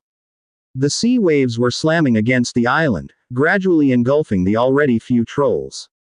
Bagath was swinging his battle axe, punishing the skeletons that pounced at him. Bang! At this moment, a muffled sound. Bagath's battle axe was blocked by a large shield. The rebound of huge force made his body wobble. Just as he stumbled backwards, he saw a spiky wolf fang club swinging at him. Bagath's face changed. His battle axe was placed in front of himself. Thump. A dull sound. Bagath's body retreated several steps under the violent impact. Overturned several trolls behind him. Wallies, look at yourself now. You are actually following the undead and slaying our same kind. Bagath roared loudly. Despite his opponent being reduced to nothing more than a skeleton, he could recognize the identity of the undead hero in front of him just by the wolf fang club and huge shield in his hands. Troll hero. Massive wall. Wallies. In the face of Bagath's rebuke, the massive wall gave no response. He didn't have memories from when he was a troll. Even if he did, under 100% loyalty, he would not care about his past kinship. Kill. The massive wall roared and charged out again, engaging in battle with Bagath. The wolf fang club in his hand was swinging wide, consistently moving forward. Bagath was handicapped, having to defend from the side attacks of the skeleton soldiers while resisting the massive wall's swinging wolf fang club. Eventually, as Bagath grew weary and couldn't resist the frequent club swings, he was knocked to the ground, drowned by the undead, dying amongst the fragments of flesh and limbs. Bagath was dead. The remaining trolls also lost hope, their only hero, dying so easily at the hands of the undead, without even outlasting an ordinary troll. Dong! Dong! At that moment, the drumbeats from the rear changed again. The massive wall turned his head to look, giving orders, form a shield formation and surround them. Shua shua shua. The shield formation, like a barrier, formed an iron wall, enclosing the remaining trolls in the middle. The circle of surrounding gradually shrunk, slowing the attack speed. Everyone knew that the undead fight face to face. Seeing such a situation of surround but not killing left the trolls somewhat puzzled. They didn't believe that the undead would spare them. These damned creatures, brainless as they were, how could they possibly spare them? At this time, some orc scouts ran over. Hiding behind the defense circle, they shouted at the trolls. The leader orders, those who put down their weapons and surrender can be spared, all others will be killed. The leader orders, those who put down their weapons and surrender can be spared, all others will be killed. The orc scouts' voices echoed from all directions. The trolls looked at the defense circle that was still shrinking and listened carefully to the shouts from outside. When the first troll threw away his weapon and knelt on the ground, like a signal, the rest of the trolls also threw away their weapons and fell silent, kneeling to the ground. Trolls were brave and fierce, that was towards others. Fear of Bloodthroat and the belief in the gods represented a compromise and submission to the strong. If they could survive, no one wanted to die. Just like that, all the trolls fell to their knees and chose to surrender. Next, the undead began to chain up the trolls. The others started cleaning the battlefield. Especially Bagoth's body, which required special treatment after being identified from the piles of flesh and brought back to the main city. With this, the battle was over, leaving only Meatfist, Caius. According to gathered information, Caius went to Core Holy Mountain with tributes. The final target of Lord Blackthorn is to occupy Core Holy Mountain. While the skeletons were cleaning up the battlefield, Blackthorn took out the sound-transmitting stone and sent the news from here. The next morning, as soon as Fang Hao woke up, he noticed the information stored in the sound-transmitting shell. Hearing the news from Blackthorn, he was instantly filled with joy. With this, the threat from the north of his territory had been eliminated. He no longer needed to worry about the northern trolls launching an attack on him at any time. Now only Caius is left, who has gone to the Core Holy Mountain. But he only took 100 or so people, not a threat to the undead army. Such good news first thing in the morning. It puts Fang Hao in a good mood. After breakfast, he planned to return to his territory with Angia and others. The rewards for helping Rebecca clean up the faceless in Lys City hadn't been collected yet. But he wasn't in a hurry, and the money from these tasks is negligible compared to the funds in the territory. Everyone rode on the purple-scaled horses out the city gate. After changing rides at Grey Bear's stronghold, they returned to the territory. The Bone Dragon landed. Aira and a group of maid-servants came to greet them. "Master, you're back." Aira's big eyes were full of longing. Fang Hao smiled slightly, ruffling the other person's hair. "Just got back. Hasn't anything happened in the territory these past few days?" While Fang Hao was away, Nelson took responsibility for all matters in the territory. However, Nelson rarely ventured outside the Viscera Museum. Unless under attack, Aira was in charge of handling everything. For the past few days, Lord Blackthorn has sent over many treasure chests. "I've had them all stored in the cellar," Aira replied. "Oh, good," Fang Hao responded. After Fang Hao finished asking questions, Angia immediately approached, placing her arm around Aira's and telling her about what happened these past few days. Fang Hao didn't bother with the two of them. He went straight back to the Lord's mansion and into the cellar. As soon as he entered the cellar, Fang Hao's eyes widened. There were nearly 100 treasure chests lined up neatly against the wall. These were the rewards Blackthorn acquired after having cleared out several large and small troll villages. Ordinary heroes could not open them, so they were all transported back and stored here. After a rough count, there were at least 50 silver chests and more than 70 wooden and black iron chests. Although the quality was not high, they had the advantage of quantity. Fang Hao did not hesitate. He started opening the chests one by one. Fountains of light flashed, and various rewards appeared before his eyes. Obtained. Black iron chandelier blueprint, green troll stitched marching tent blueprint, green black iron rubble hammer blueprint, green troll stone X22, warfire coin X78. Obtained. Troll round table blueprint, white troll hardwood double bed blueprint, green black iron javelin blueprint, green beast horn spider claw chandelier blueprint, blue troll stone X27, warfire coin X101. Obtained. Wood barrel table blueprint, white spiked hardwood stone blade club blueprint, green black iron rubble hammer blueprint, green black iron large cooking pot, green troll stone X32, warfire coin X87. Obtained. A. Thunderburst battle axe purple, troll white steel heavy infantry breastplate blueprint, blue A. Obtained. A. Closing square bracket. As Fang Hao opened each chest, rewards appeared. The chests were not high grade. Silver chests would yield 3 or 4 rewards, and black iron chests even fewer. But the equipment that came out, for Fang Hao, the blueprints weren't of much use anymore. They only served to increase the quantity of blueprints. The only decent thing was the finished equipment, the purple Thunderburst battle axe. A pity that it wasn't a blueprint. Thunderburst battle axe purple. Category: battle axe. Damage: level 5. Ability: ignore defense plus 15%, thunder damage plus 25%, attack speed minus 10%. Description: a battle axe imbued with the power of thunder. It would destroy any enemies blocking its way. This piece of equipment was not too shabby. In the territory, those proficient at wielding battle axes were the trolls and taurens. It could be used as a reward for giant wall or bronze bull, Taylok. Using the Book of Lords, Fang Hao stored all the blueprints. One by one, beams of light entered the Book of Lords. After dinner, Fang Hao exited the Lord's mansion. It was now 6 in the evening, the sky was gradually darkening. The weather was growing a bit cool, it was almost time for autumn. He needed to create all the building blueprints obtained at the graveyard before night falls. He first arrived at the industrial area. He opened the Book of Lords, and found the blueprint for the glass factory. Glass factory. Wood 2200, brick 3500, iron 1200, metal parts 820, red flame essence 5. Description. Can produce amorphous solids that maintain a certain shape through processing. At an open space, he chose to build directly. Blue light flashed, and 20 minutes later, a factory with a furnace appeared before Fang Hao. Glass factory. Placement. Workers 0/10. Raw materials.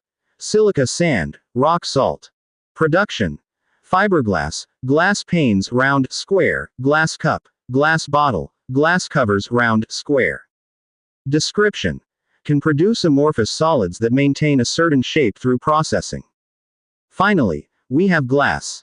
The products produced by the glass processing plants had quite a variety. Glass fiber. Category. Cloth. Glass fiber is classified as cloth. Can one actually wear clothing made of this material? The emperor's new clothes. Fang Hao didn't understand this concept, nor had he seen or heard of this material before. Once it's produced, he would consult Soy to see what kind of clothing could be made out of it. In addition to glass fiber, there is also glass board, glass cup, glass bottle, and glass cover. Glass boards came in both circular and square shapes that could be selectively produced for different purposes. Glass cups served as conventional containers for drinking water, while the use for glass bottles, as far as Fang Hao could see, was as containers for alchemical potions. Besides the semi-demon alchemist, the Alchemists Guild in the Trade Alliance also regularly bought these glass bottles in bulk. Therefore, they occupied a certain sales volume in the market. The utility of glass cover that Fang Hao was aware of, was for lampshades used in lighting apparatus, whether or not if they had other purposes was yet unclear. Materials used in glass production were silica sand and rock salt. He did not know the principles of how these two materials produced glass, but concerning the consumption of these materials, there was a difference. Glass fiber, glass cup, glass bottle, each required 1 silica sand and 1 rock salt to produce. On the other hand, production of the glass cover increased the required materials to 2 silica sand and 1 rock salt. The most consumable material was the glass plate, which required 5 silica sand and 3 rock salt. There were a certain amount of rock salt resources available stored in the warehouse, gathered from the dried-up banks. The lake owned by Fu Lei could sustain a continuous extraction of this material. The material currently lacking was silica sand. He had never seen or heard of this material before. He thought to himself about trading for some on the regional channel when the time comes. After constructing the glass manufacturing plant, Fang Hao walked towards the processing area again. After greeting a group of skeleton craftsmen, he found the construction blueprint for the stone carving workshop at the empty lot. Tier 1 stone carving workshop. Timber 1500, stone 2000, leather 800, twine 500, iron 200, metal components 120. Description. You can recruit troops of your own faction in this building and perform stone carving and artistic relief. Confirm to construct. After 10 minutes, a wooden workshop appeared before his eyes. Tier 1 stone carving workshop. Recruitable. Stone carver. Stone carver.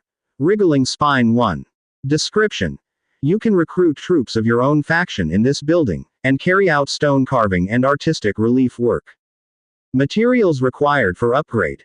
Timber 2100, stone 2500, leather 850, twine 600, iron 320, metal components 150. The stone carving workshop served the same purpose as the tailor shop, as both could recruit craftsmen with special abilities. With ample materials within his territory, Fang Hao immediately upgraded the building to level 9. That was also the current highest level. Level 9 Stone Carving Workshop. Can recruit. Stone Carver. Stone Goldsmith. Wriggling Spine 1. Skills. Art Specialization, Fine Manufacturing. Art Specialization. Artistry plus 15%. Fine Manufacturing. Precision plus 35%, Efficiency plus 15%. Description. You can recruit troops of your own faction in this building, and carry out stone carving and artistic relief work. Materials required. Hardwood 1200, stone bricks 1500, thick leather 800, cast iron 150, metal parts 1200. After upgrading the building, the next step was to recruit troops. Stone Carver. Wriggling Spine 1. Do you wish to recruit? Recruit. 100x recruitment initiated. Recruit 101 skeleton stone carvers. With a flash of light, 101 skeleton stone carvers emerged. Stone carvers were tall and wore a leather apron. One of their hands held a tiny hammer while the other held a carving knife. After surveying their surroundings, their eyes fell onto Fang Hao. We are at your service, my lord. All the stone carvers saluted in unison. Welcome to all of you. Fang Hao smiled in return, turning to look at the leading figure. What's your name? My lord, my name is Gray. Good. Gray, from this point forward you are the captain of the stone carvers. I will assign all tasks to you for distribution. Fang Hao selected a captain to allocate tasks uniformly. Of course, my lord, thank you for your trust. Gray knelt down on one knee and responded loudly. At the same time, Gray's loyalty also increased a bit. Skeleton Stone Carver Gray's loyalty to you increased by 10, the current loyalty is 89. Yes, rise. Fang Hao signaled him to rise while examining the stone carver's attributes. Skeleton Stone Carver, Tier 1. Faction. Undead. Race feature. Undead, Hollow Skeleton, Light Weakness. Skills. Stone Carving, Stone Armor Crafting. Stone Carving. Proficient in stone carving and relief art. Stone Armor Crafting. Capable of crafting fine stone armor. Innate skill. Stone Carving Mastery. Note. Every stone carver is an artist who draws inspiration from life and realizes the work through their hands using stone carvings. After viewing the stone carver's attributes, Fang Hao's mind began to churn. Stone Armor Crafting, could it be the skill to create fine carved stone plate? Could such a coincidence actually exist? Fang Hao immediately asked, Gray, can you guys create fine carved stone plates for construct bodies? Yes, my lord. Gray nodded in affirmation. With Gray's confirmation, Fang Hao was overjoyed. He immediately opened the blueprint in the Book of Lords and told Gray, I have blueprints required for the stone monster construct body. Come tonight to trace them, then you can arrange for everyone to start producing. The parts needed for the stone monster's construction only lacks stone armor as a material. The sculptor can now complete it. Once enough stone armor has been produced, Fang Hao can proceed with the creation of the construction body. The troops in the domain can also be more diverse and not just consist of undeads. Very well, my lord, you can leave the blueprint behind when you rest, Gray agreed. Okay. After giving instructions to the sculptors, Fang Hao continued to build houses for the skeleton stone masons to rest in, urging them to schedule their time reasonably and not work all the time. After dealing with the matters of the masons, Fang Hao hummed a little tune and continued towards the city center. Among the newly acquired building blueprints, there is still one remaining for a temple. In Fang Hao's opinion, its function conflicts with the Pantheon, both being places for enshrining statues of gods. But the blueprint for the Pantheon is orange, while the temple's blueprint only reaches blue. There's quite a difference between the two blueprints. However, the construction conditions for the Pantheon require the Lord's House to reach Stone Castle. And the building level of the Lord's House now is called Level 9 Lord's Stone Tower. Following the previous pattern where the Lord's House changes name every 5 levels, it would become a Stone Castle at level 10. Considering this, Fang Hao checked the materials for upgrading the Lord's House to level 10 once more. Hardwood, stone bricks, iron, these basic materials are more than sufficient. Currently what is lacking are fine stone bricks 2147 5500, masonry floor 0800, tiles 2485 3000. Factories are continuously producing fine stone bricks and tiles, so this is just a matter of time. But there are no acquisition channels yet for masonry floors. He considered purchasing some on the regional channel later, and if it can't be acquired this way, a purchase order can also be filled from the trade alliance. Such production materials should not be difficult to purchase. Since the Pantheon cannot be built, Fang Hao plans to build the temple first. Temple. Hardwood 1200, stone bricks 1250, fine stone bricks 350, cast iron block 50, metal parts 45, traces of prayer 2, traces of deities 2, rich essence 3. He chose a good location and started building immediately. Blue lights quickly piled up into the silhouette of a building. After continuing for 30 minutes, as the light dissipated, a grand building appeared in front of his eyes. Although it is called a temple, the scope of the building is by no means small. It spans an area close to 300 square meters. Temple. Category. Building. Placeable. 0 halves God statues. Main position. 0/1. Secondary position. 0/1. Effect. The power of the blessing of the God statue increases by an additional 10%. Description. The temple enshrines the statue of a god, giving it additional attribute bonuses. Cities can choose to worship different god statues according to their needs. It is not possible to build a statue of a god that is hostile to the faction. As expected, 2 god statues can be set up in the temple. Moreover, after the temple was built, the description also changed. That is to say, each city can choose to worship different gods according to its needs. If the city needs planting and gathering, worship the goddess of harvest. If there's a need for battles, worship the slaughter god. This is quite human-friendly. As the building was completed, a series of prompts emerged. Temple construction complete. Unlock the statues of immortality and god of death, undead god statue. Sure enough, after building the temple, the undead god statue was automatically unlocked. Undead god statue. Timber 720, stone 2100, essence of magic 2, death trace 3, shadow stone 5. Description. The god of undead watches over this land, coldly looking at every living creature, calculating time and waiting for you to fall into its arms. Build. The light rose again. When the light dissipated, the statue of the god of undead appeared before him. The god of undead, a skeleton draped in a hooded cloak. In its skeletal hand, it holds a magic wand with a huge gemstone on top. The wand was tilted upward, as if casting a spell. This image isn't any friendlier than Slaughter God statue. Undead God statue, blue. Category. Special building. Effect. Consumables for undead buildings -10%, all attributes of undead troops +10%. Description. The god of undead gazes down upon the land, coldly watching over every living creature, counting down your numbered days, waiting for you to submit to its embrace. The effects granted by the god of undead, all revolve around the undead faction. They are quite useful attributes. The temple allows for the installation of deity statues. Fang Hao set up the god of undead statue in the primary position of the temple, and in the secondary position he set up the goddess of harvest. Installation complete. Loyalty of the corpse witch. Nelson has risen by 10, current loyalty 97.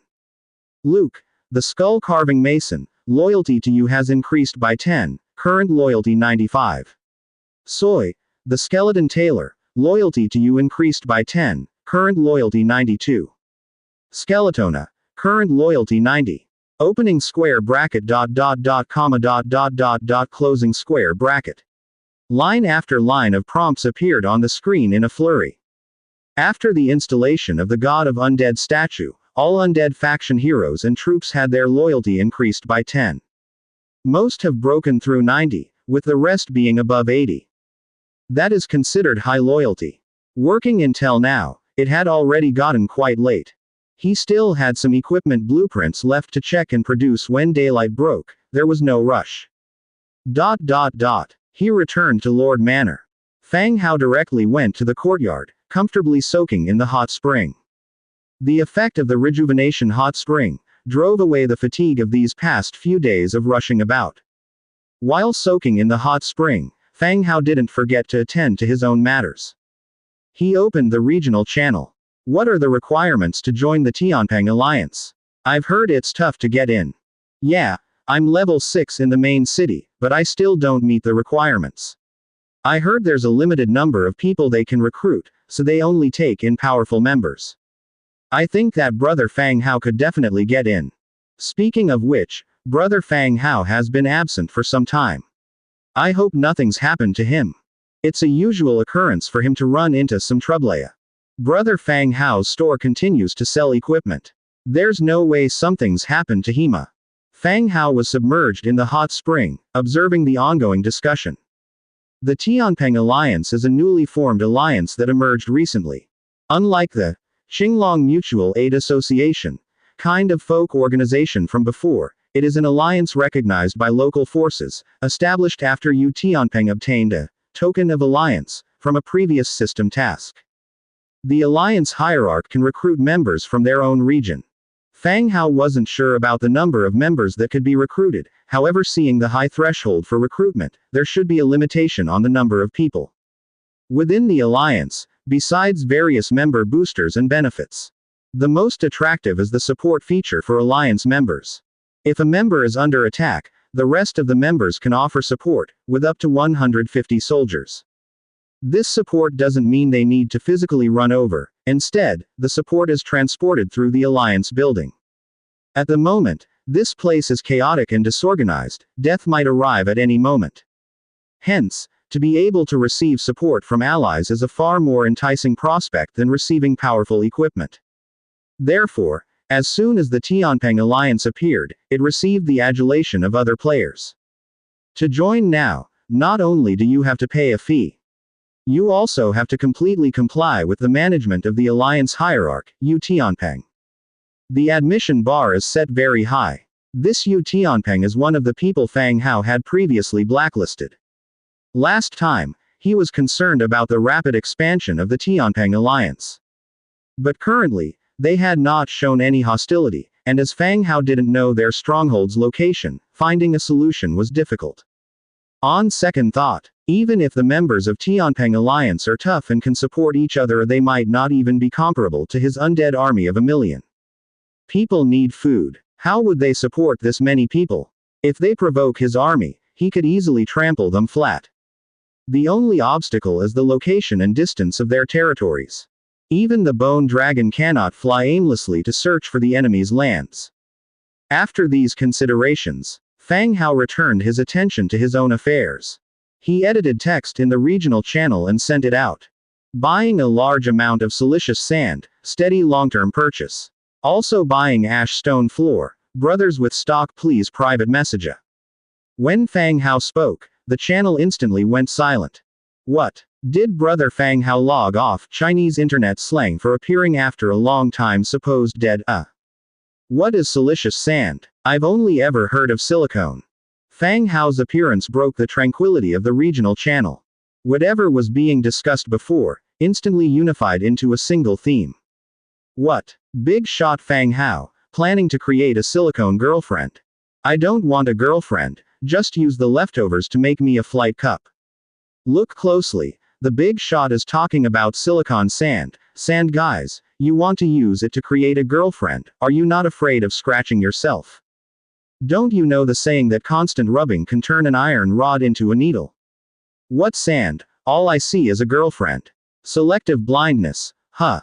The channel gradually became lively, but the topic started to veer off. Everyone started discussing girlfriends made from various materials, while Fang Hao's purchase information was quickly swept off the screen.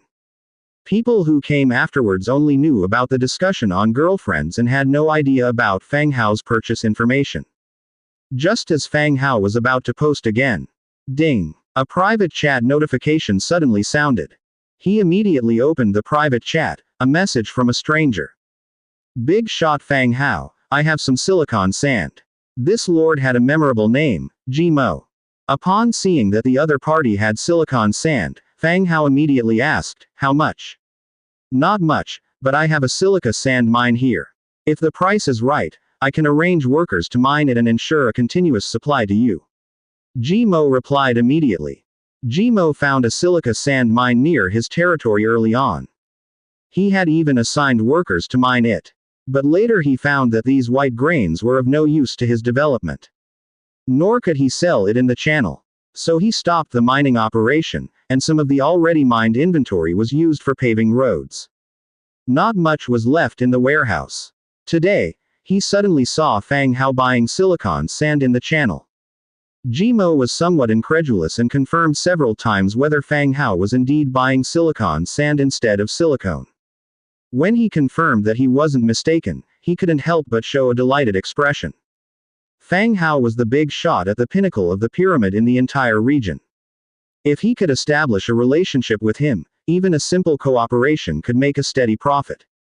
So, while everyone was discussing girlfriend dolls in the channel, he directly messaged Fang Hao privately. Send over a guide for me to take a look first. Fang Hao replied. He had to confirm whether the other party was a fraud first. Alright. Is this what you're looking for? Big shot Fang Hao. The guide was sent over immediately. Fang Hao opened the guide to check its attributes. Silicon sand. Category. Material. Description. White sand composed of quartz grains. It's indeed silicon sand. Even if Fang Hao didn't recognize it, the system information couldn't be faked.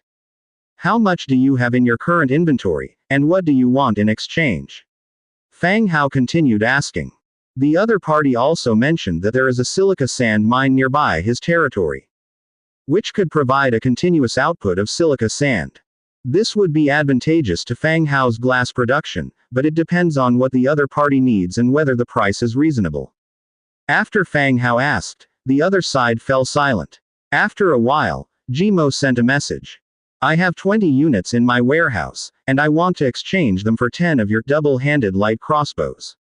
In this world, materials are defined by units. For a material like silicon sand, 1 unit is about half a bag. Double-handed light crossbow is a green weapon that Fang Hao is selling in the channel. Every single weapon is sold for 20 units of iron or 5 units of rare materials. 20 units of silicon sand, in exchange for 10 light crossbows, are equivalent to 200 units of iron. Which means a 1:10 exchange ratio. A bag of silicon sand is equivalent to 10 units of iron. While Fang Hao does not know the difficulty level of mining silicon sand, iron is the most popular product in the channel. As currency cannot be used in the channel, iron units are used as an alternative. At first, he bought flax from Deng Bin. The exchange ratio between flax and iron is 5:1. 5 units of flax can be exchanged for 1 unit of iron, with the other party also taking on the labor costs. Fang Hao thought for a while and replied, iron is a hot commodity while silicon sand can't be sold in the channel.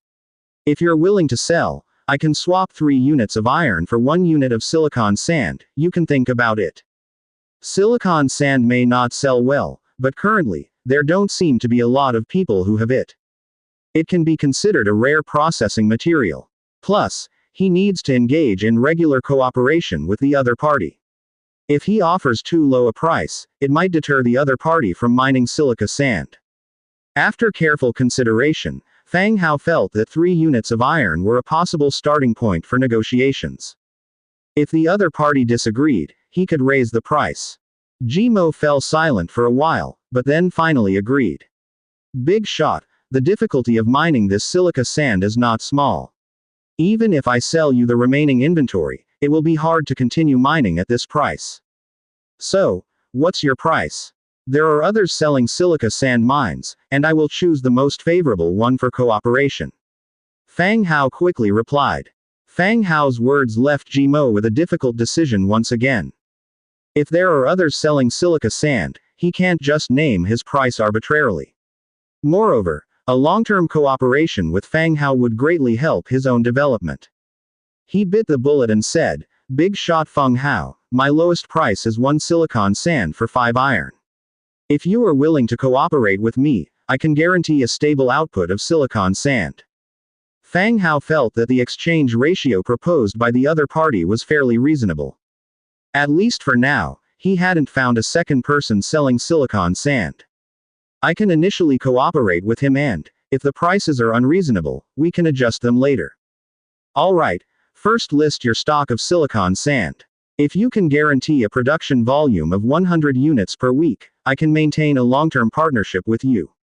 If I stop buying, I will notify you 1 week in advance, Fang Hao said. Okay, I can guarantee the production volume, Jimo agreed promptly. Following that, Jimo sent his designated transaction.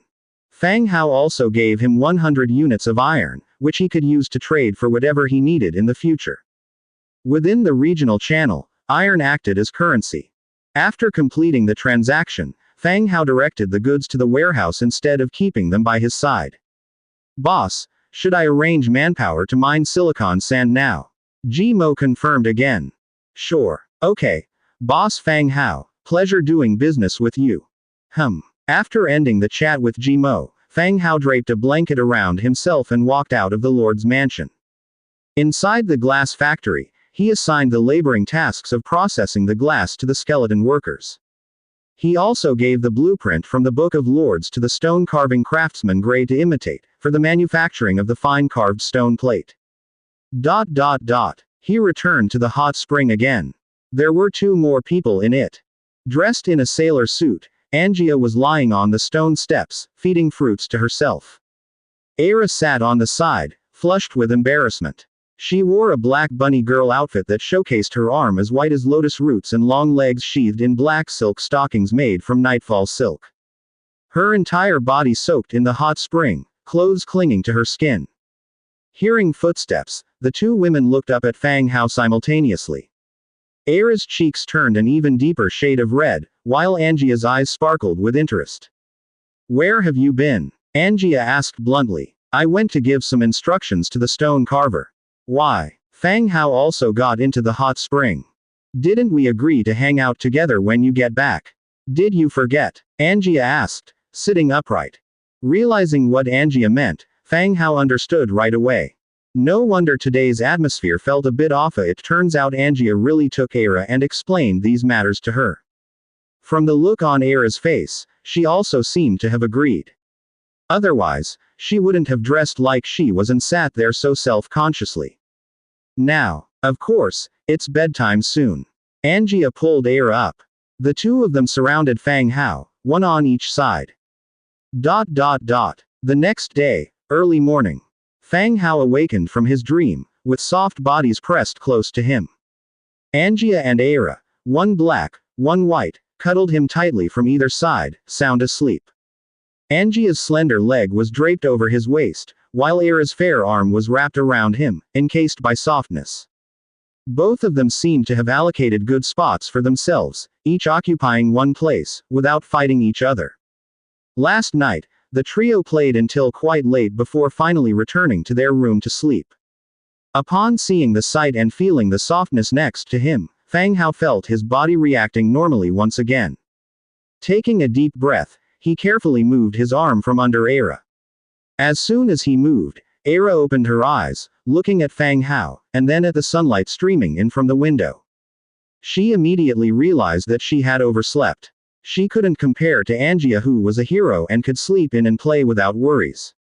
But as a maid, it was unacceptable to get up later than her master. She immediately got up and said, Master, let me help you dress. We didn't sleep until late last night, why don't you rest a little more? Fang Hao replied with a smile. That wouldn't be right. Fang Hao checked the time. It was only 6:35 in the morning. I need to go out and handle some things.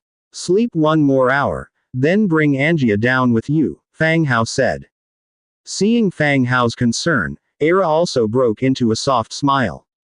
Okay, Master. Thank you, Master. Fang Hao pinched her cheek, got out of bed, and dressed.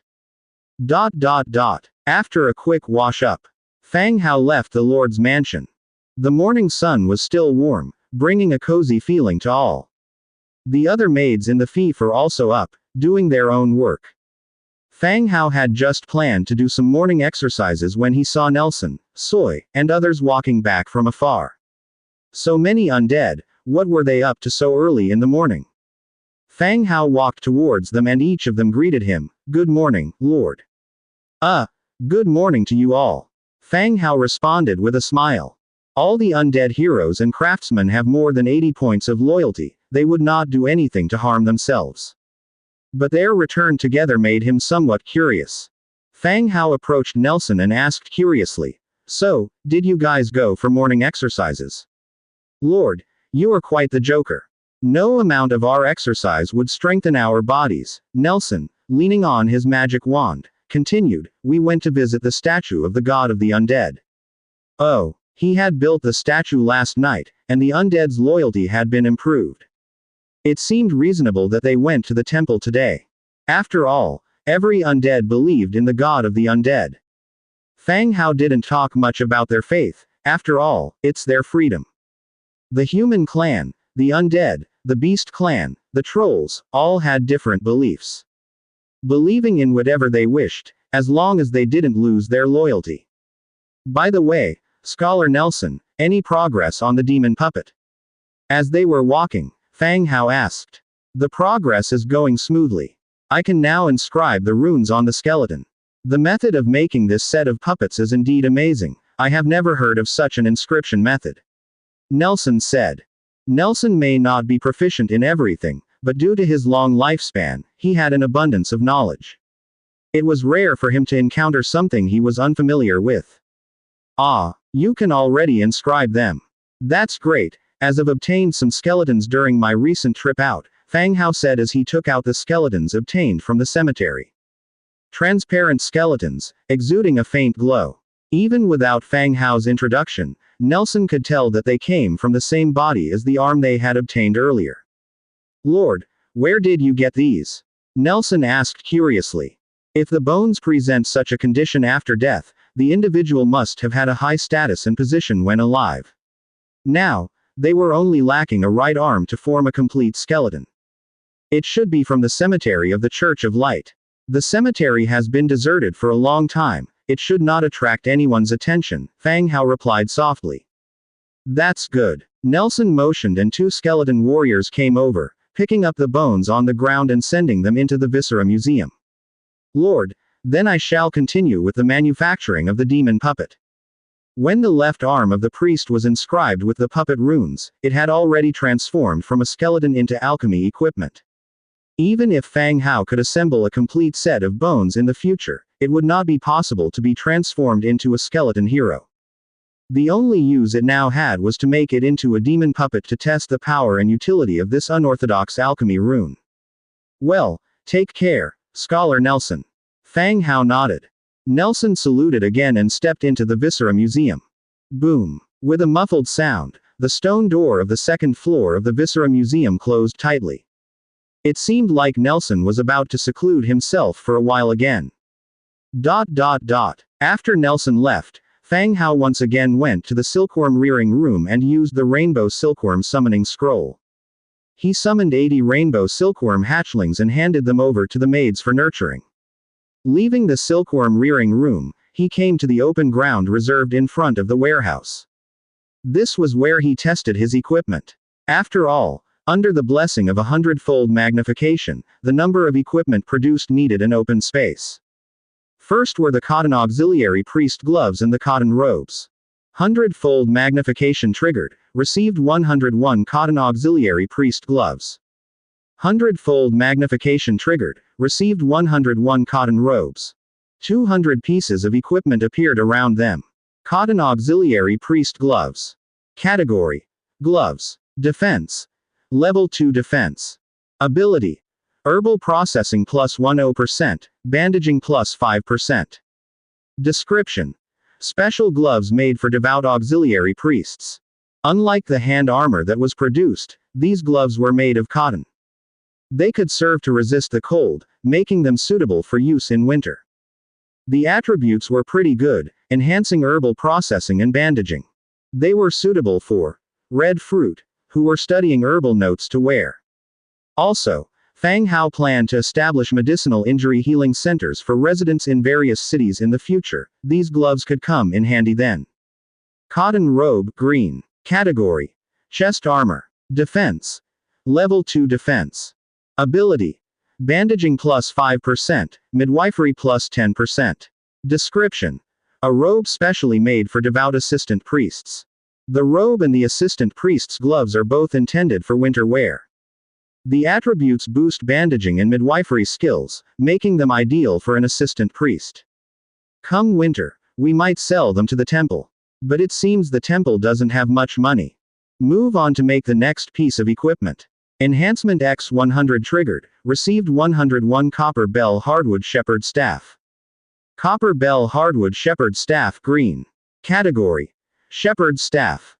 Damage: level 1 damage. Ability: movement speed plus 5%, livestock handling plus 10%. Description: a shepherd staff equipped with a copper bell. When the bell is shaken, shepherd's livestock will return on their own. As expected, this staff has nothing to do with priests, but it's related to herding sheep and cows. In our northern territory near the Pigmen village, specifically the Orc village, livestock raising is currently being developed. A large number of animals are being bred there, with Petty collecting the livestock centrally and distributing them to various cities as needed. This is the main source of meat for the hotpot restaurant. Having understood the function of the shepherd's staff, Fang Hao produced 10 more to be sent to the Pigmen village later. The remaining 2 blueprints were for the fine iron Valkyrie longsword and the black iron universal long knife for constructs. However, these 2 pieces of equipment require fine iron, and one of them, the universal long knife for constructs, is too large and only suitable for constructs to use. Currently, neither is needed. We can make them when needed. He ordered the skeleton warriors to tidy up the equipment. A maid then came running. "Master," Miss Era said, "it's time for dinner." "All right, I got it," Fang Hao responded, walking towards the mansion. After breakfast, Fang Hao went to the Trade Alliance building. As soon as he walked in, he saw the skeleton trader, Dujin, sorting out the received orders.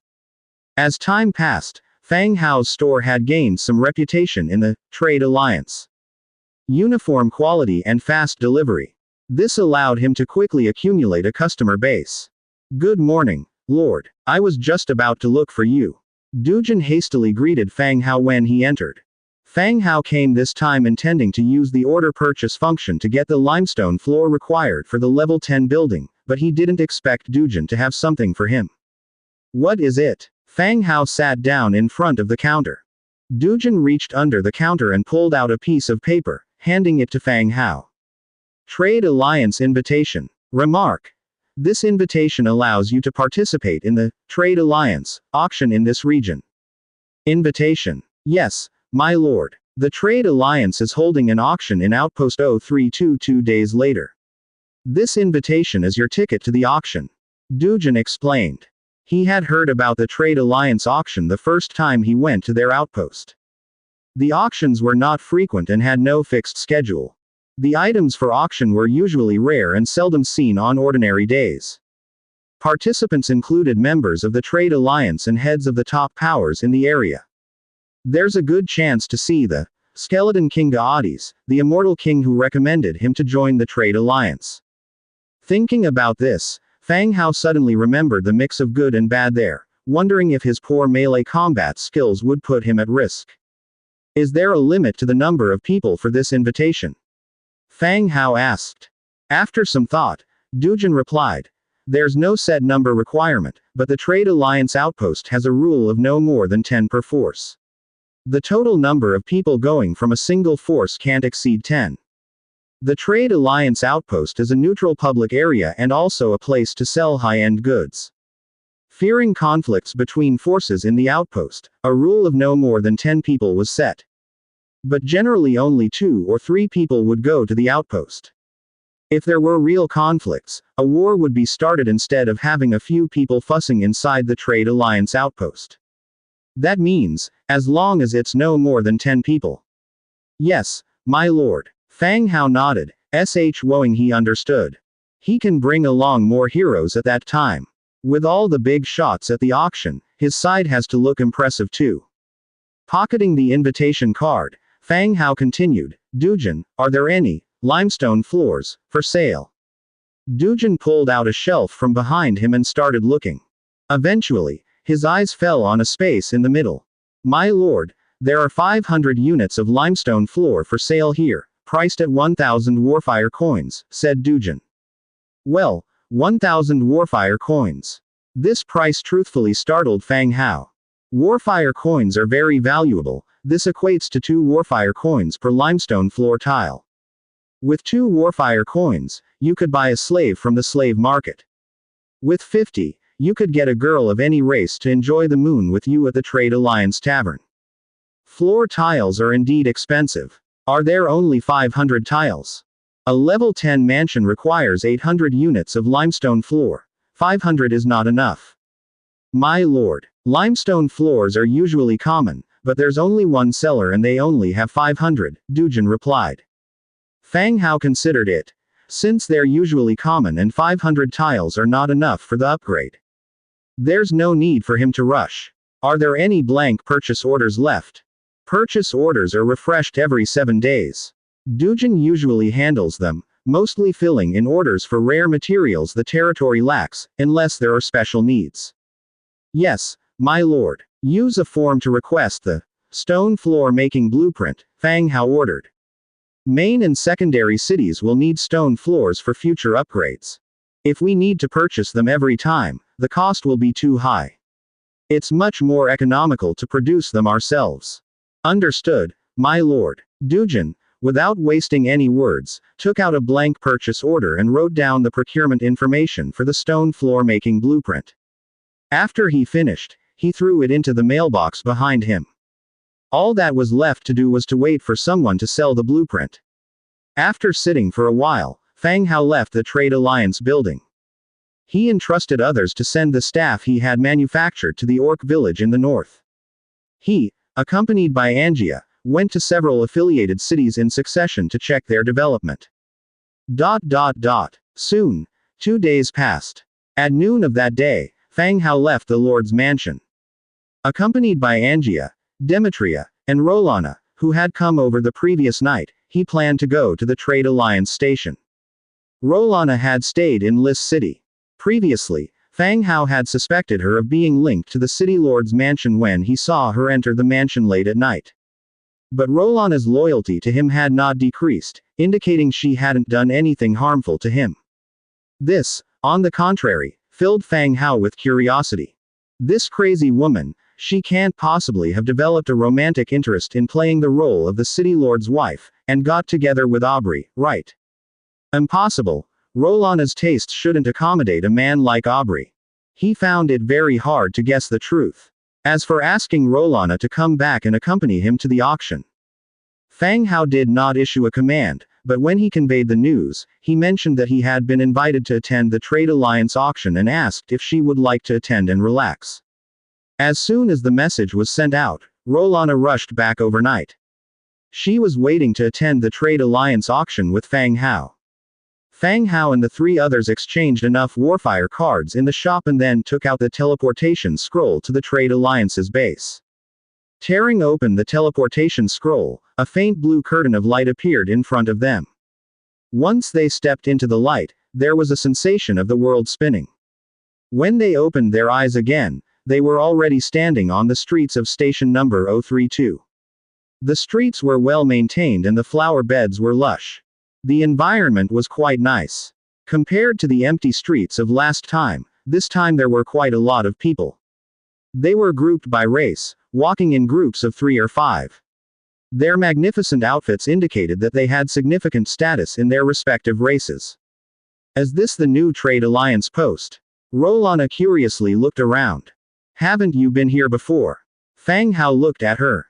Importantly, Rolana should have visited the Trade Alliance post before. I have, but not here. I remember the post I visited was built on a giant turtle's back, and when standing in the city center, one could hear waves crashing. Rolana answered. It appears that the Trade Alliance has changed location, or perhaps there is more than one location. If there is a station number 032, then surely there must be a station number 031 and 030. You're making this up. There's no such thing as a big turtle. Angia didn't quite believe it. Rolana didn't get angry, but smiled and said, "The world is bigger than you think, young girl." Angia pouted her mouth, not arguing further. She was convinced Rolana was just boasting. Fang Hao glanced at the gold watch on his wrist. It was 1:12 p.m. The auction was scheduled for 2 p.m. They had timed their arrival perfectly. Conveniently, they also avoid having lunch outside. "We should head towards the auction now," Fang Hao said, leading the others towards the central area. The first time he came to the station, it was the skeleton merchant Ruer who had introduced him. At the time, Ruer had told him a thing or two about the Trade Alliance auction, so he naturally knew where it was held. They quickly arrived at the Stone Castle location of the auction meeting. Similarly, there were many other races gathered in front of the Stone Castle. They were lined up in a long queue, waiting in an orderly manner to enter the venue.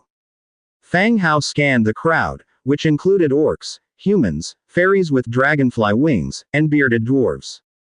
In the crowd, he also spotted members of Demetria's species, the lizardmen. However, it was clear that Demetria and the other lizardmen didn't know each other. They glanced at each other but had no reaction. Fang Hao and his group joined the queue quietly, but they still sparked some chatter. Although they were dressed plainly, their combination was somewhat odd. Others arrived at the auction in groups based on their race.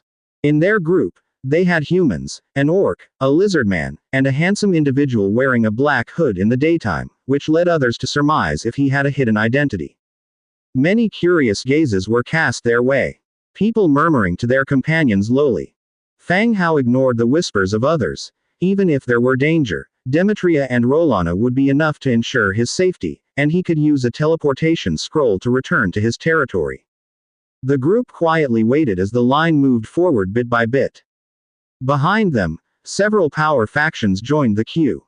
In the queue, one individual suddenly caught Fang Hao's attention. The man also noticed Fang Hao. They both noticed the Book of Lords on each other's waistbands, causing them to pause when their eyes met. This man was tall, had long black hair, a prominent nose, sunken eyeholes, and striking blue eyes. Fang Hao thought he looked like he was of mixed Asian and European descent. The man wore a sky blue heavy gown, covered in patterns of the sun, falcons, flowers, and wings. A sun cross emblem adorned his tall blue top hat. Accompanying him were the church members, making it easy to guess his affiliation. Fang Hao studied him, just as the man observed Fang Hao. They nodded at each other, revealing no intention of speaking. Rolana also noticed the interaction between Fang Hao and the man. She softly spoke, "Don't tell me you know the church's saint." "Saint? What's that?" Fang Hao asked. He could sense that the man's status in the church was special. Being chosen to represent the church at the auction signified his high status. Although he would understand if the man were referred to as a holy son or daughter, the title, saint, confused him. Was he a disciple? "You don't know. Then how do you know him?" Rolana adjusted her hood, her face curious. "I don't know him. We just met, nodded to each other as a greeting. That's men's friendship, you won't understand. Fang Hao replied. Rolana rolled her eyes. Fang Hao continued asking, "So what is a saint?" According to their church, a saint is a disciple of a holy person in the church or a follower of church ideologies. Once selected, they hold a high position in the church, Rolana briefly explained. Her knowledge was also limited. The church's relationship with the Eternal Night was also hostile. However, the tension wasn't as high. Even if there were conflicts, there was an opportunity for negotiation and resolving issues through covenant. But as soon as the church saw the Undead clan, they would instantly go into battle mode. As a follower of the church, the saint and Fang Hao, belonging to the Undead clan, were like each other's natural enemies. Their differences in belief made them arch-nemeses. Considering they were nodding and greeting each other now, it was understandable why Rolana was astonished. So how does one become a saint? Fang Hao continued to inquire. Looks like opportunities weren't only restricted to him. There was Yu Tianpeng, who was making a rapid rise and had established the alliance. And now a saint had appeared. A person who held high status in the church. How would I know? Is there only one saint in the church? How much power do they have? Can they mobilize the army? Fang Hao asked after a thought. I heard that the church selects 12 feet saints. These 12 are selected based on belief and ability, and ultimately one of them will become the next pope. That's impressive. Should I get to know him? If he becomes the pope someday, it won't be easy for him to fight against us. Hearing Fang Hao's words, Rolana was somewhat speechless. Do you know him or not? Rolana curiously asked. Not really, but there is some sort of connection between us. Fang Hao replied. Rolana shielded her eyes from the glaring sunlight again. You have the ability to kill him. There are more saints than him. If one dies, the church may not necessarily be too perturbed.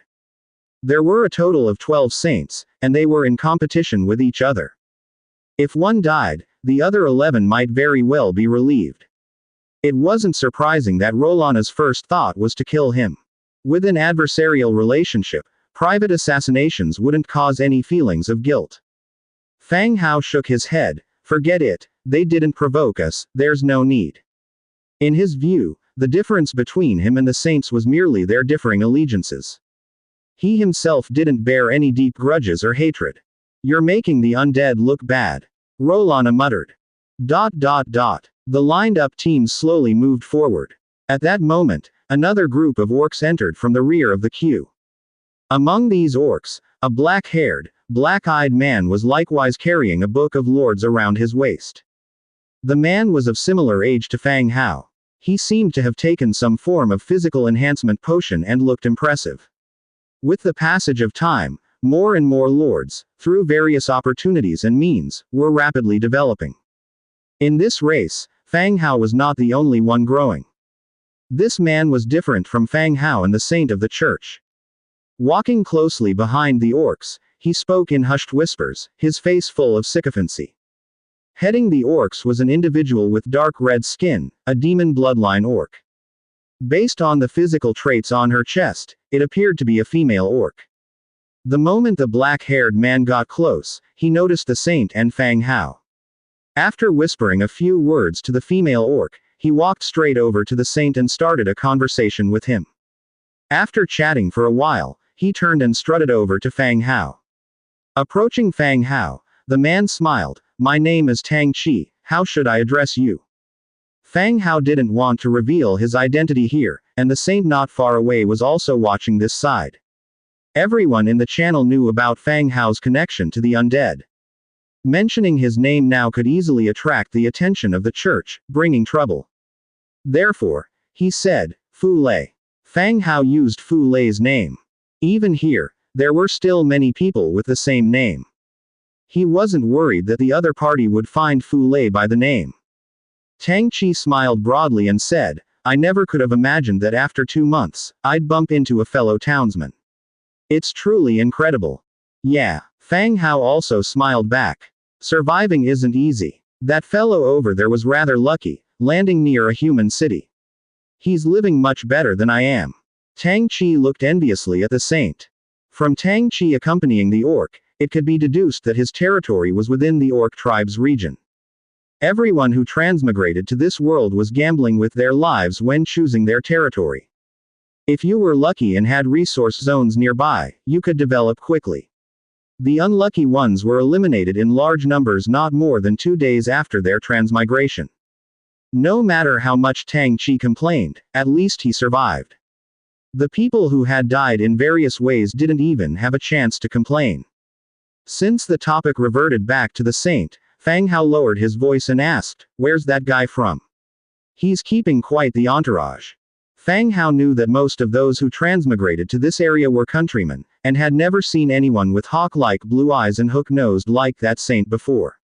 Even if they were also transmigrators, they were foreigners. Oh, that guy is a mix.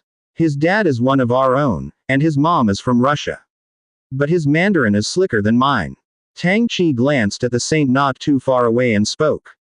Oh, so that's why. Fang Hao exclaimed. After looking at Fang Hao for a while, Tang Qi leaned in closer, So, who did you come here with, brother? Unlike the mixed blood saint, who was distinguishable by the unified church attire, Fang Hao was in line among the orcs and lizardmen, making it hard to determine who he was with. Fang Hao understood what he meant and looked at the lizardman in front of him. As a transmigrator, he could see the level of the heroes. Seeing the orange, level 8 power of Demetria, Tang Chi instantly looked shocked. He hadn't seen an orange hero till now. While Tang Chi was stunned, he noticed another cloaked figure standing in front of the lizardman. The displayed attribute, unexpectedly, was dark gold, level 5. Tang Chi was dumbfounded. In this long queue, how could these two be gathered together? It was somewhat unbelievable. Did you come with the orcs? Fang Hao asked casually. Tang Chi smiled somewhat embarrassed. Yes, she is the daughter of the Blackstone tribe's clan leader. We're pretty close. She brought me along this time to have a look.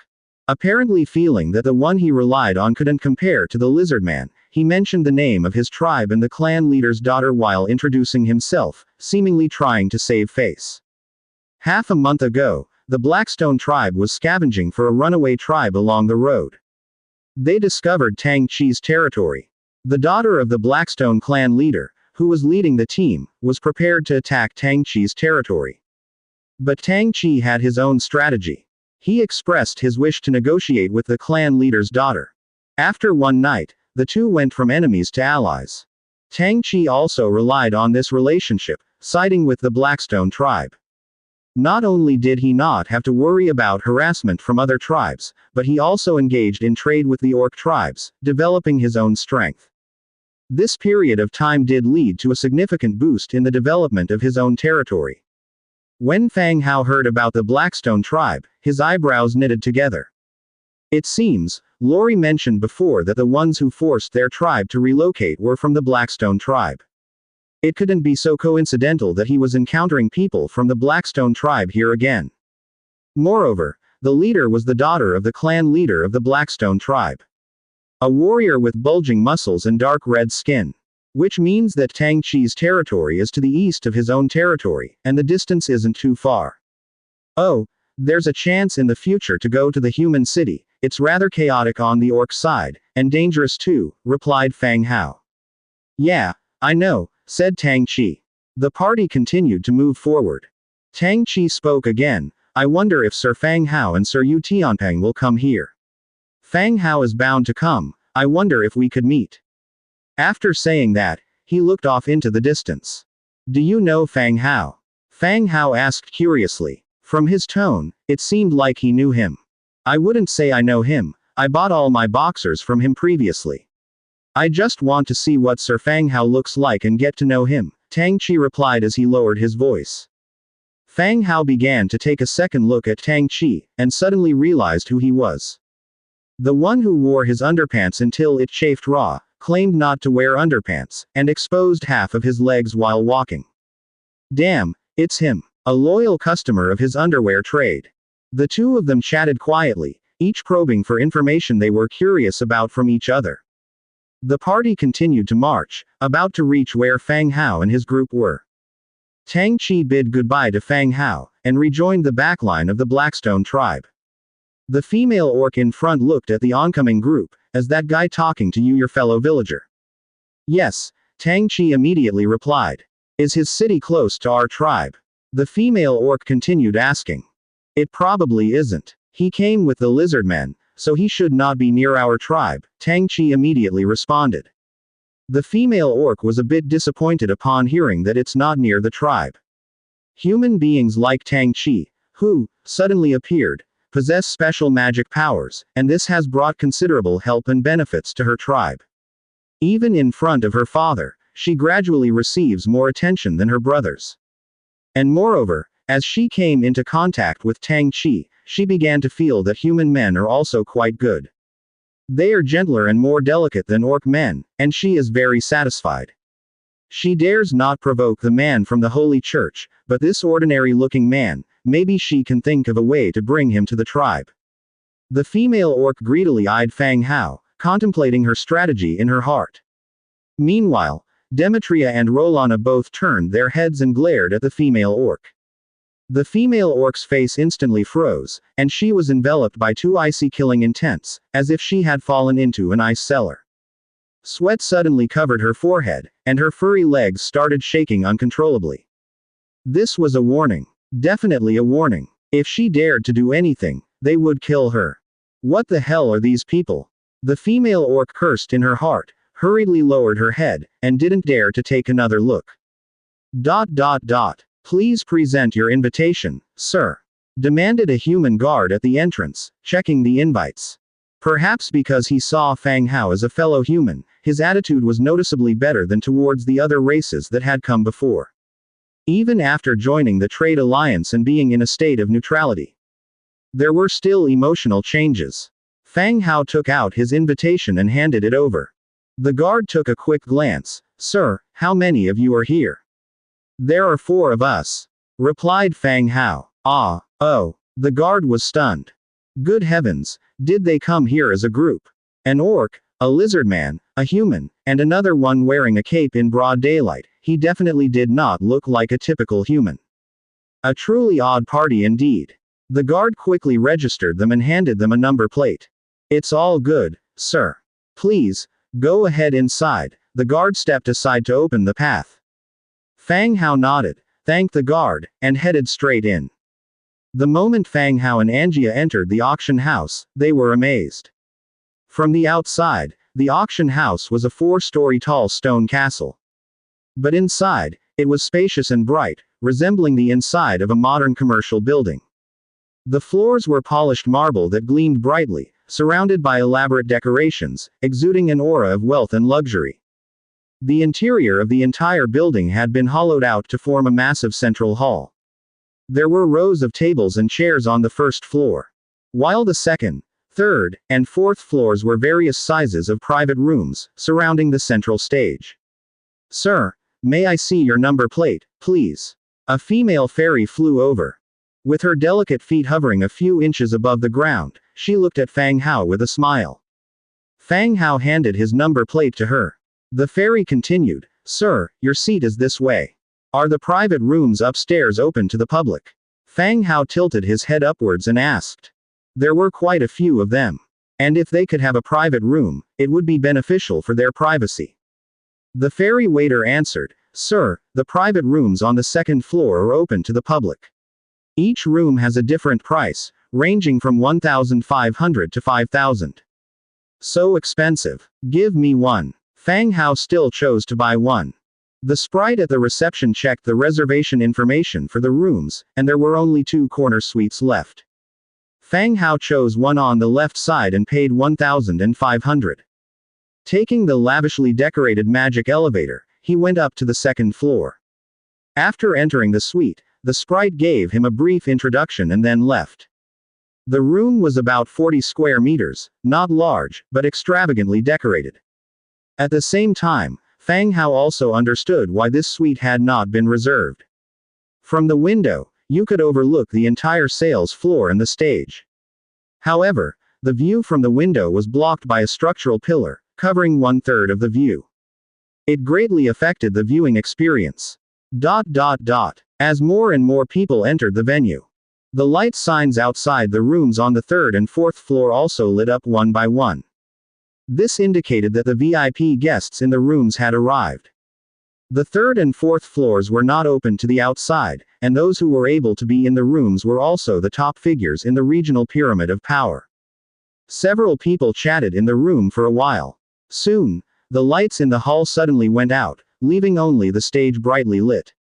This drew people's attention to the stage. The auction host took the stage, greeted the audience briefly, then promptly introduced the first auction item. An orange-grade battle axe, carrying fire attribute damage. An orange weapon, has a status akin to a minor divine artifact in this area.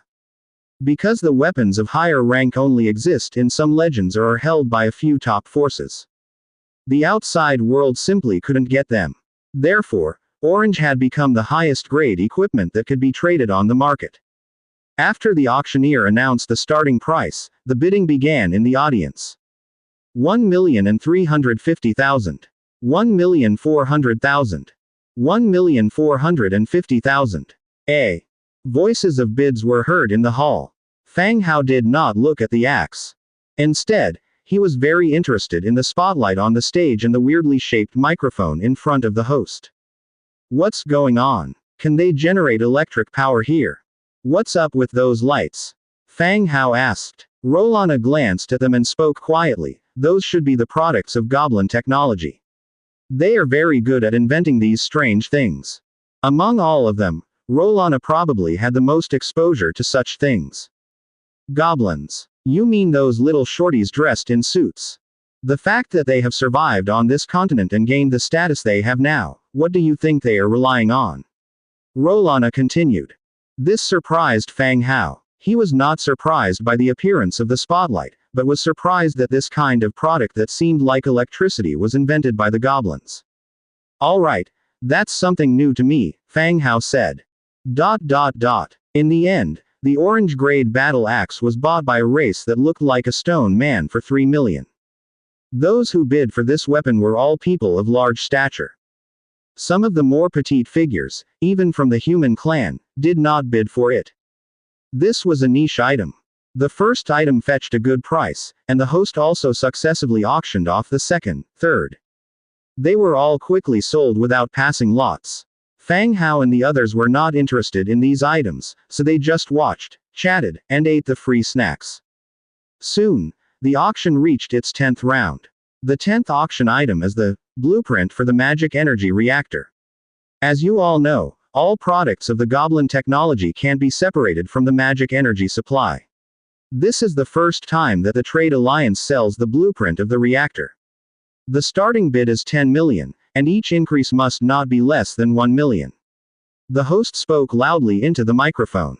Upon hearing the host's words, Fang Hao, who was leaning back, suddenly sat up straight. What's going on? Are they selling power plants now? Fang Hao recently learned something about goblin technology from Rolana. The small and powerless goblins have gained their current status on this mainland due to their intellect and products centered around the magical energy core. People generally refer to these products as goblin technology. The magic reactor, also called the magic energy core, is the foundation of this technology. Explained in a way Fang Hao could understand, it's like a power plant. The rest of the goblin technology products are like electrical appliances, relying on the magical reactor output energy to keep them running. This type of reactor is not a secret, and all races are aware of it. But this is the first time it has been put up for sale as a product. After listening to the auctioneer's eloquent speech, the audience fell into a brief silence. Everyone looked at each other, but no one bid. Everyone knows the function of the reactor and its inherent value. However, the magical reactor forms the core energy source of goblin technology, and the development of other races does not rely on the goblin technology. It's not clear whether buying it and bringing it back would indeed be valuable. Even if they have 1 or 2 goblin products, they would rely on replacing the energy core to maintain them, and not spend millions on blueprints. Apart from the transmigrators, native forces may not even be able to build it according to the blueprints after buying it. The host was confident, but the scene was a bit cold. Ladies and gentlemen, we will sell some more magic products later. Don't miss this rare opportunity, the host spoke again. Then, from a box room on the 3rd floor, a voice came leisurely, 11 million. Whoosh. As soon as these words came out, the whole room buzzed. For most people here, 10 million was already an astronomical figure. Everyone knew there were some big shots here with lots of cash, but the random mention of this figure still surprised most people. 12 million. Someone bid from the 4th floor. 13 million. 14 million. 15 million. Quote. 20 million. The originally quiet box rooms on the 3rd and 4th floor began to compete with each other, bringing the price up to 20 million before a pause in the bidding ensued. Fang Hao was initially quite interested. This electric energy, like power source, could improve the situation in his territory if leveraged properly. It could replace human labor, provide basic support, and perhaps be fully realized. But when the amount reached 20 million, it turned Fang Hao into a spectator. The price was a bit too high. Buying it at a bone-breaking price may not necessarily be a good thing. Knowing about the reaction furnace, he can slowly look for blueprints in the future. Perhaps one day, it would be found in a treasure chest. Wouldn't that mean he got a deal of 20 million for free? Eventually, a box on the 4th floor purchased the blueprint for 25 million, astonishing the spectators below with their wealth. The auction continued with a brief intermission, during which refreshments were served. In the 17th round of bidding, Fang Hao bought an orange quality viscera jar. It cost him 5,100,000 Warfire coins. This was because no one else bid against him. He added just 100,000 to the lowest bid and claimed it. The viscera jar is a unique magical artifact of the undead. It contains the organs of powerful creatures, conferring their abilities on the wielder. In the territory, there are only 2 viscera jars. One contains a Blood Clan's revival organ, and the other contains the lightning speed organ of a deep-sea species. Fang Hao initially thought that someone would bid against him. However, after making his own bid, he realized that he was the only buyer. Even the legendary Skeleton King, Oddies, didn't participate in this auction. After a while, there was a knock on the door, and a server came in with a wooden box. He respectfully said, "Sir, these are the items you purchased." "Okay, put it here." Fang Hao pushed the prepared Warfire card towards the server. The server put down the viscera jar and carefully checked it. After confirming everything was right, he respectfully left the room. Upon opening the upright wooden box, the familiar shape of the viscera jar was revealed. Viscera jar orange. Category: Magic container. Ability: Killing proficiency. Killing proficiency.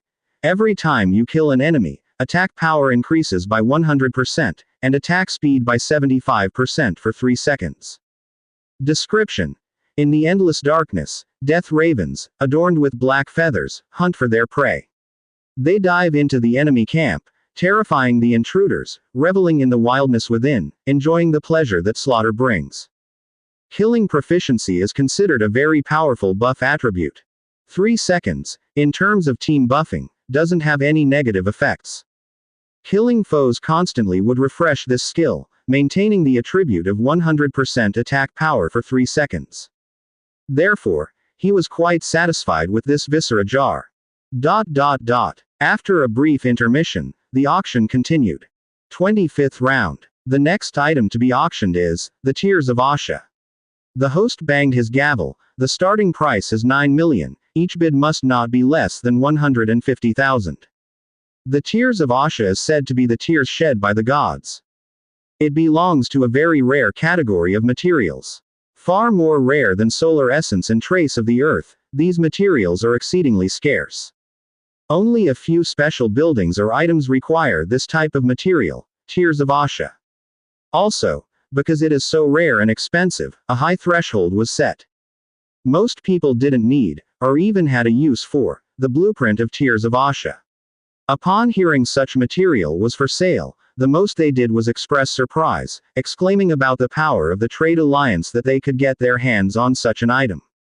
However, it so happened that Fang Hao had an orange blueprint, the Wishing Well. And Tears of Asha was one of the materials needed for the Wishing Well. The rarer and more precious it was, the more determined Fang Hao was to obtain it in this auction. If someone else bought and used it directly, he might not have access to Tears of Asha for a long time. Of course, this would need to be within a certain price range. If the price was too high, beyond his capacity, he wouldn't be stubborn about buying it. With no one in the room making a bid, Fang Hao's heart was joyous. Could it be just like the viscera jar, too unique for anybody to buy? The presenter reintroduced the rarity of the Tears of Asha. Fang Hao pressed the bidding button in his private room. 9,150,000. People were surprised and looked up at the second floor. Although they couldn't see the people in the private rooms, they clearly remembered that this room had just spent 5 million on a viscera jar. Now they were spending another 9 million to buy Tears of Asha. People whispered to each other, wondering when the people on the second floor started to become so rich. Seeing no one in the room raising the bid, the host breathed a sigh of relief. Fortunately, the items were not unsold. 9,150,000 once, 9,150,000 150,000 twice, any higher bid. The presenter raised his hammer, about to call. Suddenly, the bidding light in the third floor's private room lit up, 9,300,000. Hearing the increased bid, he changed his discouraging tone and asked loudly, "Good, the distinguished guest from Chu family on the third floor has bid 9,300,000, any higher bid." Fang Hao sat on the sofa, a little surprised. What the hell? Neither early nor late, but just as the hammer was about to fall, the bid was raised by 150,000. He was suspicious, wondering if the third floor was a shill arranged by the trade alliance. But as the only two bidders, his chances of buying were still high. 9,450,000. The third floor raised the bid, 9,600,000. 9,750,000. 9,900,000. 10,050,000. When Fang Hao raised the price to 10 million, the entire venue fell silent. Although items reaching 10 million was not uncommon. But for a material, was it worth calling to this degree? On the other hand, there was a contest between the second and third floors. The buyer on the second floor, daring to bid against the big shot on the third floor, was not often seen. And gradually started to suppress the third floor. At this moment, in the box on the third floor, a fairy clan girl with butterfly wings on her back, was pouting and sitting on the sofa. This was a flower demon from the fairy clan, small in stature, extremely beautiful, her ears like an elf's, looked very cute. Hearing the second floor raise the price to 10 million, the face of the flower demon changed instantly. Damn it! Is it those damn orcs trying to deliberately pit us? How would the people on the second floor need Tears of Asha? They must be maliciously raising the price. The flower demon girl said angrily. The top forces were all on the third and fourth floors.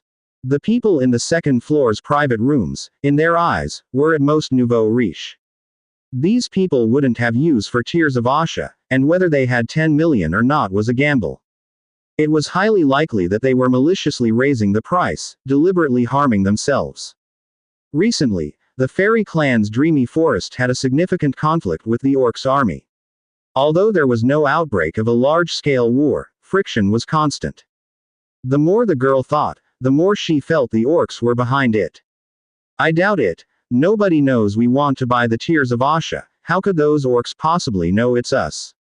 A fairy guard beside her analyzed. Then who else would keep increasing the price to this extent, and besides, we could get the information about the trade alliance auctioning Tears of Asha, so the orcs could have also gotten the news, the flower demon girl argued back. The fairy guard wasn't able to explain it. It was all their own speculation. What should we do next? The clan leader told us to bring back Tears of Asha, but the price now exceeds the amount of Warfire coins we brought. Tears of Asha, it was something the clan leader repeatedly emphasized to them. Whether or not the construction of the ultimate balance can revive the glory of the fairy clan, the Tears of Asha is a very crucial step in the process. If they fail to bring it back this time, they will still face the harassment of the orcs. The fairy clan was once glorious, but the difference in numbers compared to the orcs has now become huge, and this quantity has fully compensated for the gap in quality. Yet, the item they were determined to get at all costs. Suddenly, someone on the second floor raised the price all at once to 10 million. This was already beyond the amount of money they had brought. Even if they went back to their clan to get more money now, they would not be able to gather enough during the auction. Moreover, they suspected that the orcs were maliciously bidding up the price. If they followed suit and raised the price, they would end up being the gullible victims. On stage, the auctioneer could barely hide his joy and directly asked the third-floor private box, 105 million Warfire coins for once, is there anyone else who wishes to bid?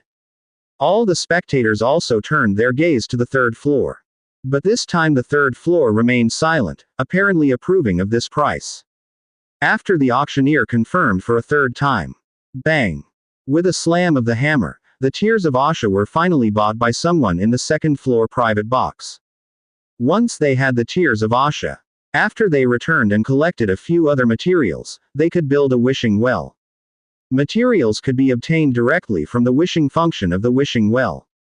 However, the auctioneer wasn't as excited after slamming the hammer. He wondered who the guy on the third floor was. His operation seemed more like a malicious bidding, pranking him a lot. The money he had managed to save was gone now, leaving only a small amount. Fortunately, the tears of Asha were indeed precious and he had a use for them, so it wasn't a loss. Before long, the staff brought over the tears of Asha, and Fang Hao paid the corresponding Warfire coins to complete the transaction. The auction was still in progress. Since most of his money was spent, Fang Hao did not buy anything else. Not until 5 o'clock in the afternoon, when the auction ended, did a few people leave the auction house. Having left the auction house, Fang Hao and his companions had dinner at a tavern. As they prepared to return, there were few pedestrians on the slender street. As they moved forward, a figure swiftly passed by and blocked their way. This was a fairy girl, the size of a Barbie doll, with butterfly wings on her back. The next second, the fairy girl's body instantly grew in size, turning into a height of around 1.5 meters, with pointed ears, a lowly girl. Is there something you need? Fang Hao curiously looked at the fairy girl. The fairy clan, in their original form, were about the size of a Barbie doll, and could even stand in the palm of a human's hand. However, the fairy clan had a spell that allowed them to resemble humans in size for a short period of time. The fairies working in the trade alliance also maintained their human-sized state while working. The fairy girl looked at Fang Hao, then glanced at the others, and calmly said, "I know you bought the tears of Asha, which are very important to us fairies. I hope you can give it to me." Fang Hao looked at the fairy girl, without needing to guess, also knew that she was the person who bid from the third floor. 2 million. The fairy girl frowned. What? Seeing the fairy girl's expression, Fang Hao was slightly taken aback. You don't plan on getting them for free, do you? You will get the friendship of the dreamy forest and become our friend. Apparently, she still wants them for free. Forget it, you can save your friendship for someone else. Fang Hao said, and he prepared to leave with his companions. The fairy girl's expression immediately became serious, and she asked coldly, "What do you mean? I spent 10 million to come here and make friends with you. Aren't you overestimating the fairy clan a bit?" Fang Hao began to speak sternly. This woman, she's lost her mind. I bought it with my money, and she just wants to take it away with a sentence about friendship. I don't know whether this girl is dumb or if she considers me as dumb. Whoosh. At that moment, several fairy guards surged from all around, surrounding them. The fairy girl revealed a smug smile. Don't worry, we won't kill you, only take the tears of Asha, and there will be some compensation later. Having said that, her delicate white hand slightly waved, and the guards around her began to close in. The fairy girl was quite smug. She scoffed at the ignorance of the others. Once she had the tears of Asha, she could let the clan leader and the elders take care of the rest. They need not worry about such matters. 6 fairy guards emerged from the dark alleyway. They surrounded Fang Hao and his party, smirking like hunters cornering their prey. Fang Hao stared back coldly at the 6 fairies surrounding him. Fairy Guard, 7th Order. Fairy Sword Dancer, 8th Order. The attributes of the fairies were revealed. There were 4 fairy guards and 2 fairy sword dancers. The guards wielded silver polearm war halberds. The top was sharp and spear-like, while the sides had crescent blades.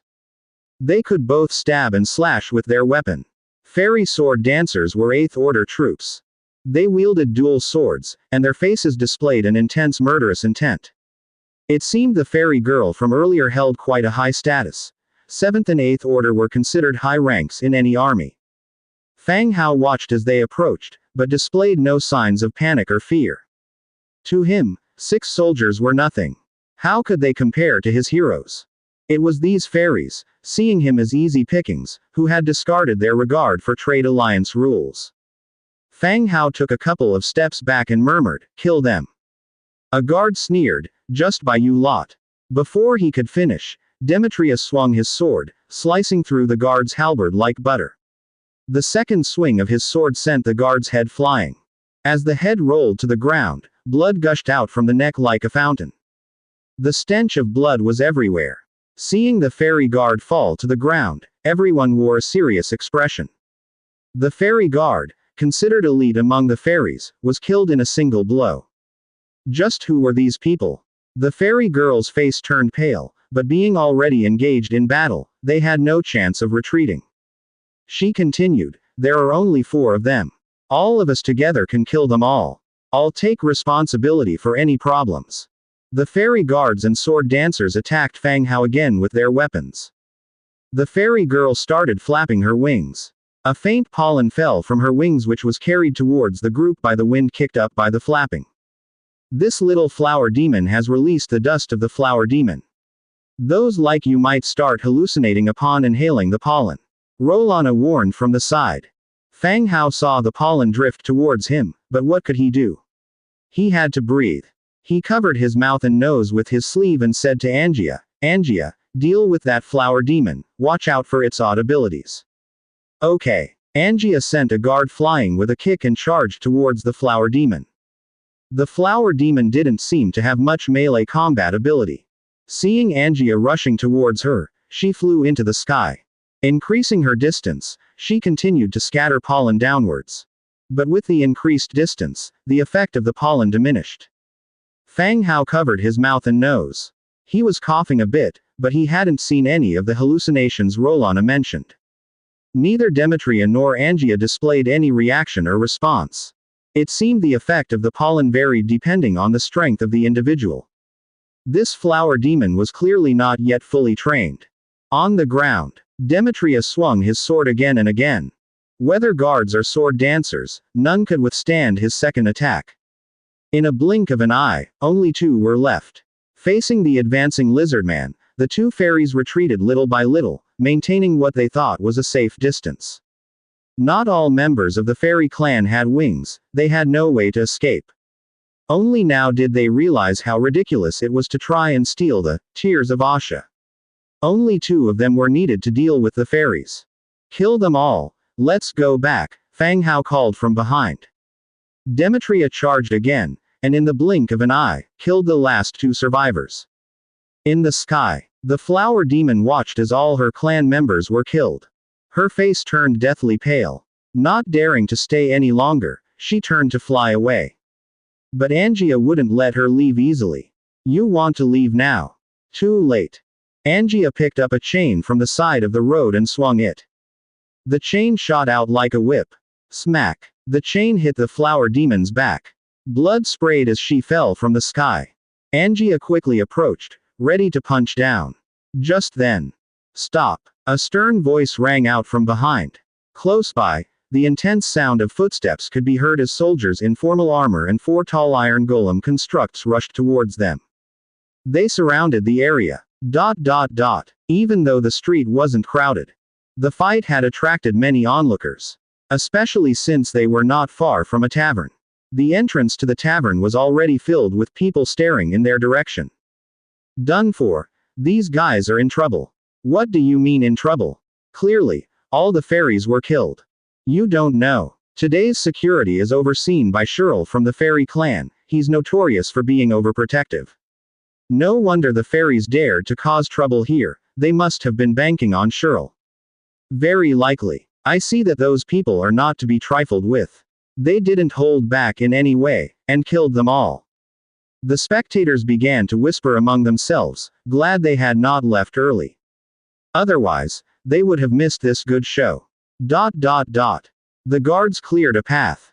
A man garbed in splendid finery and bearing a fairy-like appearance emerged and declared solemnly, "You dare to disregard the regulations of the trade alliance and fight each other here in private. You are really bold." Angia glanced at the man, twisted her head, and swung her fist towards the falling flower fairy. Cheryl gasped inwardly, thinking that this punch alone could kill. Instantaneously, he unsheathed the longsword around his waist, leaving a ghost image in his wake. His real body had already rushed in front of Angia, thrusting his sword forward. Clang! Cheryl's sword collided with Angia's tiger's claw, setting off a sound of clashing metals. The flower fairy seized the opportunity and ran into the ranks of the Trade Alliance guards, taking shelter behind Cheryl. At this point, the flower fairy was dripping blood all over, especially from the iron whip. A blood trail was left on his back, a sight of utter horror.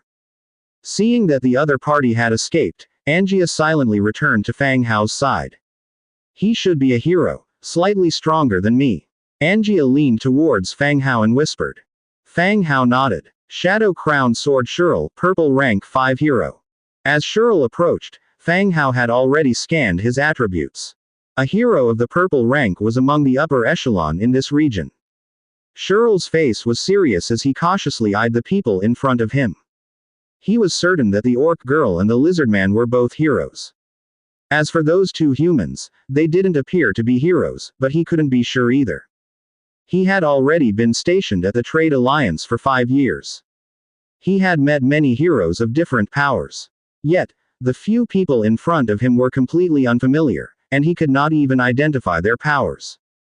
But as the commander, he couldn't just let his fellow beings die in vain. Who are you to dare to kill people in the Trade Alliance's territory? You are really bold. Aren't you afraid that the Trade Alliance will hold your power responsible? All along, Shirl had been shielding the Flower Fairy while pointing his spear at Fang Hao. The bias was very obvious. Fang Hao looked at him indifferently and said, if you ask the Flower Fairy behind you, you will know that we were only defending ourselves. The surrounding crowd was also discussing. In fact, from their respective positions, Fang Hao's group were heading to the teleportation array while the deceased fairies were from all around. Not far away, someone bold enough provoked from the crowd, shouting that they can't shield their own kind. This made the city defense commander Shirl's face becoming not so good looking. Their fairy tribe was already small in numbers, and so many people had died this time. If he really let these people go, he would lose face in his own group. But the matters must be resolved in a way that leaves no flaws. Hey, Shirl sneered, who is right and who is wrong, the Trade Alliance will naturally investigate. Now you all put down your weapons and come with me. What a joke. If we go with you, we will die even worse. Fang Hao's expression also cooled. This place is no saint land. If we go with them, it's like courting death. Besides, the items that I bought are being robbed, and now I am being accused. Agni was suppressed in his heart. If you don't leave, not only will you die, but the powers behind you will also be implicated. Shirl gripped his sword tighter, his voice growing colder. I'm giving you one last chance. Just you. Giving me a chance. Fang Hao sneered. A cold light flashed in Shirl's eyes as he transformed into a phantom and instantly appeared in front of Fang Hao. The tip of his sword pointed straight at Fang Hao's forehead. But just as he thrust the sword, Shirl suddenly felt a terrifying presence beside him. This aura was bone-chilling, dread-inspiring, as if the gate of the abyss had opened and a demon was looking at him with interest through it. Shirl hastily cast a sidelong glance and saw the crimson eyes of another human under his hood. At this moment, he felt as if time had frozen. The hooded human extended a slender, pale finger and flicked it at his forehead. Bang! Shirl instantly felt as if he had been struck by a heavy blow and his body flew back like a shot cannonball. He flew out tens of meters before barely stopping. At this time, Shirl, where was his dashing look? His hair was disheveled, blood trickling from his forehead, his upper body was dyed red with blood. But it looked like he was not affected at all. Shaking unsteadily, he got up, wobbling on his feet. Rolana was not only proficient in black magic, but her weapon of choice in battle was a red two-handed sword. This finger flick almost killed Shirl. You are a dark gold class powerhouse. The Trade Alliance does not want to be your enemy. This time please let us go in light of our minor errors. Shirl's face turned pale, a chill running down his spine. He was a purple hero and even when faced with an orange hero, he wouldn't be defeated by a single finger. He could be sure that the other party had already reached the dark gold rank or even higher. Why would such a person appear here? And why did he happen to encounter him? If they wished, they could kill everyone here. At that time, the Trade Alliance would only arrange for someone to come over and mediate. They would not go to war with a dark gold hero because of them. Now, what he can do is to try and calm down this matter as much as he can. Rolana remained silent, but her eyes fell on Fang Hao. Fang Hao said, "Why do you think an apology would be useful? You didn't have this attitude before." The moment Cheryl initiated the fight, the negotiation had turned into a battle. It's a contest of strength, and now our side holds the advantage. Of course, we won't let them off lightly. This situation, Cheryl wished to continue justifying. At that moment, a sharp voice came from the crowd's rear. Ladies and gentlemen, I will report this incident to the Trade Alliance headquarters. Appropriate punishment will be meted out to the Fairy clan and Cheryl. A goblin dressed in purple, gold-trimmed robe stepped forward, accompanied by 2 other goblins and several guards. Fang Hao recognized one of the goblins. It was Moru, the talkative goblin staff member. Moru stayed silent, dutifully standing behind the lead goblin. And you are? Fang Hao looked at this person. I am the person in charge of premises 032, Kuketer, and I assure you. The goblin spoke. Your assurance is useless to me. It seems more like you're covering for them. Fang Hao continued. The goblin paused, thought for a moment, then sincerely said, as compensation for the previous events, the Trade Alliance will waive the charges for the goods you purchased at the auction today. Furthermore, your status will be promoted from an ordinary member to a gold member. Of course, this does not affect the pursuit of responsibility for Cheryl's misuse of power. After the events accumulated up to this point, Premises 032 was facing extreme embarrassment. Not only did they block a Trade Alliance member, but they also lost the fight, forcing them to compensate. Hearing what the goblin had said, Fang Hao's rage dissipated significantly. This time, the purchased visceral jar and tears of Asha combined cost about 15 million warfire coins. This was not a small sum. Even the total income of Lis City may not have reached this amount. This 15 million had also drained all of Fang Hao's reserves, leaving him with only tens of thousands of warfire coins. Now that they were willing to waive his fees while the goods remained his own and the money was returned naturally, that was good news. After a moment of silence, Fang Hao agreed. All right, pay me now, and within a week, I want to know how your headquarters will handle this incident. Since he still relied on the platform of the Trade Alliance, he decided to quit while he was ahead. I can promise you that. After the goblin spoke, he gave a few instructions to the goblins behind him. Soon someone brought a bundle. Upon opening it, he found neatly arranged warfire cards. The total amount was 15.05 million. Fang Hao fastened the bag, holding it in his hand. In this world, it's still a matter of the survival of the fittest. If Rolana hadn't displayed her dark gold level strength this time, the Trade Alliance would have found various excuses. No matter how justified one is, without strength, it's useless. In the end, one must possess power. With the issue resolved, Fang Hao didn't plan on prolonging his stay.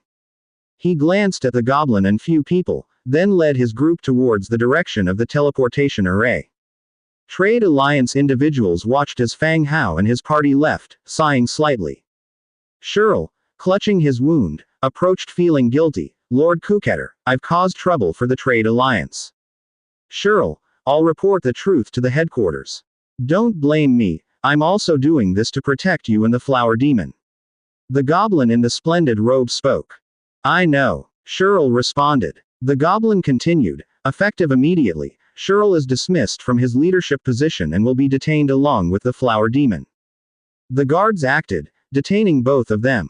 By the time they returned to their territory, it was already quite late. Fang Hao was in a good mood after this auction.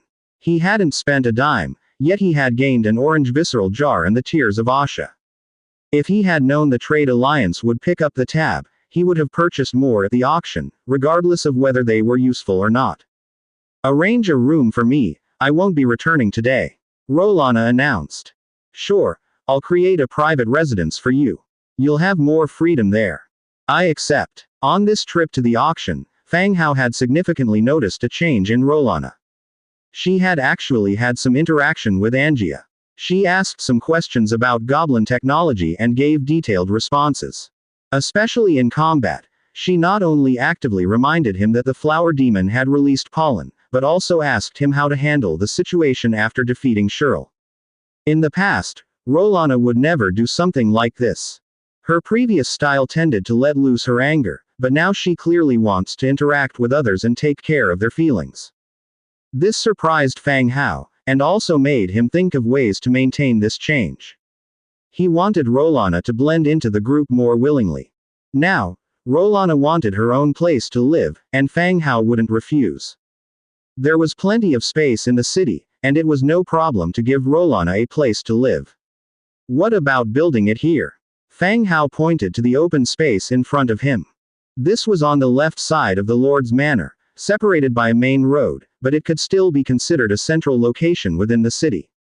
That's fine, Rolana simply stated. Fang Hao directly opened the Book of Lords and found the blueprint for the residential building. He chose to build on the vacant space in front of him. A radiance sword, and a wooden house was constructed. After upgrading the residence to level 9, it had already become a 3-story stone tower with separate courtyards in the front and back.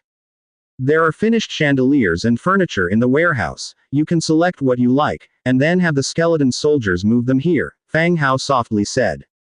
Okay. Rolana gave a little nod, and without any hesitation, she took several passing skeleton warriors and headed towards the warehouse. The warehouse stored the furniture and spoils of war that Fang Hao had collected. Among them, they had obtained a substantial amount of furniture from the Blood Clan, and the designs were quite extravagant. However, the patterns carved into the furniture involved motifs often used by the Blood Clan. Skeletal heads and bat wings were rather common. The maids in the city wouldn't choose this type of furniture, so most of it ended up gathering dust in the warehouse. It just so happened that they could be used for Rolana. After Rolana and the skeletons left, Fang Hao directly headed to the Viscera Museum. It was deep into the night. The nightstone lamps on the streets emitted a faint light, illuminating the streets. The Viscera Museum was a special building. The prerequisite for its upgrade was for the Lord's Manor to reach the Stone Castle level. The 10th level was the Stone Castle, and they were one level away. Upon stepping into the Viscera Museum, he could immediately feel a bone-chilling coldness. The museum was fairly bright inside, but completely empty. The stone doors on the second floor remained closed, as Nelson was inside, crafting his demon dolls. Fang Hao took out the killing proficiency, Viscera jar, from his storage space and came before the miniature buildings. Currently, a revival Viscera jar was placed at the position of the burial grounds. The lightning speed Viscera jar was stationed at the target range. However, before the next upgrade of the Viscera Museum, only one Viscera jar could be placed on each building.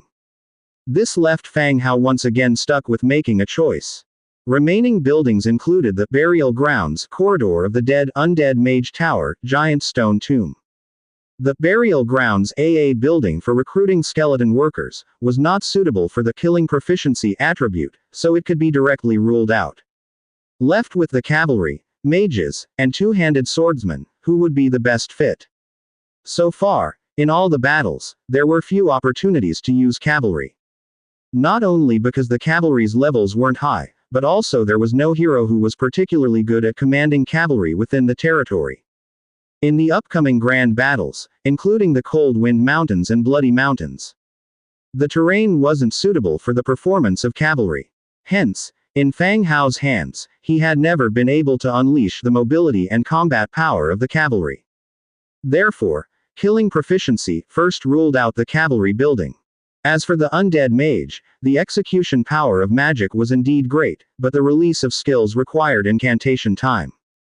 Within 3 seconds, the accumulation of attack power couldn't be achieved, which made it unable to bring out the effect of killing proficiency. In the end, only Giant Stone Tomb, with the Baron Tomb guards wielding two-handed swords, was left. After thinking it through, he walked straight to the miniature building, Giant Stone Tomb.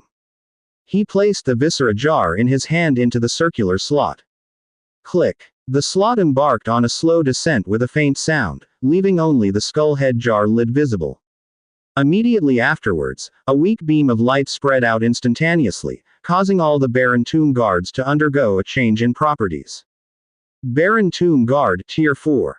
A. Blessed Skill. Killing Proficiency. Killing Proficiency. Each time an enemy is killed, attack power increases by 100%, and attack speed increases by 75% within 3 seconds. Description.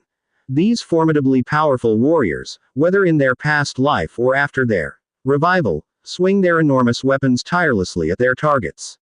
No matter how powerful the enemy, they can't escape death. The Viscera jar was indeed a great invention for the Undead clan. This method amplified the attributes of the troops.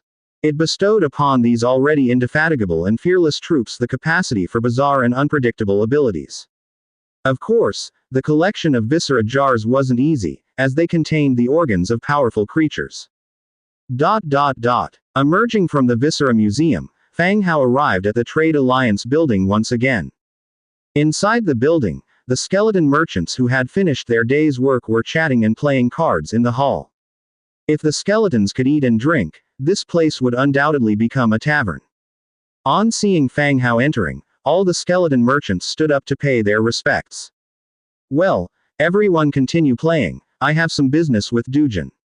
Fang Hao gestured with a smile for everyone to carry on. The skeletons sat down and continued with their business while Fang Hao headed for the counter. Lord, it seems that you've made a substantial amount from this auction. Dujin began. Oh, how can you tell that it was a good result? Fang Hao asked curiously. I've just received news from the Trade Alliance. We've been elevated from ordinary members to gold members, my lord, Dujin continued. No wonder. Dujin didn't even know what he had bought himself, how could he know that the benefits were satisfactory? Apparently, he was referring to the elevation in membership level. It seems that Rolana, being a dark gold hero, was quite useful. Even if she couldn't be used in combat, keeping her as a mascot turned out to be quite beneficial, as she intimidated quite a few people. What's the difference between a gold member and an ordinary member? Fang Hao asked. My lord, gold members have a 1% tax rate in the Trade Alliance, and can submit up to 4 purchase orders. Furthermore, they have certain privileges during events organized by the Trade Alliance, Dujin explained. Ordinary members were charged a 2% tax. Fang Hao sold a significant quantity of items, and he had to pay 10,000 Warfire coins in tax for every 500,000 coins earned. It could be said that Fang Hao found it painful to see this amount deducted, but he had no choice but to trade through the Trade Alliance's platform. Now that the rate had decreased to 1%, the tax was even less. Furthermore, the number of purchase orders increased from 2 to 4, allowing him to buy anything he needed directly through these orders. Above gold members, are there any other membership levels?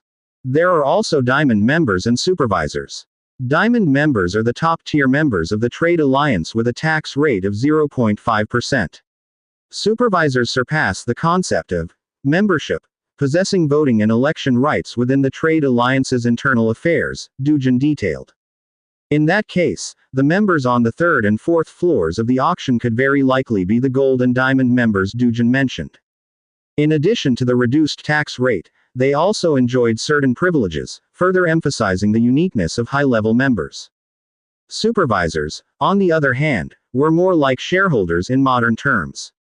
Once their power was strong enough to influence the Trade Alliance, they would be courted and appointed as supervisors within the alliance, afforded certain rights.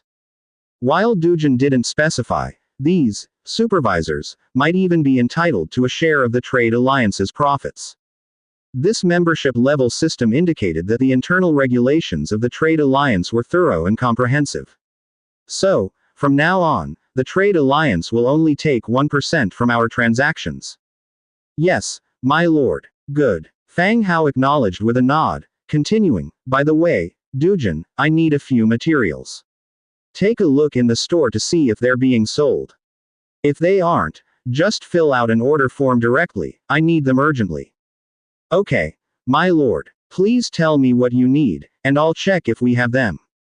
Coral crystals, tears of the ocean, breeze white coral, dawn blue coral.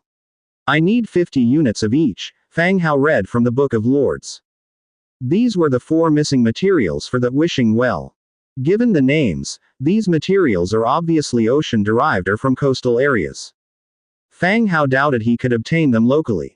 Considering that even the most precious tears of Asha were obtained during the auction, he should speed up the construction process. The sooner he finished building the well, the sooner he could test the effects of the wishing well. An orange construction with a multitude of unique materials. It should yield powerful results.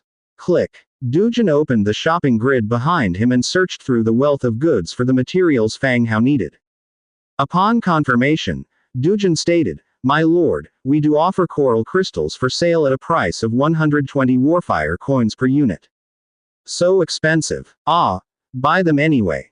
Place purchase orders for the rest. If there are people selling coral crystals, the others should be available for purchase as well. Fang Hao nodded and added, "Very well, my lord." Dujin directly purchased 50 units of coral crystals, and filled out a purchase order for the remaining materials. Completing the orders, he turned around and threw them into the mailbox behind him. Fang Hao did not stay for long. Upon leaving the Trade Alliance building, he returned to the Lord's castle for rest. Although he only attended an auction today, it was quite exhausting. The next day, dawn. Fang Hao woke up early from his slumber, stood by the window, and stretched his somewhat stiff back. He didn't sleep very well last night. Rolana, along with the skeletons, clanged around as they moved furniture. He didn't quite understand why moving existing furniture was as loud as a full-scale renovation. He dared not voice his curiosities or even ask about it. Fang Hao was finally allowed some peace and slowly fell asleep when Rolana and the others quieted down in the middle of the night. At breakfast, Angia, while eating, said to Rolana, "You seem quite capable, Rolana. How about we spar later?" PFF'd. Fang Hao almost choked. He looked at Angia in surprise and thought to himself, "Don't give away your head so easily." He still remembered when Rolana went crazy. She crushed a massive iron coffin into metal fragments. "No need, I'm not good at close combat, you can practice with that lizard man," Rolana casually replied while sipping her fruit wine. Fang Hao frowned, observing the situation in front of him. Not only did Rolana reject it, but she also used a rather euphemistic way to do so. Although she didn't remember Demetria's name, it did show her attitude. "Yesterday, you repelled that fairy with just one finger. How did you do that?" Angia continued to ask. "It's the compression of energy. It wasn't the power of my finger that knocked the fairy away but the power of dark magic, which isn't suitable for you," Rolana explained softly. "Can I learn dark magic?" There is a way, but I feel that Fang Hao wouldn't allow it. The two chatted calmly, giving off a sense of unreal tranquility. After breakfast, Angia was dragged off by Lori to visit the newly established Blackfoot Cat Village. During breakfast, Lori had already arrived, but seeing Rolana there as well, he dared not come in and waited outside. Those who had witnessed Rolana go crazy all felt a certain amount of fear in their hearts. Fang Hao was no different. When Angia left, Rolana also went to the tailor shop, saying she wanted to customize 2 pieces of clothing. As everyone else was busy with their own things, Fang Hao continued to research his magic book. Nearing noon, Dujin, the skeleton merchant, strolled into the Lord's mansion, greeted some people including Aira, and said to Fang Hao, "My lord, here is the blueprint for the stone floor you requested." After saying this, he handed over the blueprint to Fang Hao with both hands. "Great. Thank you, Dujin," Fang Hao exclaimed happily. With the blueprint, the Lord's mansion could now be upgraded to level 10. "It's what I should do, my lord." Fang Hao took the blueprint and Dujin once again bowed before exiting the hall. Using the Book of Lords to check the materials needed, they also began to display. Stone floor. Stone X2. Description. House floor made from stones. That's simple. The material only required 2 units of stones. And stones are a raw material extracted from stone mining. It is difficult to mine stones in ordinary quarries, but in the Coldwind Mountain Range and Bloody Mountain Range, it's quite common. Stone. Category. Stone. Description. Beautifully patterned rocks. With sufficient materials confirmed, Fang Hao immediately left the Lord's mansion. He began to make stone floors on a vacant lot on the side. 100x amplification triggered, obtained stone floor 808. 808 pieces of stone floor appeared in front of Fang Hao. The surface of the stone floor was smooth, with unique patterns of stone. Indeed, it looked a lot better than the previous ground stone, but still couldn't compare to the stone materials used in yesterday's auction haul. Upgrade materials sufficient. Fang Hao called out all the maids cleaning the Lord's mansion. Next would be to upgrade the Lord's mansion. Level 10 Lord's Stone Castle. Hard tall wood 25,000, stone bricks 16,000, fine stone bricks 5,500, stone floor 800, iron 2,100, cast iron blocks 800, metal parts 900, ceramic tiles 3,000. Confirm upgrade. A large light enveloped the Lord's mansion as the previous mansion began to be expanded and extended. Several additional hexagonal towers were added. In design, it had completely transformed into a stone castle.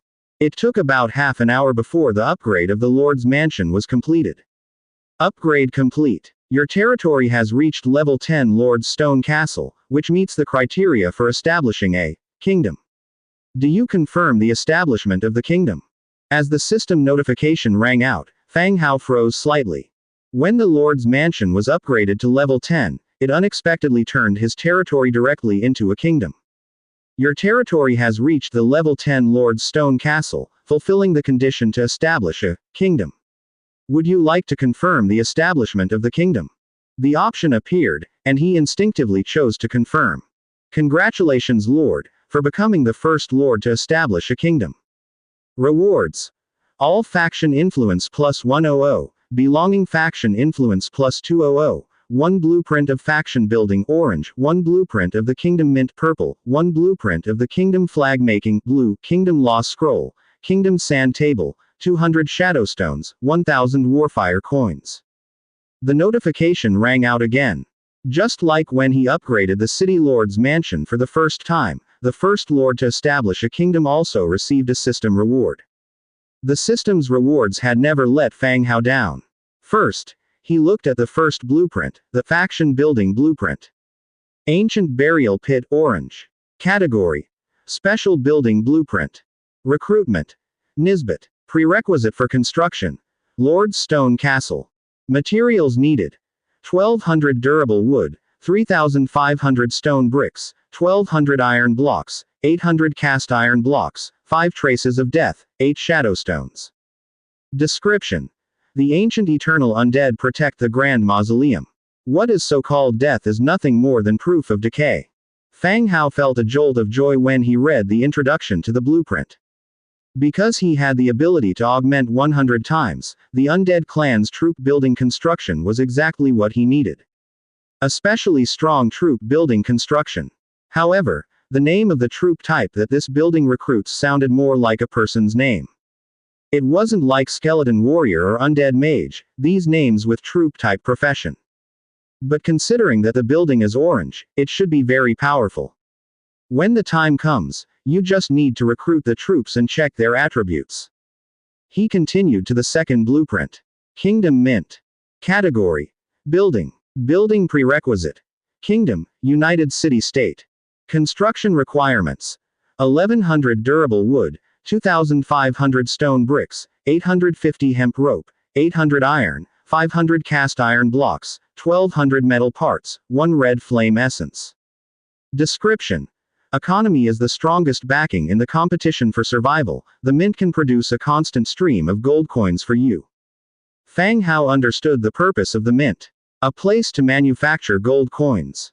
In the warehouse, a lot of gold and silver utensils are stored. All these items are the spoils of war, which also includes the burial goods obtained from some ancient tombs. They are corroded and damaged, and can no longer be used. They could be melted into gold coins later. However, the problem of mint production was also very obvious. The gold and silver utensils will eventually run out.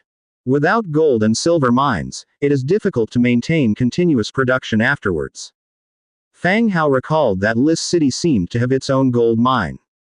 He could study it on his own. Next is the production blueprint. Kingdom Flag. 1 durable wood, 1 leather, 2 linen, 5 spun yarn, 1 silk, 3 metal parts. Description: you can create your own flag, which represents the identity of the kingdom. There's not much to say about the flag, he could make one later to see its use. Finally, there's the Kingdom Law Scroll and the Kingdom Sand Table. These two items are finished products, not blueprints. Kingdom Law Scroll. Category: Scroll. Effect: Kingdom Order plus 10%. Description: the kingdom's laws and regulations are standardized and revised, containing all the laws and regulations that all residents within the kingdom and foreigners must abide by. The scroll is a 1-meter long silk scroll. The surface of the scroll is in dark purple. You can feel the exquisite and delicate patterns by touching it. When unfolded, the inside of the scroll is blank, without any content or text. It seemed that he needs to fill in the established law articles. Besides, the scroll is also a treasure itself, which increased public order by 10%. Kingdom Sand Table. It's a 6-meter long, 5-meter wide sand table. The table includes everything from the Coldwind Mountains to the Blood Mountain Range, and even Crescent Heights. However, due to the large scope of the territory, the downsized sand table only intuitively presents roads and terrain. Except for a few major cities, the villages and towns are not manifested on the sand table. After looking over all the rewards, Fang Hao revealed a satisfied smile. The gains this time are not insignificant. On the other hand, Yu Tianpeng stood in front of his lord's mansion, silently looking at the building shrouded in light. He remained silent on the surface, but he was also somewhat excited. Congrats, boss, for being the first to upgrade the Lord's Mansion to level 10. Once the system rewards are distributed, no one will dare challenge your status as the number one in the area, said an obsequious chubby man at his side. The chubby man was Chu Jishang, who was boycotted by everyone in the channel for selling tiles at an outrageous price. He was somewhat disheartened by the rejection he received in the regional channel. Unexpectedly, however, he received an invitation from Yu Tianpeng right after. Keep in mind, during this time, the Tianpeng Alliance has been quite popular, even overshadowing Fang Hao. After some exchanges, Chu Jishang joined the Tianpeng Alliance, becoming one of its members. In the future, the alliance members will protect him whenever there is danger. Of course, this kind of protection is not free either. Everyone must be of value to the alliance, and Chu Jishang's value lies in providing tiles. This was also one of the conditions for joining the Tianpeng Alliance. All members' resources must be under the unified management of the alliance hierarch. This allowed Tianpeng's own city to be upgraded quickly. Today, after purchasing polished stone floors at a high price, he began elevating to level 10. According to the system's past rules, the first lord to reach the level of a stone castle would receive a system reward, even soaring to great heights. Well, there's no rush, replied Yu Tianpeng with a nod, maintaining his mature, composed demeanor. He was even younger than Chu Jishang. At 32, he had run his own company before crossing into this world, but he wasn't well regarded in the industry. After arriving here, he obtained the alliance token during a mission. With this, he established the Tianpeng Alliance. Now, many people craved to join the Tianpeng Alliance, and made a great fuss over Yu Tianpeng. These people were willing to break their backs working for him, and some of them were even attractive ladies who desired to serve as his female lords. There were already 2 women within the alliance who had been A-list celebrities before they crossed over, and they were quite pretty and had good bodies. They took shifts to accompany Yu Tianpeng using the teleportation array in order to prove their value. With every improvement made to the Lord's Mansion, transforming into a castle, the smile on Yu Tianpeng's face would become even more brilliant. Once the light dissipated, Yu Tianpeng immediately received a system notification. But his smile gradually faded, turning into confusion and disbelief. Chu Jishang noticed the change in Yu Tianpeng's expression. He quickly asked, "Boss, what's up? Did you get any special reward for being the first?" Yu Tianpeng's elevation to level 10 had been significantly aided by Chu Jishang. In a good mood, he cooked up an idea of spending the night with the celebrity. But when he noticed Yu Tianpeng's seriousness, Chu Jishang sensed that something was wrong. "Boss, what's wrong?" Looking upset, Yu Tianpeng stated, "The system notice said that I was the second one to reach level 10. How is this possible? Chu Ji-shang's eyebrows instantly creased. His mind was racing, but he quickly figured it out. Exclaiming, he reasoned, it must have been Fang Hao. Aside from you, only he could produce tiles. Damn, boss, he stole your reward. An undertone of rage creeped onto Yu Tianpeng's face. People been flattering him, and celebrities spending the night with him. He had felt as though he was the chosen one during this past month. Now, he felt his rightfully earned reward had been snatched away by Fang Hao. On another thought, Yu Tianpeng had questions. Even if he also possesses tiles, how could his city be upgraded to level 10 before ours? The Tianpeng Alliance combined everyone's materials to promote him to level 10. How could Fang Hao get there first? That's not possible at all. Boss, that must be Fang Hao. He's the only one with tiles, and I heard that people have found his subordinate cities. He must have had his own team, Chu Ji-shang continued. After considerable thought, Yu Tianpeng replied. With a snort, he continued, contact the person in charge. I want to find out where Fang Hao's territory is. Hearing these words, a grin instantly appeared on Chu Ji-shang's face. He'd been harboring a grudge against Fang Hao. If they could use the alliance forces to eliminate Fang Hao, it would also serve as revenge for himself.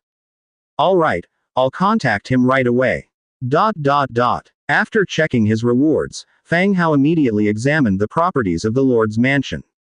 Level 10 Lord's Stone Castle. Belongs to Fang Hao. Abilities. Production collection plus 5%, troop movement plus 5%, all attributes plus 6%. Existing buildings. Level 9 Underground Cemetery, Level 9 Stables. Can designate positions.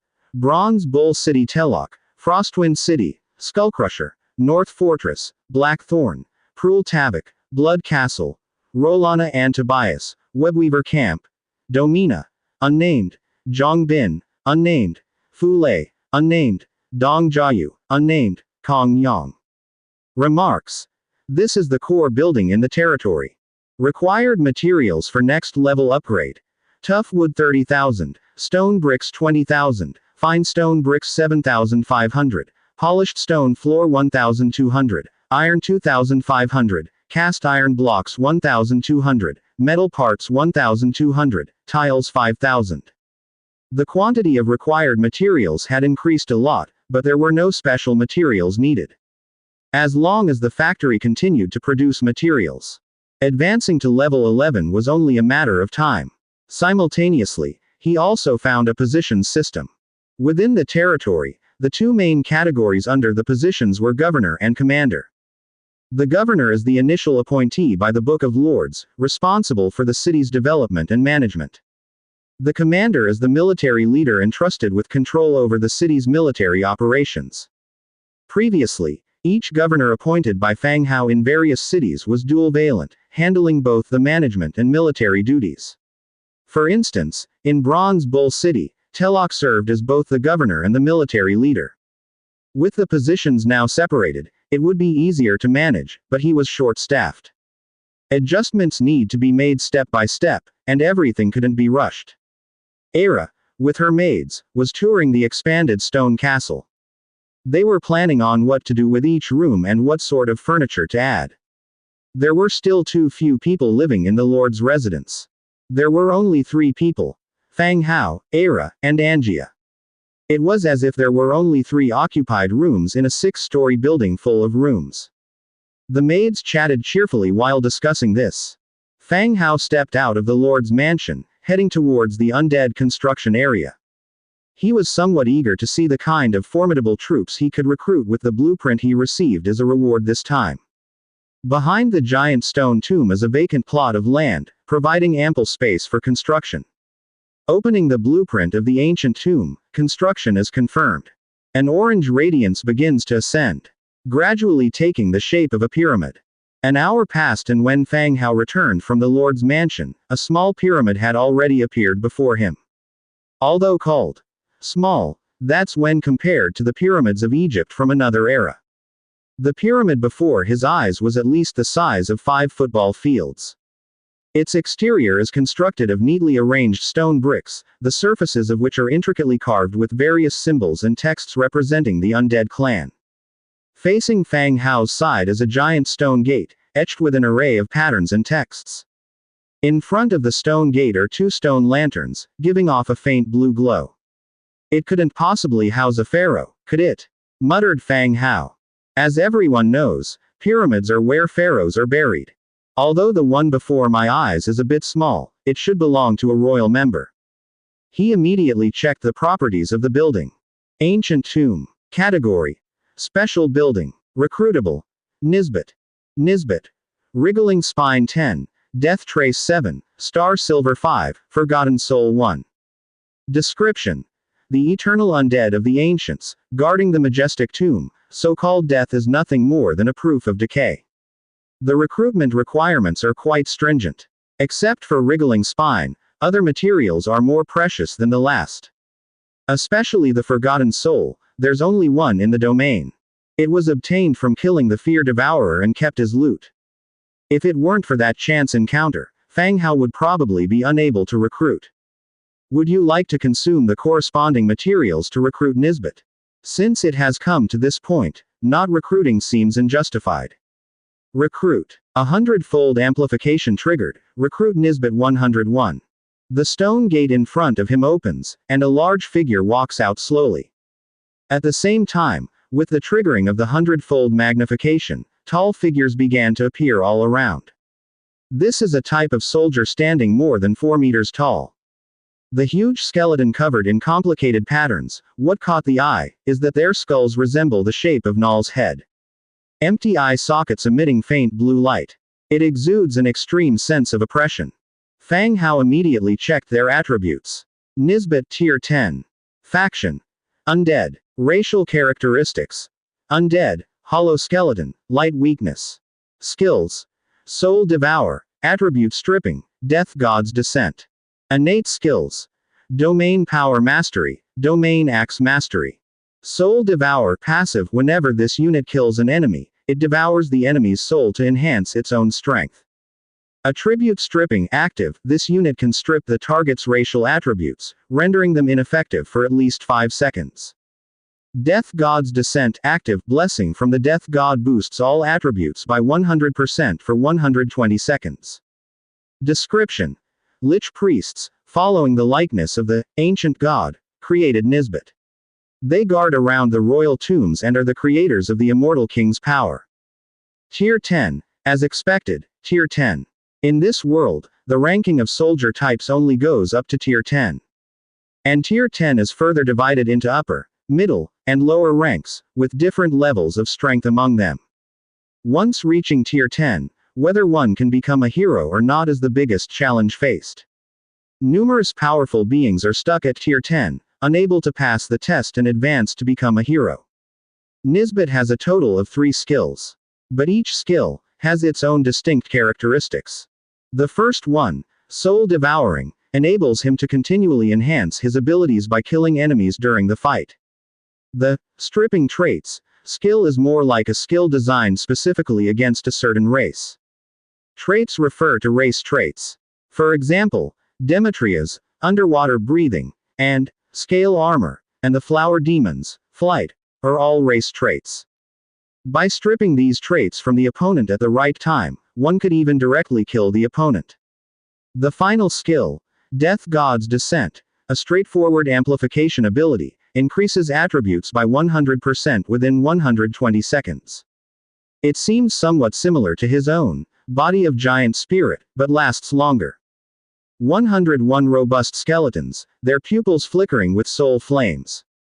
After looking around at their surroundings, they turn their gaze upon Fang Hao. After a brief hesitation, all the Nisbets kneeling on one knee lower their skulls. We greet the great immortal king. The voice of Nisbet is low and hoarse, like a throat that hasn't had water for a long time, or like a warning from a wild beast. Fang Hao raises an eyebrow, quite surprised at the skeletons kneeling before him. This is the first time he has recruited speaking troops from the undead army building. A mouth like a human's, yet endowed with wisdom. Of course, being able to speak is a good thing for Fang Hao. Get up, all of you. Welcome to the team, Fang Hao says with a smile. Clatter. With the sound of bones rubbing against each other, all the Nisbets stand up, continuing to look at Fang Hao, waiting for the next command. What's your name? Fang Hao asks the Nisbet in the lead. Nisbet. Huh, what about you? Fang Hao asks the second one. Nisbet. He continues to ask the third, the fourth, and still the same, Nisbet. Well, I'll be. All 101 of the skeletal frames are called Nisbet.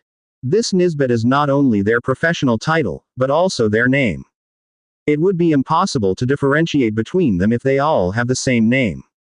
He couldn't possibly be expected to give them all names, could he? After pondering for a moment, he says, Nisbet, all of your names are the same, which may be hard to distinguish in the future. How about I give you all a number? We follow your directives, sir. The Nisbets respond in unison. Fang Hao rubs his ears, and has everyone line up in a long line. He goes on to say, your knees 1, your knees 2, and your knees 3. Fang Hao goes on, numbering from knees 1 all the way to knees 101. All of the Nisbets happily accept their new numbers without showing any resentment or opposition. Perhaps, the undead always have an indifferent emotion. After giving all the Nisbets their new numbers. Next it is the equipment phase. The Nisbets are more than 4 meters tall, with a strong and robust skeleton. Surprisingly, they're rather close in size to the trolls. The best troll equipment is the Power of the Sovereign set, a blue troll suit. The defense level of this equipment has reached level 4, which makes it a top-tier product among blue sets. Fang Hao opens the Book of Lords, and directly finds the corresponding blueprint to craft this equipment. Triggered Hundredfold Amplification, 101 Power of the Sovereign sets obtained. Triggered Hundredfold Amplification, 101 Power of Sovereign War Axes obtained. One by one, pieces of equipment materialize around Fang Hao, scattering about on the ground. Okay, knees 1, you command everyone to equip the new gear. Fang Hao says. Yes, sir. Knees 1 nods, leading the Nisbets to put on the compatible gear strewn about on the ground. When everyone has finished putting on their gear, Fang Hao nods in approval. Standing there as Tier 10 troops, they possess an oppressive charisma unlike ordinary soldiers. By the way, can you all perform the heroic trials to advance into heroes? A sudden thought flashes across Fang Hao's mind, the prospect of the Tier 10 troops upgrading to heroes. In his territory, the Tier 10 Bone Dragon, a troop evolved from a corpse, is unable to take the heroic trials. But normally recruited troops, once they reach Tier 10, can take the hero trials. He just doesn't know whether these Nisbets, with their wolf-like heads, meet the requirement. Knees 1 replies directly, Sir, we can take the hero trials, but the difficulty is higher than ordinary troops, and the pass rate is not high. Based on the description, these Nisbets seem to have some connections with the ancient gods. Possibly, this is the very factor that ramps up the difficulty of the trials. Difficulty is not a problem, as long as there's a chance. Later on, I will gather hero hearts needed for the hero trials and then arrange for you to go through the trials. Fang Hao states directly. Thank you, sir. Knees 1 answers in a flat tone. Emotion can't be deciphered from the tone, only apathy and hoarseness. Fang Hao discusses with them for a while, and then begins to assign tasks. The 101 Nisbets are split into 2 teams. One team led by Knees 51 heads to Zanbei City of the Bloody Mountain Range to assist Blackthorn in the attack on Core Holy Mountain. Core Holy Mountain is the most mysterious place in the Bloody Mountain Range. Orange hero Caius, carrying offerings to the god, is likely to face some unknown dangers. Even if the trolls think that the god of Core Holy Mountain mentioned in the legends is a lie concocted by the Bloodthroat clan leader. But in the treasure box, Fang Hao did obtain a totem scroll of Body of Giant Spirit. The rewards in the treasure chest were related to the current situation. It forced him to reconsider whether there really was a deity sleeping inside Core Holy Mountain. Since there existed a 10th tier army, naturally the first task was to support the front line of the battlefield, reducing the dangers and losses in combat to a minimum. The remaining 50 were left in his territory, responsible for its safety, patrolling, and nightwatch duties. Once the arrangements were made, Nisbet 51, along with the Nisbets numbered after him, set off promptly according to the designated route toward North Town City. The team left behind first replaced the guards at the Tower Pavilion outside the Lord's Mansion. The two graveyard guards were replaced by Nisbet 49 and Nisbet 50. The remaining Nisbets were tasked with patrolling and securing the outskirts of the city. After dealing with the Nisbets' affairs, Fang Hao continued to the industrial area to construct the coin mint, the second blueprint he had acquired. Selecting a location, he began the construction immediately. 30 minutes later, the coin mint was completed. Coin mint. Placement. Workers 0/12. Materials. Gold, silver. Production. Undead gold coins, undead silver coins. Description. Through processing, faction-based currencies can be produced. Upon seeing the currency types, Fang Hao was taken aback. The currency of the immortal undead was called skeleton gold, with a skull on the front and a frozen hourglass as the back design. It represented that death was not only about pain and solitude, but also about eternal time and immortal souls. The immortal undead's coinage technique was already very mature. Within the Trade Alliance's exchange rate matrix, it had reached a ratio of 2:1. This was a high exchange rate among gold coins and common currencies, and some species would deliberately trade for gold coins of the undead clan. To go back and recreate the rough beasthead gold and troll gold from it, squeezing out their gold content. Actually, all species were using warfire coins as common currency. Therefore, it didn't matter what faction's gold coins were being produced. Even if it was spent among the human clan, skeleton gold could be exchanged into warfire coins. They could then be used in human cities, only that an extra exchange step was involved. This had no impact after all. Moreover, the current gold and silver reserves in the warehouse were not plentiful. Until a gold and silver mine could be excavated, gold coin production wouldn't be high. So, the second coin mint didn't need to be constructed.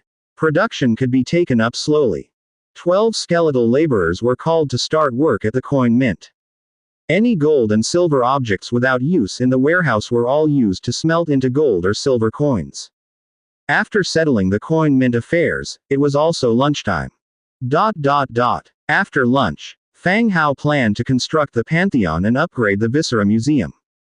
Just as he arrived at the city center where the deity statues were placed, there was suddenly a press from the sky above his head. He looked up and saw a bone dragon soaring past overhead, and a giant spider dressed like a maid descended in front of him, hanging from the dragon by a thread of spider silk. The moment she landed, she turned from a giant spider into a tall woman, nearly 2 meters tall. It was Domina, the leader of the webweaver camp. She was dressed in a black and white maid's long dress, with 4 pairs of long, black, shiny sharp feet sprouting from her back. Upon seeing Fang Hao, Domina's cold face revealed a small smile. "Greetings, my lord." Fang Hao was startled by the sudden appearance of Domina. The webweaver camp was not near his area, and even by flying on a bone dragon, it would take nearly half a day to get there. Domina wouldn't come over without a special reason. "Well, long time no see, Domina." Fang Hao responded with a smile. Domina slightly blushed, collecting herself before continuing. "My lord, I've come to report 2 issues."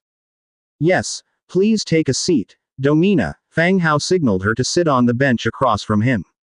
Seated, Domina continued, "My lord, half a week ago, our mine was attacked by the Blackstone tribe. Although we repelled them, they may attack us again in the future." Blackstone tribe. "Yes, my lord. Blackstone tribe is a large tribe. For some reason, they have discovered the location of the mine and conflict has occurred," Domina said.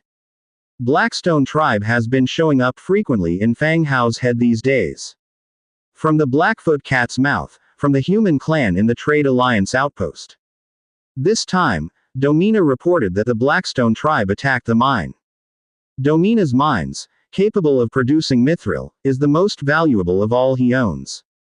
It must be flawless. If the opposition truly starts to affect the mining operations, even if it means a long journey, Fang Hao will strike them down, ensuring the normal operation of the mine. "All right, what's the second matter?" Fang Hao continued to ask. The second thing, as you instructed, we conducted an exploration of the treasure cave in the east.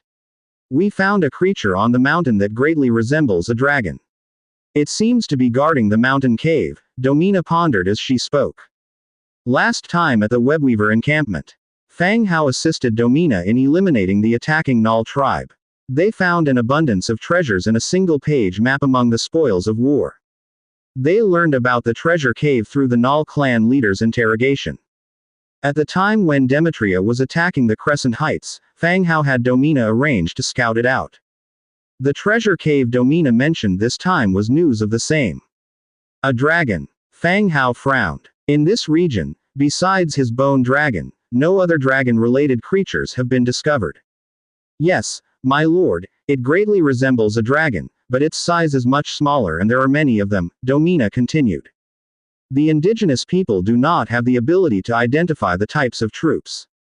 When encountering unknown creatures, they would compare them to known species. How big exactly? Fang Hao continued to ask. Its body is about the size of a brown bear. It also has large wings, the shape isn't too different from the dragon clan. Domina hasn't seen the real dragon clan, but the bone dragon is right there. They are very similar in skeleton and size, the only difference is their body size. Young ones? Asked Fang Hao. The number is close to 100, I don't think they are actual dragons, Domina said. Dragons possess immense strength, but few of their kind exist. Otherwise, the continent would already have been ruled by dragons, leaving no space for the human and beast clans. Did you find anything in the cave? My lord, our giant spiders are unable to confront these dragon-like creatures. We only explored the surrounding area and drew a detailed map. We did not enter the cave, so we can't say for certain whether there are enemies or treasures inside, Domina said with her head lowered. This was indeed the truth. Military rank is one factor, sometimes racial traits also determine who has the upper hand in battle. The giant spiders, facing flying units, could hardly have the advantage. They could even only be passively taking hits. Fang Hao pondered for a moment and nodded, all right, I understand. Rest in the territory tonight. Tomorrow, we will go and inspect that cave together. Yes, my lord. After discussing with Domina, Fang Hao opened the Book of Lords and continued constructing the Pantheon. Pantheon. Tough wood 3,200, delicate stone bricks 3,000, cast iron chunks 420, metal parts 1,200, traces of prayer 12, traces of God 5, rich essence 22. Confirm construction. A light flickered, an elegant and grand temple appeared before his eyes. The sun shone on the building, reflecting a dazzling brilliance, gray-white marble columns, clean white steps. On the sides of the corridor, 2 rows of made statues were holding musical instruments. It gave off a feeling of a fantastical realm. I wonder if the god of Undead likes this environment. Pantheon. Category. Temple. Ability. Blessing. Kingdom Faith. Blessing. All placed statues gain plus 15% blessing attributes. Kingdom Faith, able to place a king statue inside the temple, receiving dependent faith. Description.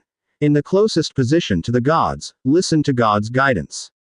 The greatest difference between the Pantheon and the temple is the number of statues that they could hold. The temple can only house 2 statues, whereas the Pantheon doesn't impose such a limitation. As long as the statues don't repel each other, they can all be placed in the Pantheon.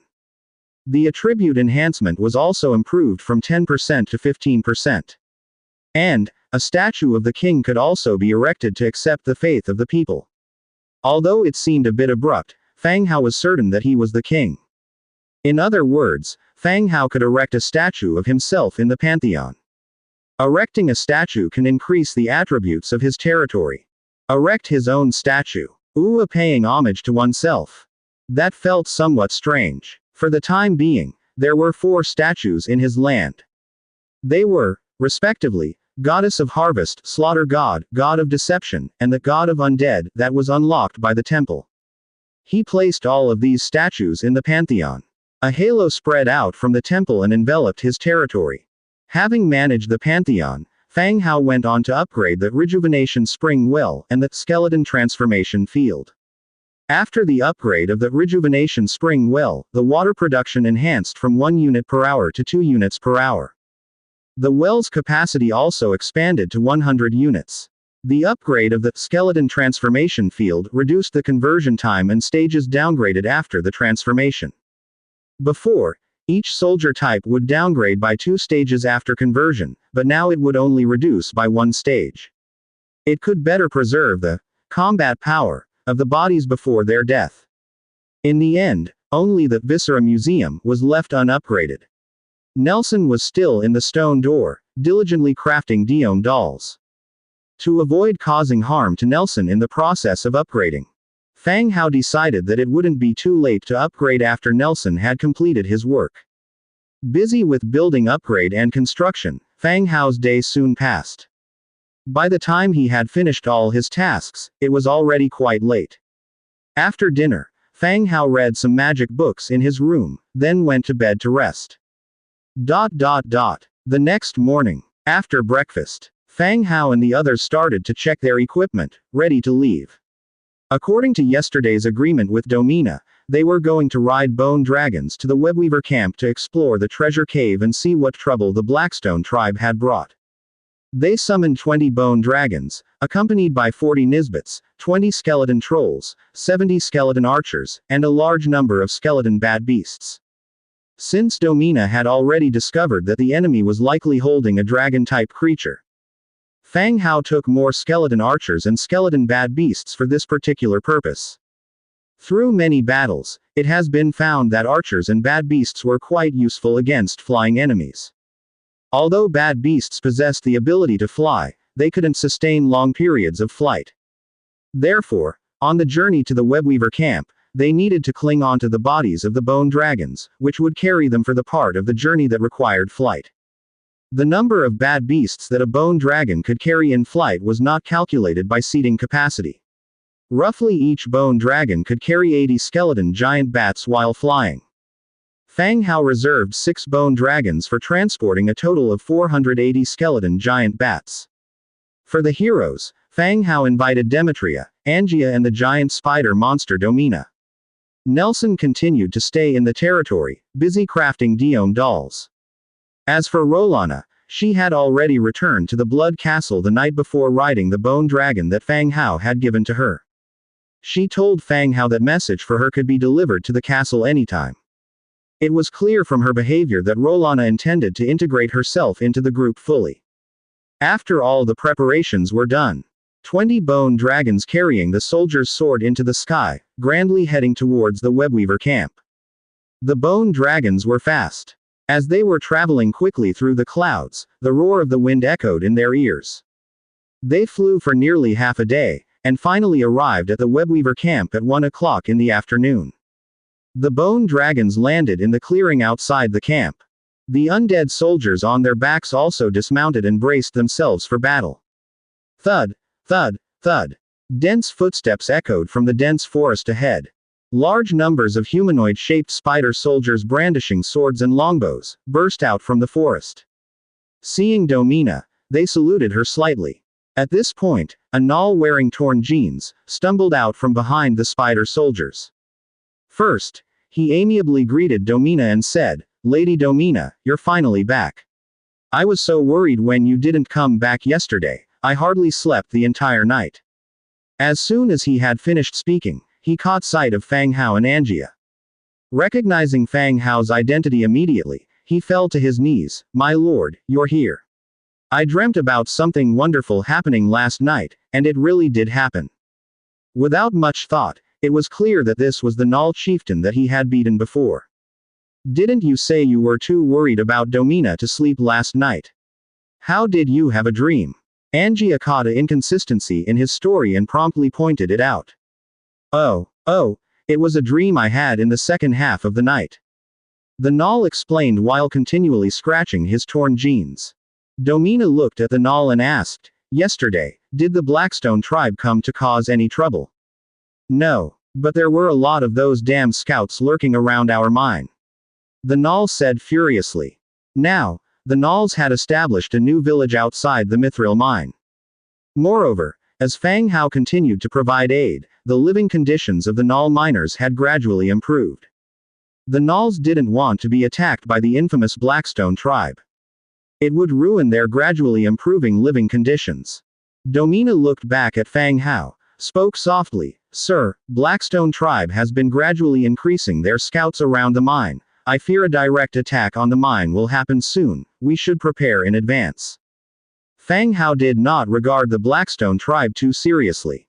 His undead army was large enough to ravage their tribe. The only difficulty was the broken path between the territory and mine. The distance between the two places was too great. Between the territory and the mine, a swath of orc tribes and strategic locations were cut off. Especially now that Bronze Bull and Tazgo's Orc City were negotiating trade cooperation. Whimsically deploying the large-scale undead army to the east could probably cause unpredictable troubles. Despite having a large number of troops, he had to deal with it carefully. Causing too much commotion would affect his development and current peace. A large-scale undead army could easily incite scattered orc groups, transforming into a racial battle. Historically, there were instances of living beings rallying together to defeat the undead. However, the Mithril mine issue also need to be resolved. Fang Hao began to ponder a solution. Take advantage of the night and let the Bone Dragon launch a Dragon Breath attack on Blackstone tribe, reducing their population. Or perhaps he could liaise with hostile tribes to Blackstone tribe for some cooperation. If he couldn't do it openly, there were plenty of covert ways. First, deal with the treasure cave issue. After that then we draw up a plan against the Blackstone tribe, Fang Hao said. As you command, sir. Domina nodded. All right, Domina, you arrange for your people. Bring as many archers as possible. We'll leave immediately, Fang Hao continued. Yes, sir. As Domina was gathering her people, Fang Hao didn't rest either. He opened the Book of Lords and began making carts and iron arrows. 100x amplification triggered 303 carts obtained. 100x amplification triggered 505,000 iron arrows obtained. The team's carts stopped in the open area, and a massive number of arrows appeared out of nowhere, falling like rain all around. The number of iron arrows may not be needed in this amount. Even if there were leftovers, the leftover arrows could be given to the humanoid giant spider's archers. Large numbers of giant spider hatchlings, forming a long line, emerged from the dense forest. The hatchlings gathered the arrows scattered on the ground, then spat out white silk for bundling. This way of gathering equipment was far more efficient than manually collecting the arrows. In less than 10 minutes, all the arrows on the ground were gathered, neatly stacked onto the carts. Once the ground had been cleared, Fang Hao continued creating dragon lock crossbows and crossbow heavy arrows. 100x amplification triggered 101 dragon lock crossbows obtained. 100x amplification triggered 10,100 crossbow heavy arrows obtained. The crossbows and heavy bolts were made, littering the ground all around. Dragon lock crossbows had wheels under them, which would make transportation facile. The size of the heavy bolts was more like a lance, already exceeding the range of arrows. Giant spider hatchlings attempted to reorganize, but even lifting proved to be a challenge. It came down to skeleton warriors to do the reorganization. After the equipment preparation was completed, Domina brought her men out. Sir, excluding the soldiers left behind, I have gathered 100 spiderized archers and 50 spiderized warriors, Domina said. Good. Prepare to march at once. Yes, sir. After a final check on the equipment, the team set out. They continued eastward from the webweaver's camp. Some wild beasts followed the team from a distance. The number of individuals in the team was considerable. The beasts only followed for a short distance before retreating back to the forest. Under Domina's guidance, Fang Hao and the others finally reached the fringe of the Treasure Cave's mountain. Before them was a magnificent mountain. The mountain was densely forested, covered with robust trees. The shade was thick, even paths to climb the mountain couldn't be found. Sir, this is the mountain.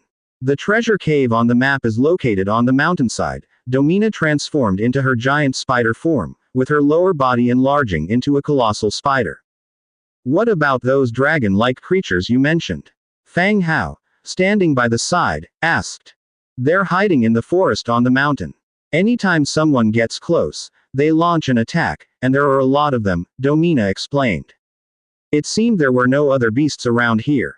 These are the dragon-like creatures Domina mentioned. Fang Hao thought for a moment and continued to ask, the terrain of the mountain is not suitable for crossbows and archers. Can these enemies be lured out?